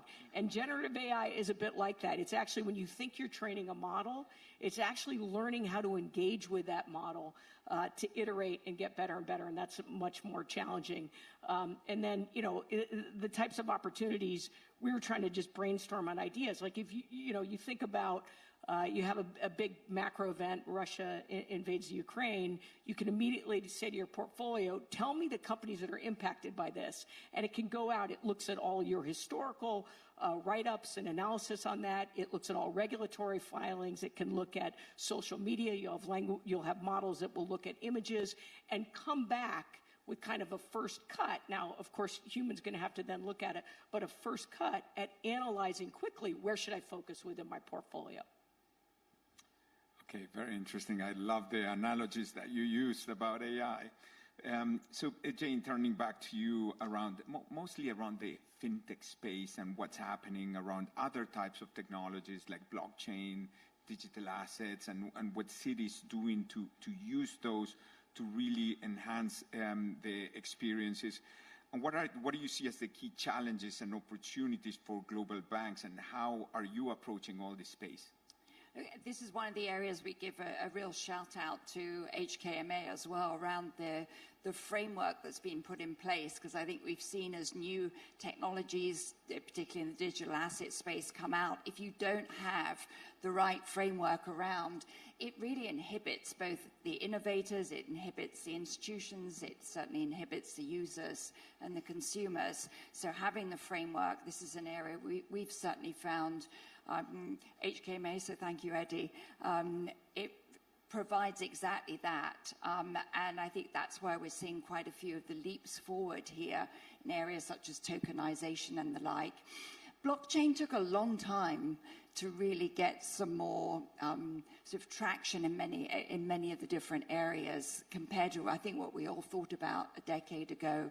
I remember we first went to the board 10 years ago with blockchain, thinking it was going to be faster in it. What we're seeing at the moment is more of now, I think, the convergence with tokenization in the technologies between what's happening in the real world, as it were, together with these technologies. So I'll give you an example.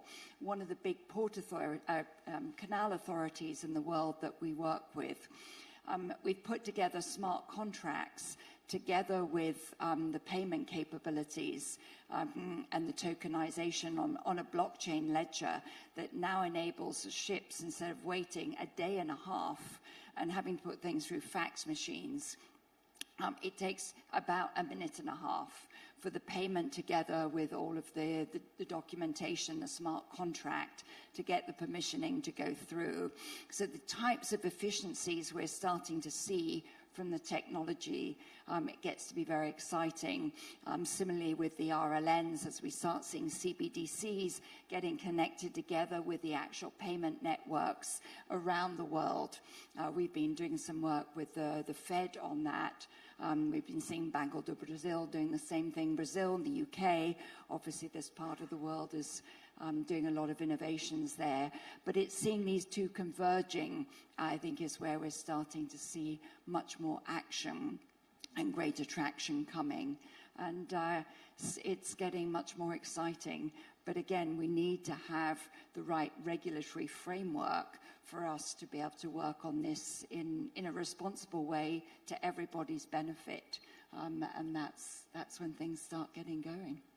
Yeah, Jane, and I'd like to just complement what you said about regulatory environments, and I agree with you that, Eddie, I mean, the way that you're approaching, regulatory environment, and also Julia, SFC, how you cooperate, I mean, with HKMA and with all the government policy makers to make sure that not only you're thinking about the safety and security of the system, but also in a future-looking way, constructive way, trying to leverage all the new technologies. So it's really fabulous to see an environment that is very forward-looking and proactive. So turning back, Jenny, to you around the use of tokenization, blockchain, you've been using that quite a bit, and how do you see that affecting the asset management industry? Well, first of all, I couldn't agree more with Jane on 2 points. One is... That's a first.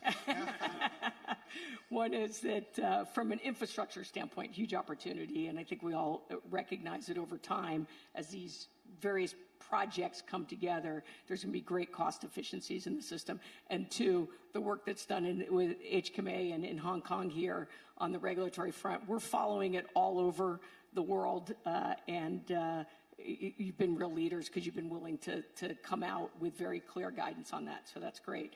So Franklin Templeton got involved in blockchain. Early on, the first thing we did was decide we wanted to do a tokenized money market fund. And so we built a shareholder servicing system on chain, and then we actually worked with the SEC, so it's an approved regulated money market fund. And in that process, we saw a couple things, as well as a hot cold storage wallet. So it gave us some good insights into how the cost, because we ran 4 of our own transfer agency systems historically, and we were astonished even ourselves to figure out how much less expensive it was to run it on chain. And then 2, we ended up, you had to hold coins because you need to be able to pay for the transaction. So this is a public chain money market system. So transactions are on a public chain. Obviously, the shareholders' information is on our private chain. And so as we then started to hold, we did on the Stellar Network, Lumens, we started to recognize, wow, if you hold these, it's interesting. As a node validator, you're learning a lot of information about what's going on. So today, we actually validate 5 different chains. And for those who completely think about dismissing this, I just want to say that the Ethereum network, if it were a public company, hit $10 billion in revenue at about the same pace as Google and Facebook hit $10 billion in revenue, faster than Microsoft, Workday, and Salesforce. So whether you can get comfortable with the Ethereum coin as revenue, there's something very real here. And so as we looked at that, we then built kind of active management strategies around that. So we actually have a team. If you read the write-ups that our team will do, I think there's 30 coins that we feel very, very comfortable with. It would be as detailed. As a matter of fact, they came out of our fixed income group. It would be as detailed as any write-up that we have anywhere in our equity or fixed income world. And then what gets us really excited is that what Jane was talking about is just the efficiency of this. So if you think about blockchain, it does 3 things, right? So number 1, it has a smart contract, so it's the ability to just execute a contract without anybody getting involved, no title company to prove that ownership or anything. Number two, it has a payment mechanism. And number three, because it's a general ledger, you don't have to validate that the rights of whoever owns it has all the rights to the contract, right? So it takes a lot of the friction out of transactions. And if you can do that, you can actually fractionalize transactions more. So my favorite example to bring this home is Rihanna, the singer, who came up and issued 300 NFTs, each one with the right to 0.00033% royalty of one of her biggest songs. Well, why can she do that? Because when the streaming service plays her song, the smart contract can kick off, and those fractions of pennies or fractions of, of whatever the payment is comes in, and then comes right into whoever owns that in the wallet. So you can imagine that there are going to be the ability, blockchain's going to unlock uncorrelated, untraditional types of investment capabilities that people, and you're already seeing it, I won't spend any more time, but you're already starting to see those, that will be uncorrelated to the rest of your portfolio, which as an asset manager is really interesting to us.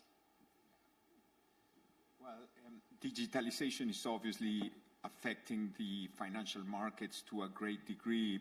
And Henry, I'll come back to you and just ask you the question, how is technology, but also data, metrics, indices, how are you using all that to make sure that investors are allocating their assets in the right places, and how can you help in that decision-making process?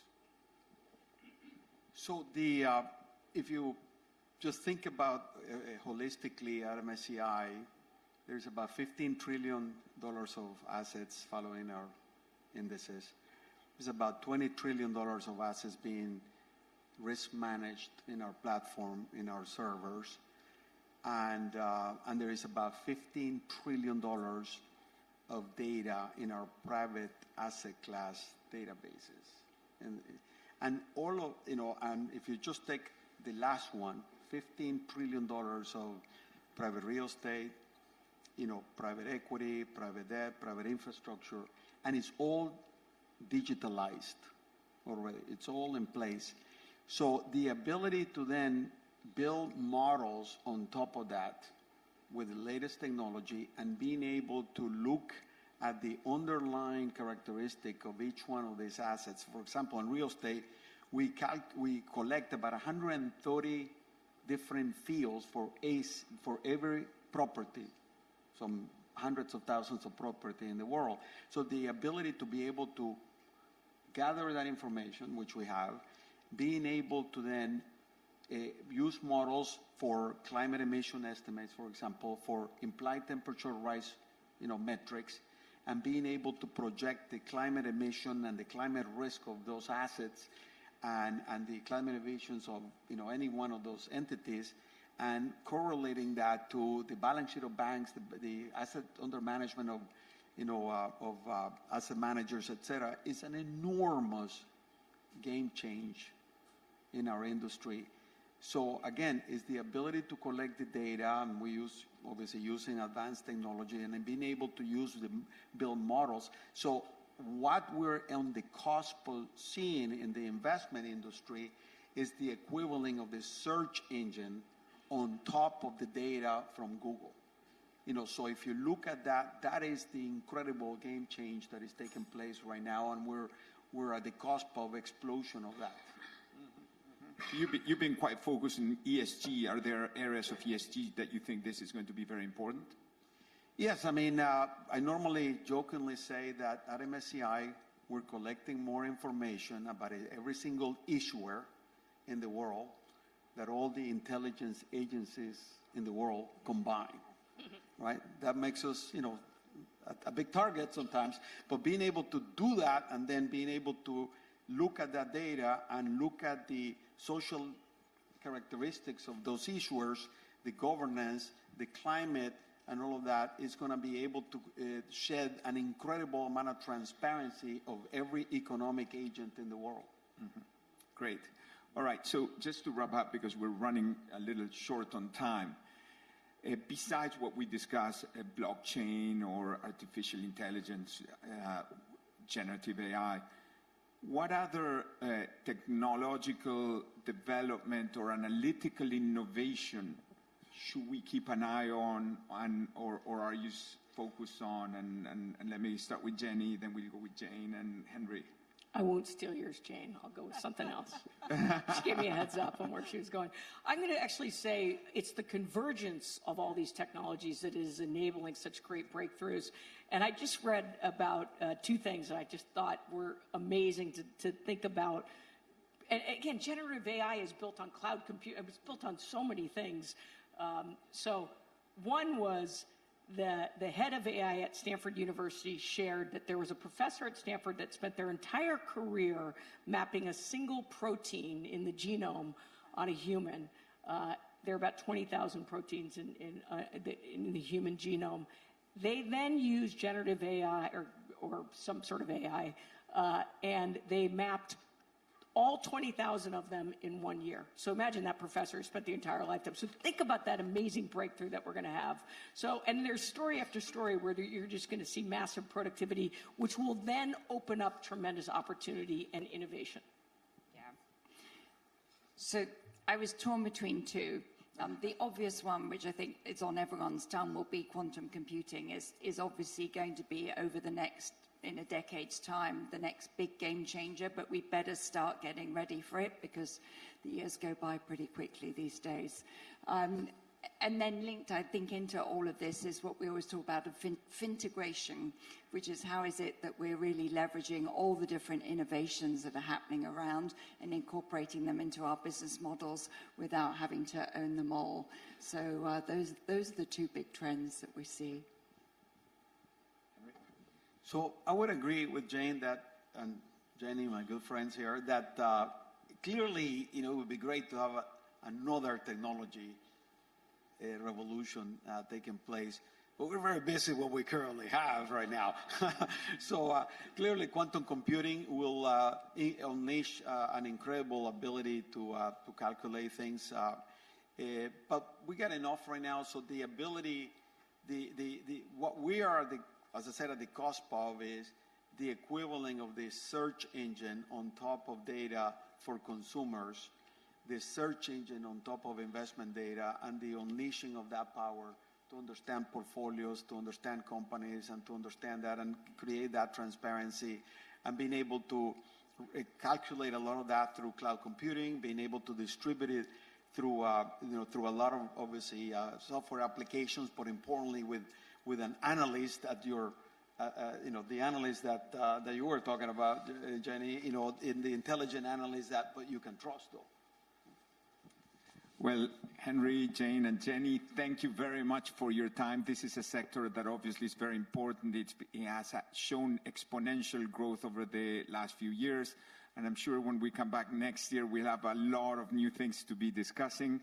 So thank you very much for your time, and off to lunch. Thank you. Muchas gracias, Nicolás, and muchas gracias, Senor Fernandez. Thank you very much, Jenny, Jane, our panel on technology. Absolutely marvelous. Well done.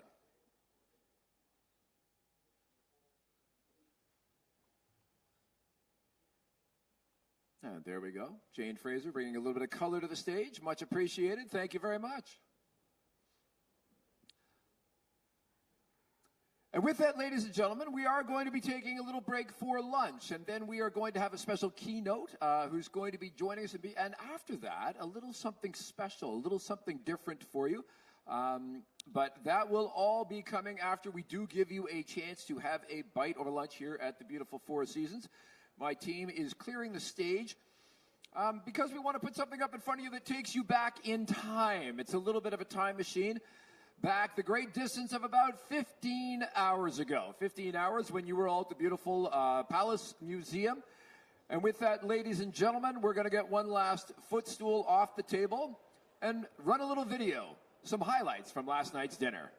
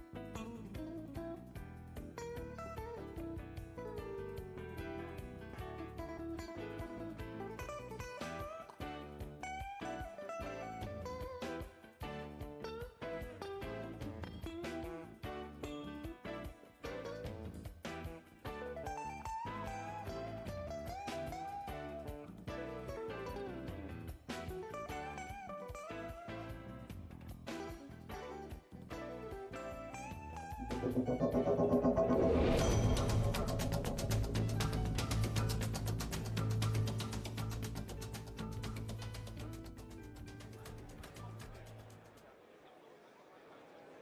ladies and gentlemen, I can tell already that you are enjoying your lunch here at the beautiful Four Seasons Hotel right in the heart of Hong Kong. And I would like your attention up here on the main stage because I am bringing a very special guest to come and deliver a keynote address. Now, quite often at these events, for the most senior government officials in the Hong Kong government, I am frequently asked to keep the introductions content light. Just the basics. So I will just say that I am thrilled to introduce for the second time in 2 years on this stage and the second time on a week to the stage to address this audience. Ladies and gentlemen, we now welcome the Financial Secretary of the Hong Kong Special Administrative Region of the People's Republic of China. Ladies and gentlemen, please welcome the Honorable Paul Chan.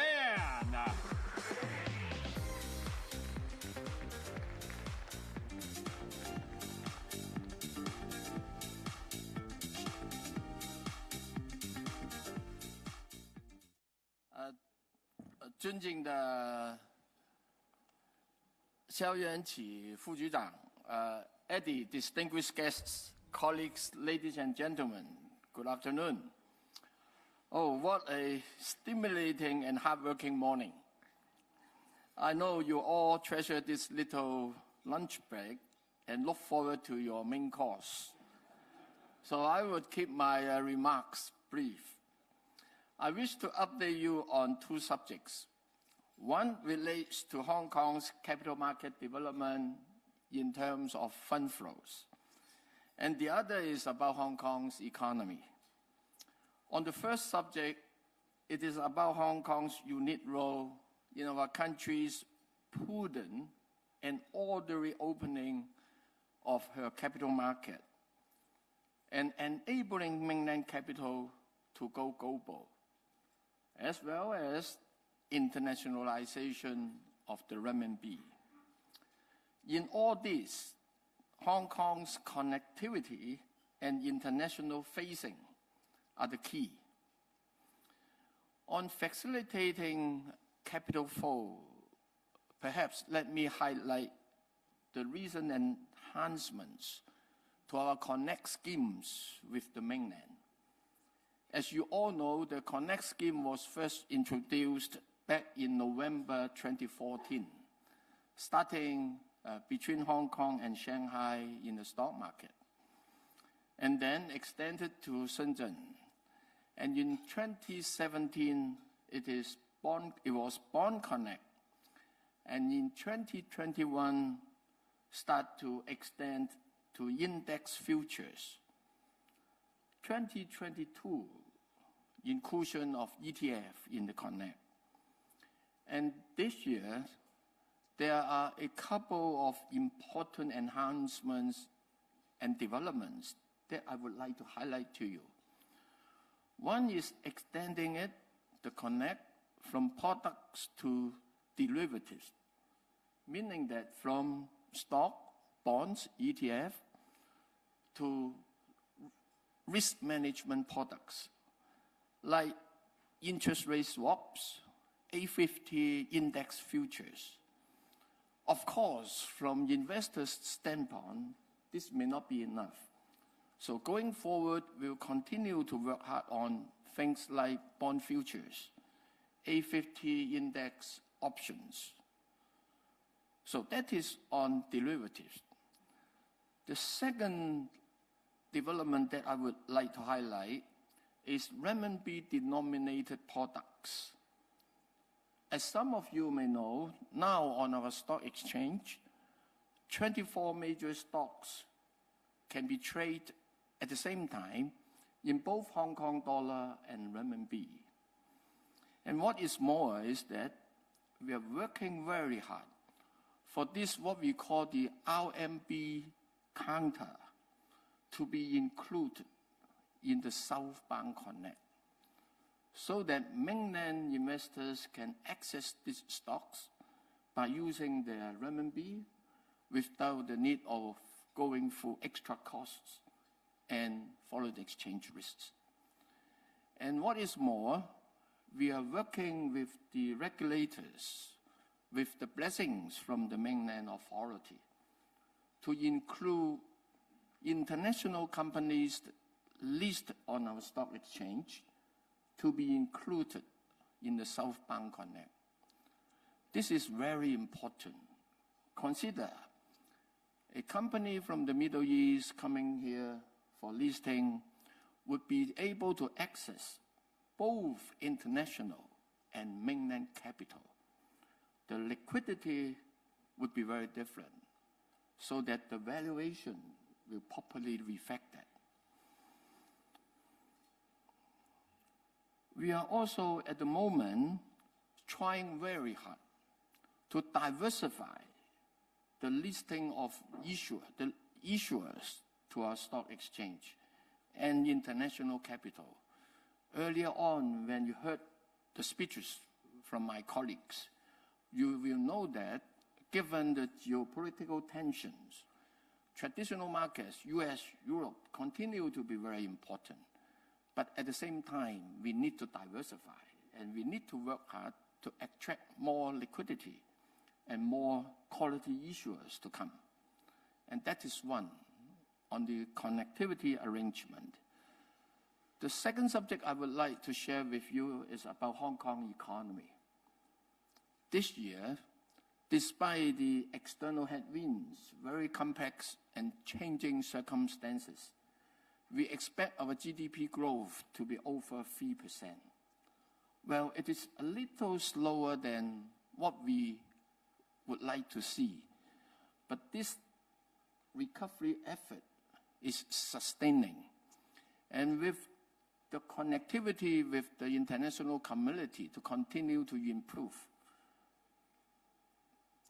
by having full resumptions, say for example, in international flight connections, more visitors will come and more business will flow from that. Looking into the short term, the major driver of our economic growth for the rest of this year and perhaps into the first quarter would continue to be export of services, tourism arrival, and private consumption. Going into the medium term, the way we see it is that the twin engines of growth for Hong Kong economy would be financial services and technology and innovation. Financial services is obvious, so I do not need to elaborate. On innovation and technology, allow me to spend a few minutes. Over the past few years, the government has invested close to 200 billion Hong Kong dollar into the innovation and technology sector in order to build a vibrant ecosystem, in order to attract more companies to come, in order to bring a sustainable driver to our economy.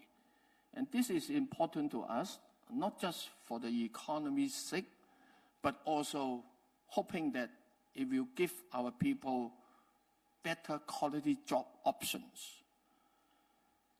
In this attempt, we have chosen 4 areas to focus our energy. One is artificial intelligence and big data analytics. The second one is health science, biotech. And the third one is fintech. And finally, new material, advanced manufacturing. We know that building such an ecosystem is not easy. In order to fast-track this development, since October last year, we launched 2 new initiatives. One is to attract strategic businesses to come to Hong Kong to set up their operation. The second is to attract talents to come. So since December last year to the end of September, we have managed to attract more than 30 companies coming to Hong Kong. Altogether, in the initial years, they will invest over 30 billion Hong Kong dollars and creating about 10,000 jobs, and most of which are research and managerial jobs. And there are much more in the pipeline. And in this pursuit, we have also made good use of our physical reserve. And we have set up a Hong Kong investment company. The purpose of this company is that in the process of negotiating with these companies, of course, we want them to have certain commitment as to the level of investment, the level of employment, the level of technology that they are bringing in. So in return for that, if they want us to take a minority stake so that we put money to where our mouth is, we are willing to do so. And this Hong Kong investment company is now up and running. That is one part of the Hong Kong IC's responsibility. The other part is through the Hong Kong IC, we dish out mandates to general partners, asking them to use that money into the sectors that we want to drive, into sectors that will facilitate the longer-term development of Hong Kong. So that is on attracting businesses in Hong Kong IC. In terms of talent, since we launched our top talent admission schemes and relaxed certain other restrictions in other talent admission schemes, up till the end of September, we have received over 180,000 applications, and we have approved over 100,000 of them. And in fact, over 70,000 of those talents have already arrived, come to Hong Kong. And we are also making other facilitating measures to ease their settling into our community, including a one-stop window to assist the education of the finding of international school places, finding their residence. We also, in terms of stamp duty, in connection with purchase of residential properties, we also do some relaxations for them. So we are making good progress on both fronts. We continue to work hard on that because we believe by doing so, it would expedite our economic development and making Hong Kong even more attractive to businesses and talents. And finally, if I may also mention, in the coming decade, we will be making massive investments in infrastructure, not just land supply, not just residential house, but also in terms of transport infrastructure, the connectivity with the GBA. So for those of you in the financial sector, I think this is huge opportunities, and we welcome you to co-invest with us, to work with us. Finally, thank you for this opportunity to speak to you, and let me express my heartfelt appreciation to you all for joining us at this event. We appreciate very much your support, and we do hope that apart from work, please do enjoy the city. Thank you.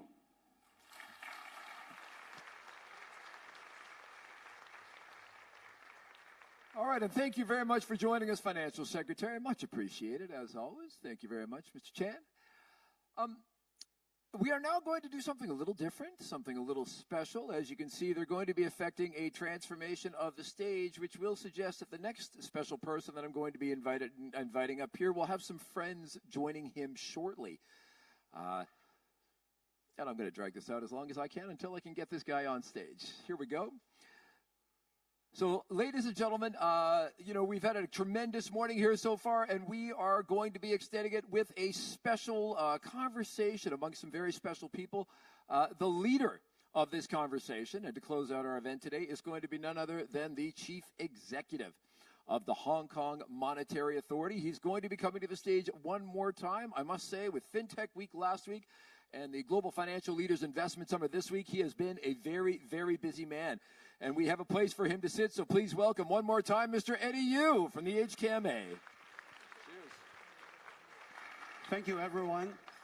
Thank you, everyone, for the patience to sit through the whole morning. And we've talked a lot this morning about the complexities of the world, about serious subjects like technology, ESG, etc., etc. But for this lunch fireside chat, I'm sorry that we're running a bit out of time, so we're serving you while doing this fireside chat. And for this fireside chat, we are actually thinking that, hey, we've talked enough about the world. And this chat will be a bit more Hong Kong-centric. In fact, it will be very Hong Kong MA-centric, because after all, this is our birthday party, and you're our guest, and it's quite legitimate to talk a bit about the HKMA. And what I'm going to do is to take you down the memory lane to the day when we were established. It was the 1st of April, 1993, 30 years ago. And at that time, we had a very... Oh, so fast. Well, that is actually the day of our opening of the HKMA, the first day that we came into business. At that time, we were just a small office. You can see that there are only 12 people there. I was in the office of the exchange fund with just 60 people, managing about $38 billion US. And after 30 years, we've now become more than 1,000 people, managing more than $420 billion US. But what's special about this photo is that, so far in the 30 years, we've got only 3 generations of the head of the HKMA. And all 3 heads are actually in that picture. So I'm going to let you have a guessing game about who's who in that picture. Now, let me start with the easy one. And the first one, he looks exactly the same. Except that the black hair has turned into white hair. And the second one is this. Well, he's actually very similar, and he looks forever young, and he looks very much like the same. But the difficulty, the challenge for you is to find me here. Mind you, I was 30 years younger, and I had a lot more hair than what I have now. And this is me. All right. and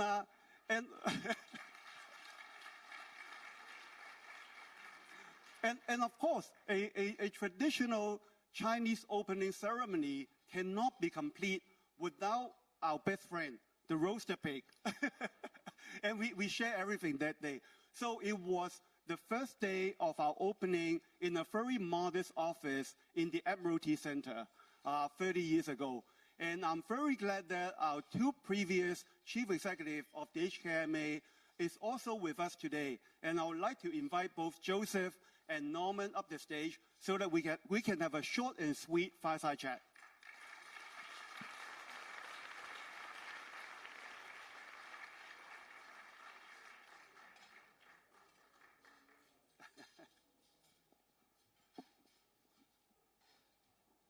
Mind you, this is actually the first time ever that the 3 of us are on the same stage having a fireside chat. We have never even taken a photo publicly for the 3 generations of the HKMA. Please take a seat.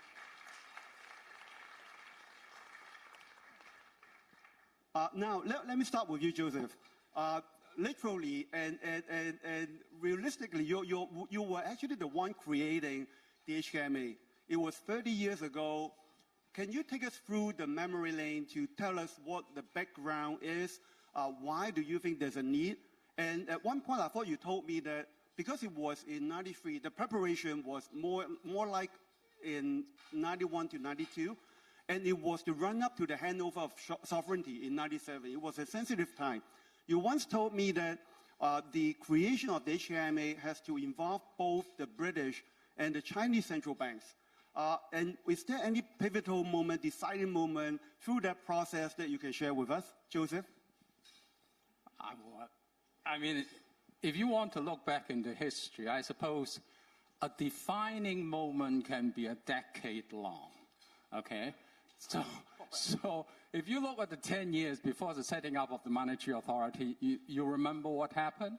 We had a monetary crisis in 1983, leading to the fixing of the exchange rate.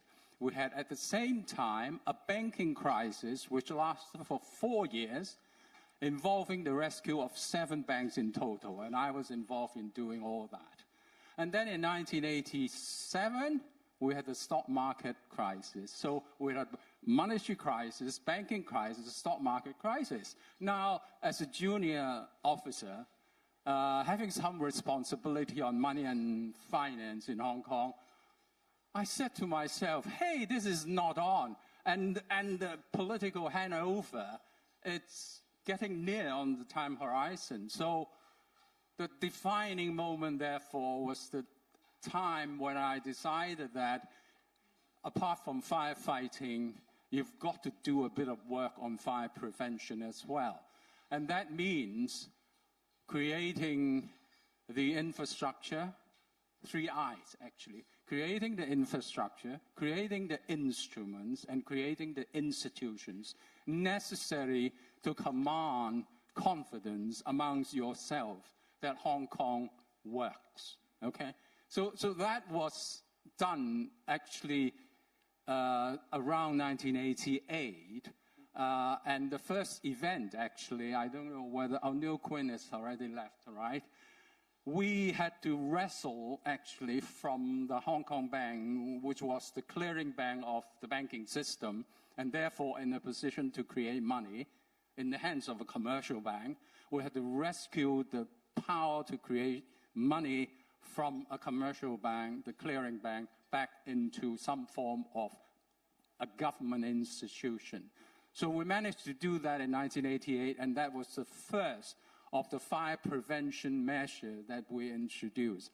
And then after that, of course, we were the first, among the first jurisdictions to introduce capital adequacy requirement in the banking system, et cetera, et cetera, et cetera. And until 93, time has matured for us to set up the Hong Kong Monetary Authority. You were right, we had to talk. We were in the colonial government, and because of the royal instructions and the letters patent, anything, any change in Hong Kong concerning the monetary and financial system, you have to go to Whitehall. And if we were to change something before 1997 that affects Hong Kong, after 1997, you have to go to Beijing. So I had to convince Whitehall, Beijing, and of course Hong Kong, the colonial government here in Hong Kong. That process was a long one and a painful one. But after, acquiring that power of control over money in 1988, we had established a bit of confidence, a bit of trust amongst the 3 sort of institutions. I had to go over to the Bank of England and in front of 7 or 8 people, including Eddie George, now sadly has passed away, and somebody called Tony Colby. I don't know whether anybody knows him. He's a very, very a knowledgeable technical person, and a number of others, including Ian Pendelate, I think. So I had to sit there in front of 7 or 8 of them and tell them that, hey, I want to do this, please give me support. So, that sort of moments, I suppose, would define the HKMA, but it lasted for 10 years, actually. It's a whole decade of hard work, switching from firefighting to fire prevention. Right. After the establishment of the HKMA, you were still confronted with many different crises. 4 years after, we've got the Asian financial crisis, and then there's this very famous market intervention into the stock market. And then, of course, we've got the global financial crisis, but in between, we've got SARS, we've got also the pandemic, we've got SARS. Pandemic is my era and not yours. We've got SARS. And every time when we go through all these crises, even when there was the handover of the sovereignty, there were always doomsayers saying that, hey, Hong Kong is dead, Hong Kong is doomed. And right now, we're actually also seeing some of these doomsayers coming back. And what do you think Hong Kong should do in response to that? And how in your experience for all those crises, how did we pull through? How did we stay strong? Yeah, I mentioned fire prevention work, and that is absolutely necessary. I mean, you have to get yourself prepared for eventualities of events that is probably beyond your imagination. So that period of hard-working fire prevention work actually helped us in 1997 when the Asian financial crisis broke. It broke in Thailand and not Hong Kong. On the 2nd of July 1997, one day after the handover, it broke. But it was not because of Hong Kong, but because of, Thailand. Although later on in 1998, they focused on the Hong Kong dollar and we had to fight a battle. Now, I mean, we have to be prepared. Now, risk management, contingency planning, and all that is very much part of the DNA of the HKMA, and I hope you have inherited that DNA. I've got it, don't worry. And so, at this point of time, when we are facing very complex geopolitical developments, and the doomsayers are all coming back, etc., I hope you'll be in a position to handle that. Because I'm actually quite confident that we in the HKMA, having worked together for so long, have got the Hong Kong monetary and financial systems as robust as it really can be. I'm actually very confident about that. But of course, we are going through a scenario change that we have not seen in a century, right? I mean, President Xi mentioned this. The geopolitics involved is very complex. What is likely to happen? I don't know. Let's hope that, the Vice Premier later this week going to Washington to meet up with Janet Yellen could produce something constructive. Because I don't really see the two largest economies in the world decoupling. And financial globalization has actually moved to a stage where you can't really step back. And the U.S. being the largest debt nation in the world cannot really be imposing financial sanctions in such a big way on the largest creditor nation in the world.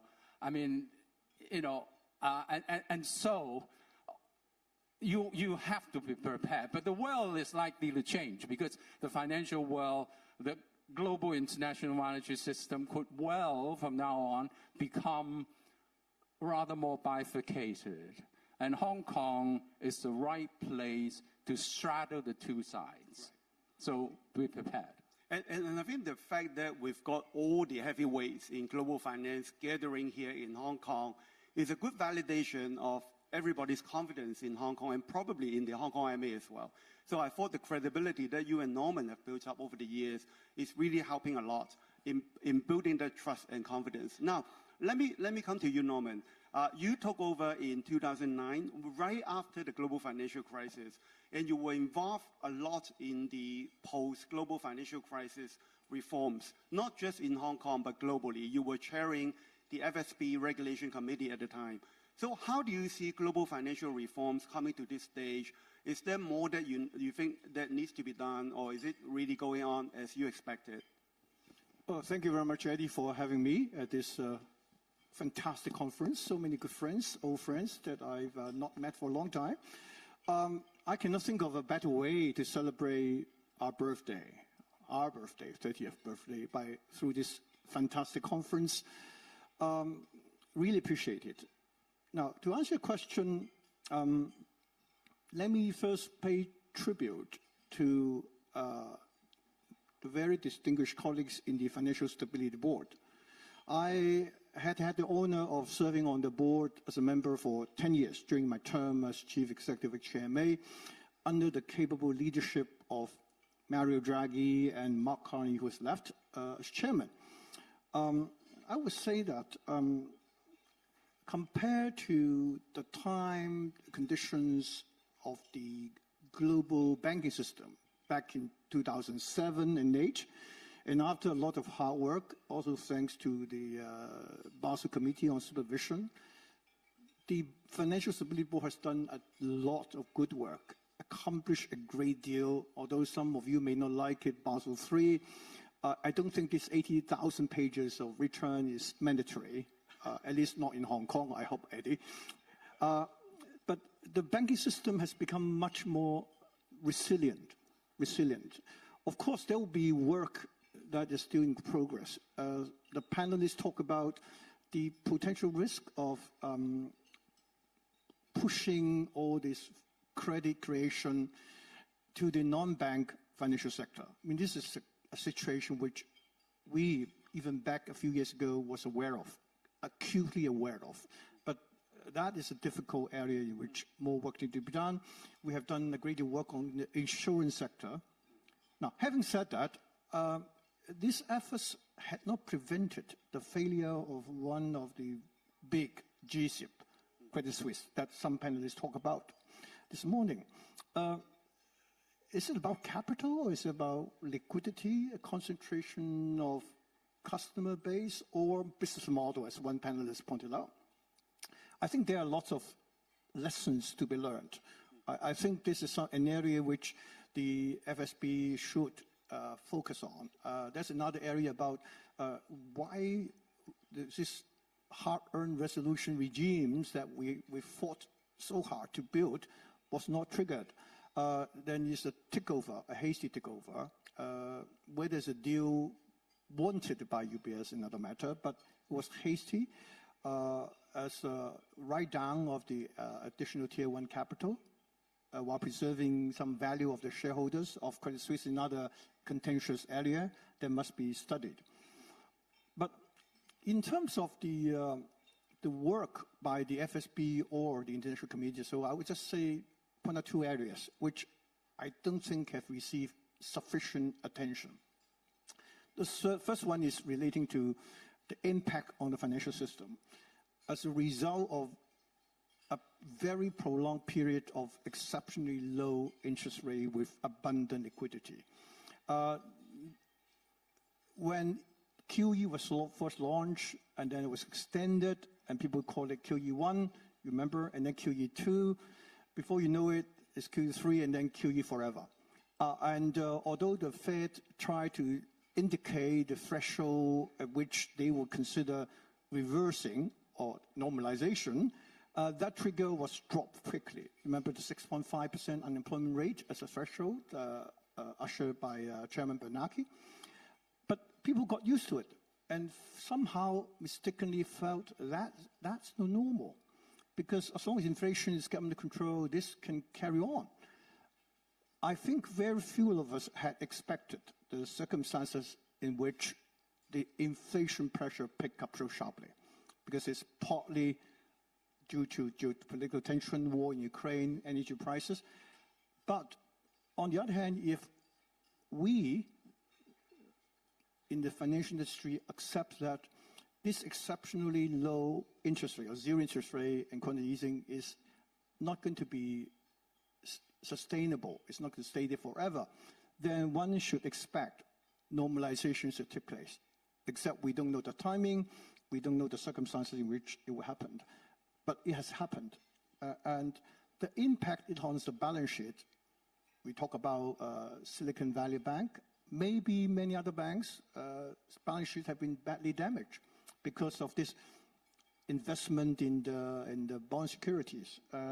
And also, I would say some pension funds, pension plans, they're under stress, like those in Japan, because rates have remained so low or even negative for such a long time. When the interest rate should pick up, hasn't really happened yet, that will have an impact. So I think more work needs to be done, I think, by the FSB on this interface or interaction between monetary policy and the financial system, financial stability. The second point, which I want to talk about, is something I hope it won't upset too many people, is I don't think sufficient discussion has taken place on the impact of prolonged zero interest rates on the society. In other words, put another way, is the effect of causing a widening of the gap between the haves and have-nots. Quantitative easing, accommodating monetary policy are designed to support economic activities. Through that, employment, no doubt about it. It was deployed during exceptional periods. We can understand that. But once you get used to it, you use it for too long, then it will have the effect, intended effect of supporting or inflating asset prices. What does that mean? That means the rich people, the haves, who owns the bulk of the assets, would get benefits. They get richer. At the same time, the ordinary people, ordinary folks, would feel poorer because the assets become more and more expensive in Hong Kong. Young couple with decent education, maybe working for Blackstone is an exception, find it hard to have the down payment to buy a small flat, and the parents have to intervene and chip in. That's a common phenomenon, not just in Hong Kong overall.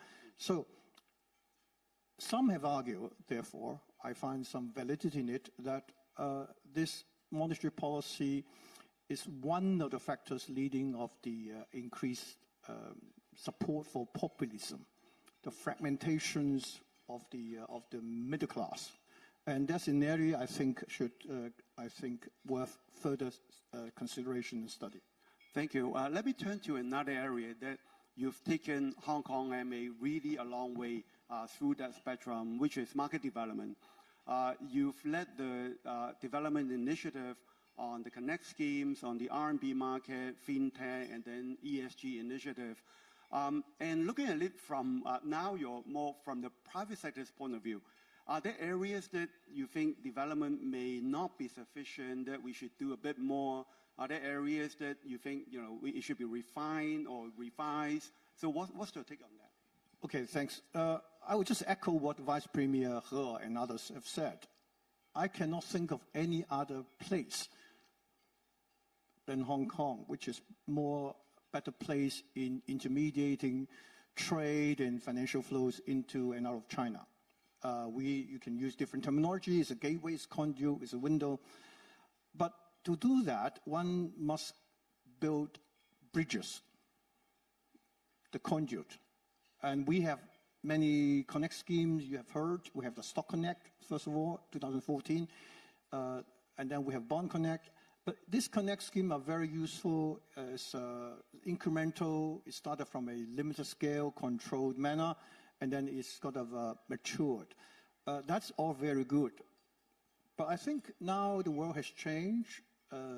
Its complexity in this paradigm shift that I think, in my view, we should speed up and expand the scope of these bridges. The Connect schemes, take for example the Greater Bay Area we just talked about. The Wealth Connect, the Wealth Management Connect is a great thing, but I think the scope is a bit too narrow. The amount, the maximum ceiling is also too low to make it user-friendly or attractive. So one should consider expanded it. Another way, I think I have advocated, I think so have Joseph, is that maybe we should take a bolder step in building a special bridge between Hong Kong and the Greater Bay Area. Because the Greater Bay Area, although it's big, it's just part of China. Therefore, we can afford to have some pilot scheme to see how it goes.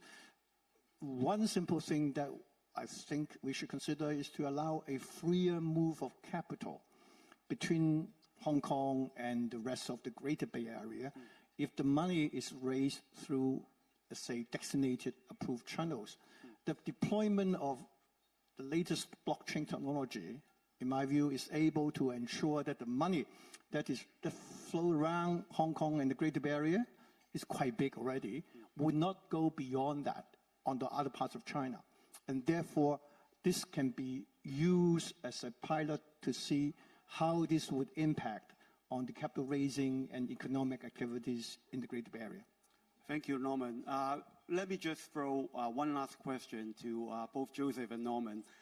In your 30 years in the HKMA, you've got loads of memories about the HKMA, the work here, the colleagues, the teams, the our friends and our partners, is there one or two really fond moments of memory that where it doesn't have to be fond, it could be good or bad, really lasting memories that you want to share with us through your 30 years here? I can tell you many, many of these. For example, after the intervention in 1998, Alan Greenspan sort of came out and said, hey, you're doing this sort of thing, it's not really good for your credibility, you know, being a little critical. But after a couple of years, he came to Hong Kong for a BIS meeting, and he pulled me aside and said, Joseph, perhaps you were right. Thank goodness. I mean, that was a vindication, all right? Another event, 2005, renminbi exchange rate reform. That was in July. You know what we did in May, 2 months before? We strengthened our system ahead of time, preempting any shock waves. That's the sort of thing. And 2008, you were there, all right? The triple bogey weekend of what? Merrill, Lehman, and AIG. We call it the triple bogey weekend.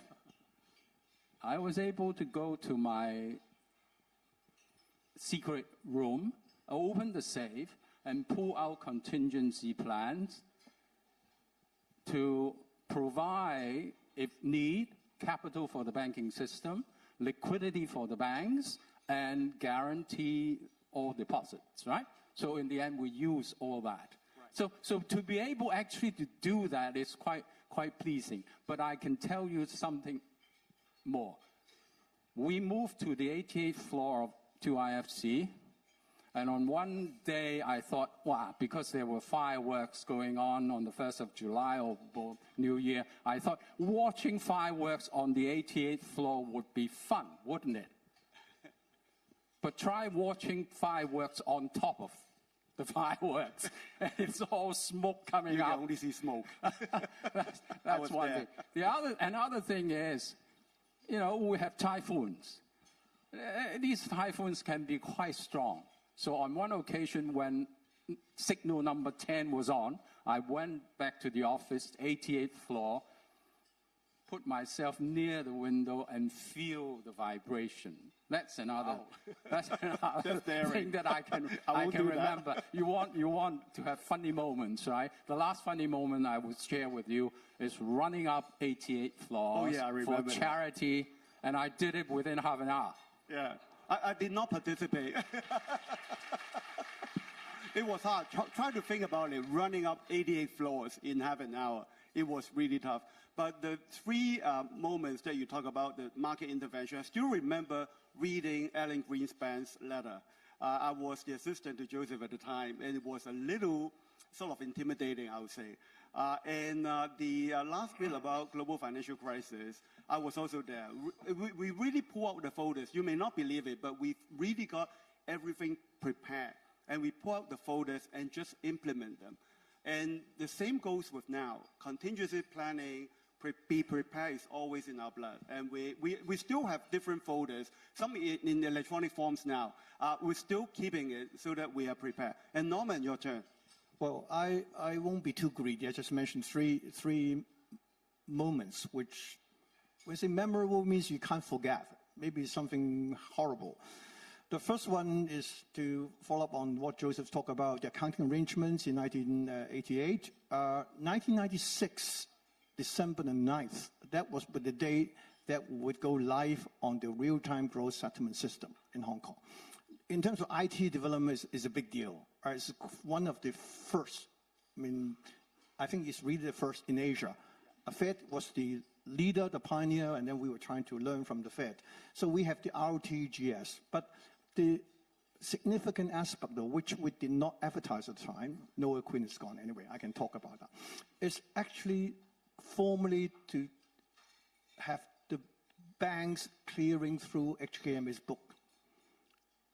RTGS is another sort of tech dimension that you can settle on gross basis, on real-time basis. Everybody does that now. But that was the first time we actually take over the book. So all the banks in Hong Kong clear through HKMA. But the thing is, before that, we tried so many, but there's still a few bugs left. We tried overnight to fix them. Except one, there's one bug that, Ed, you remember that? Yeah. We're trying so hard, and this didn't go away. It's about inquiry function, I'm bothered. But then my advisors told me, if this one doesn't work, you don't have a fallback. There's no plan B. And I was asked, how much was the daily turnover? They said, not a lot. It's 300 billion in Hong Kong at the time. It's much bigger now. So that was a very challenging time. I didn't know why I was able to sleep that night. So December the 9th. And we did it all in-house. Yeah, we did it. We constructed that. Yeah, but we have to give credit to HSBC helping us to revamp the software. But that was a great challenge. We passed through that. The other one was August 14, 1998, when we had to undertake this market intervention. It was unorthodox. It was have to be kept highly confidential. We could not consult widely, so just a few of us, the core. It's tremendous pressure. That was a day that I won't forget. The third one I'll mention quickly was 3 weeks after I took over from Joseph. That's the third week in October 2009. Because quantitative easing talk about it, it looks like the Fed is going to keep that policy for much longer rather than a kind of emergency step. With Hong Kong economy going strong, right, we thought interest rate going to be low for a long time, and there's strong demand for housing, property markets. So we think this is going to have overheating. And I didn't want to repeat what we experienced in 1997, this bursting of a huge property bubble.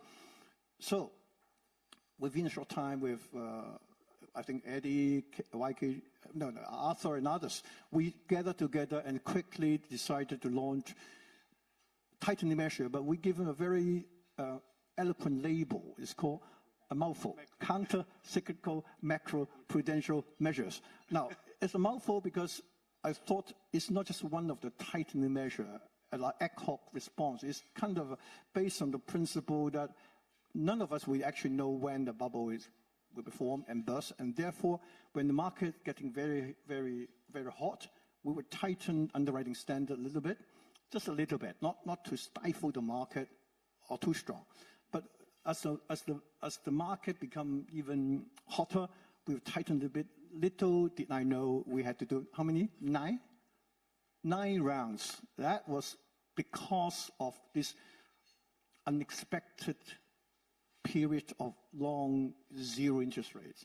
And therefore, funds keep on flowing to Hong Kong, in the Hong Kong dollar, and market become very buoyant. And I don't think I was a popular guy in town because I was hindering people's ability to buy properties. Every time I announce something, every round we raise the down payment requirement, people are not happy. But at the moment, I think we should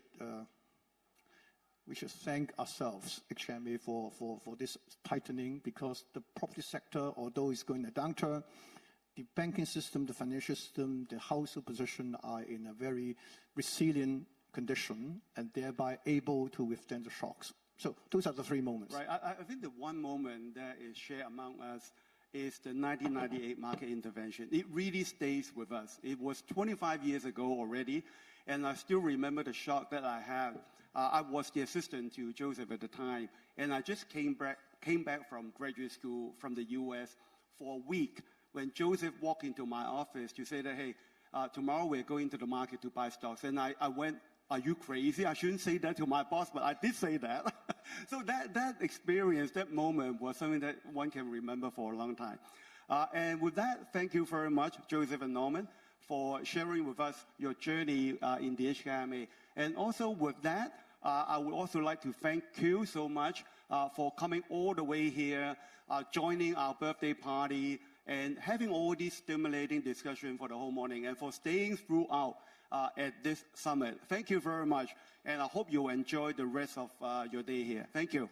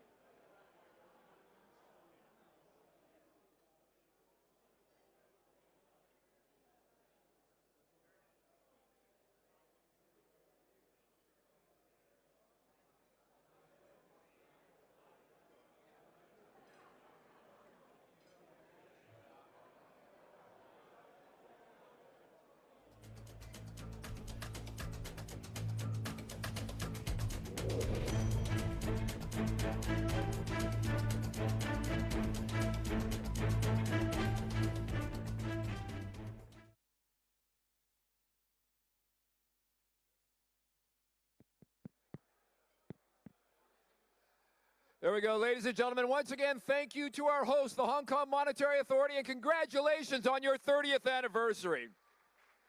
Thank you to all our speakers. Thank you to all of you for coming here. And when you go out those doors, the world will not be a less complex place, but for what you have learned here today, you will be better for it. Once again, I'm Andrew Work, and thank you for coming. Sayonara.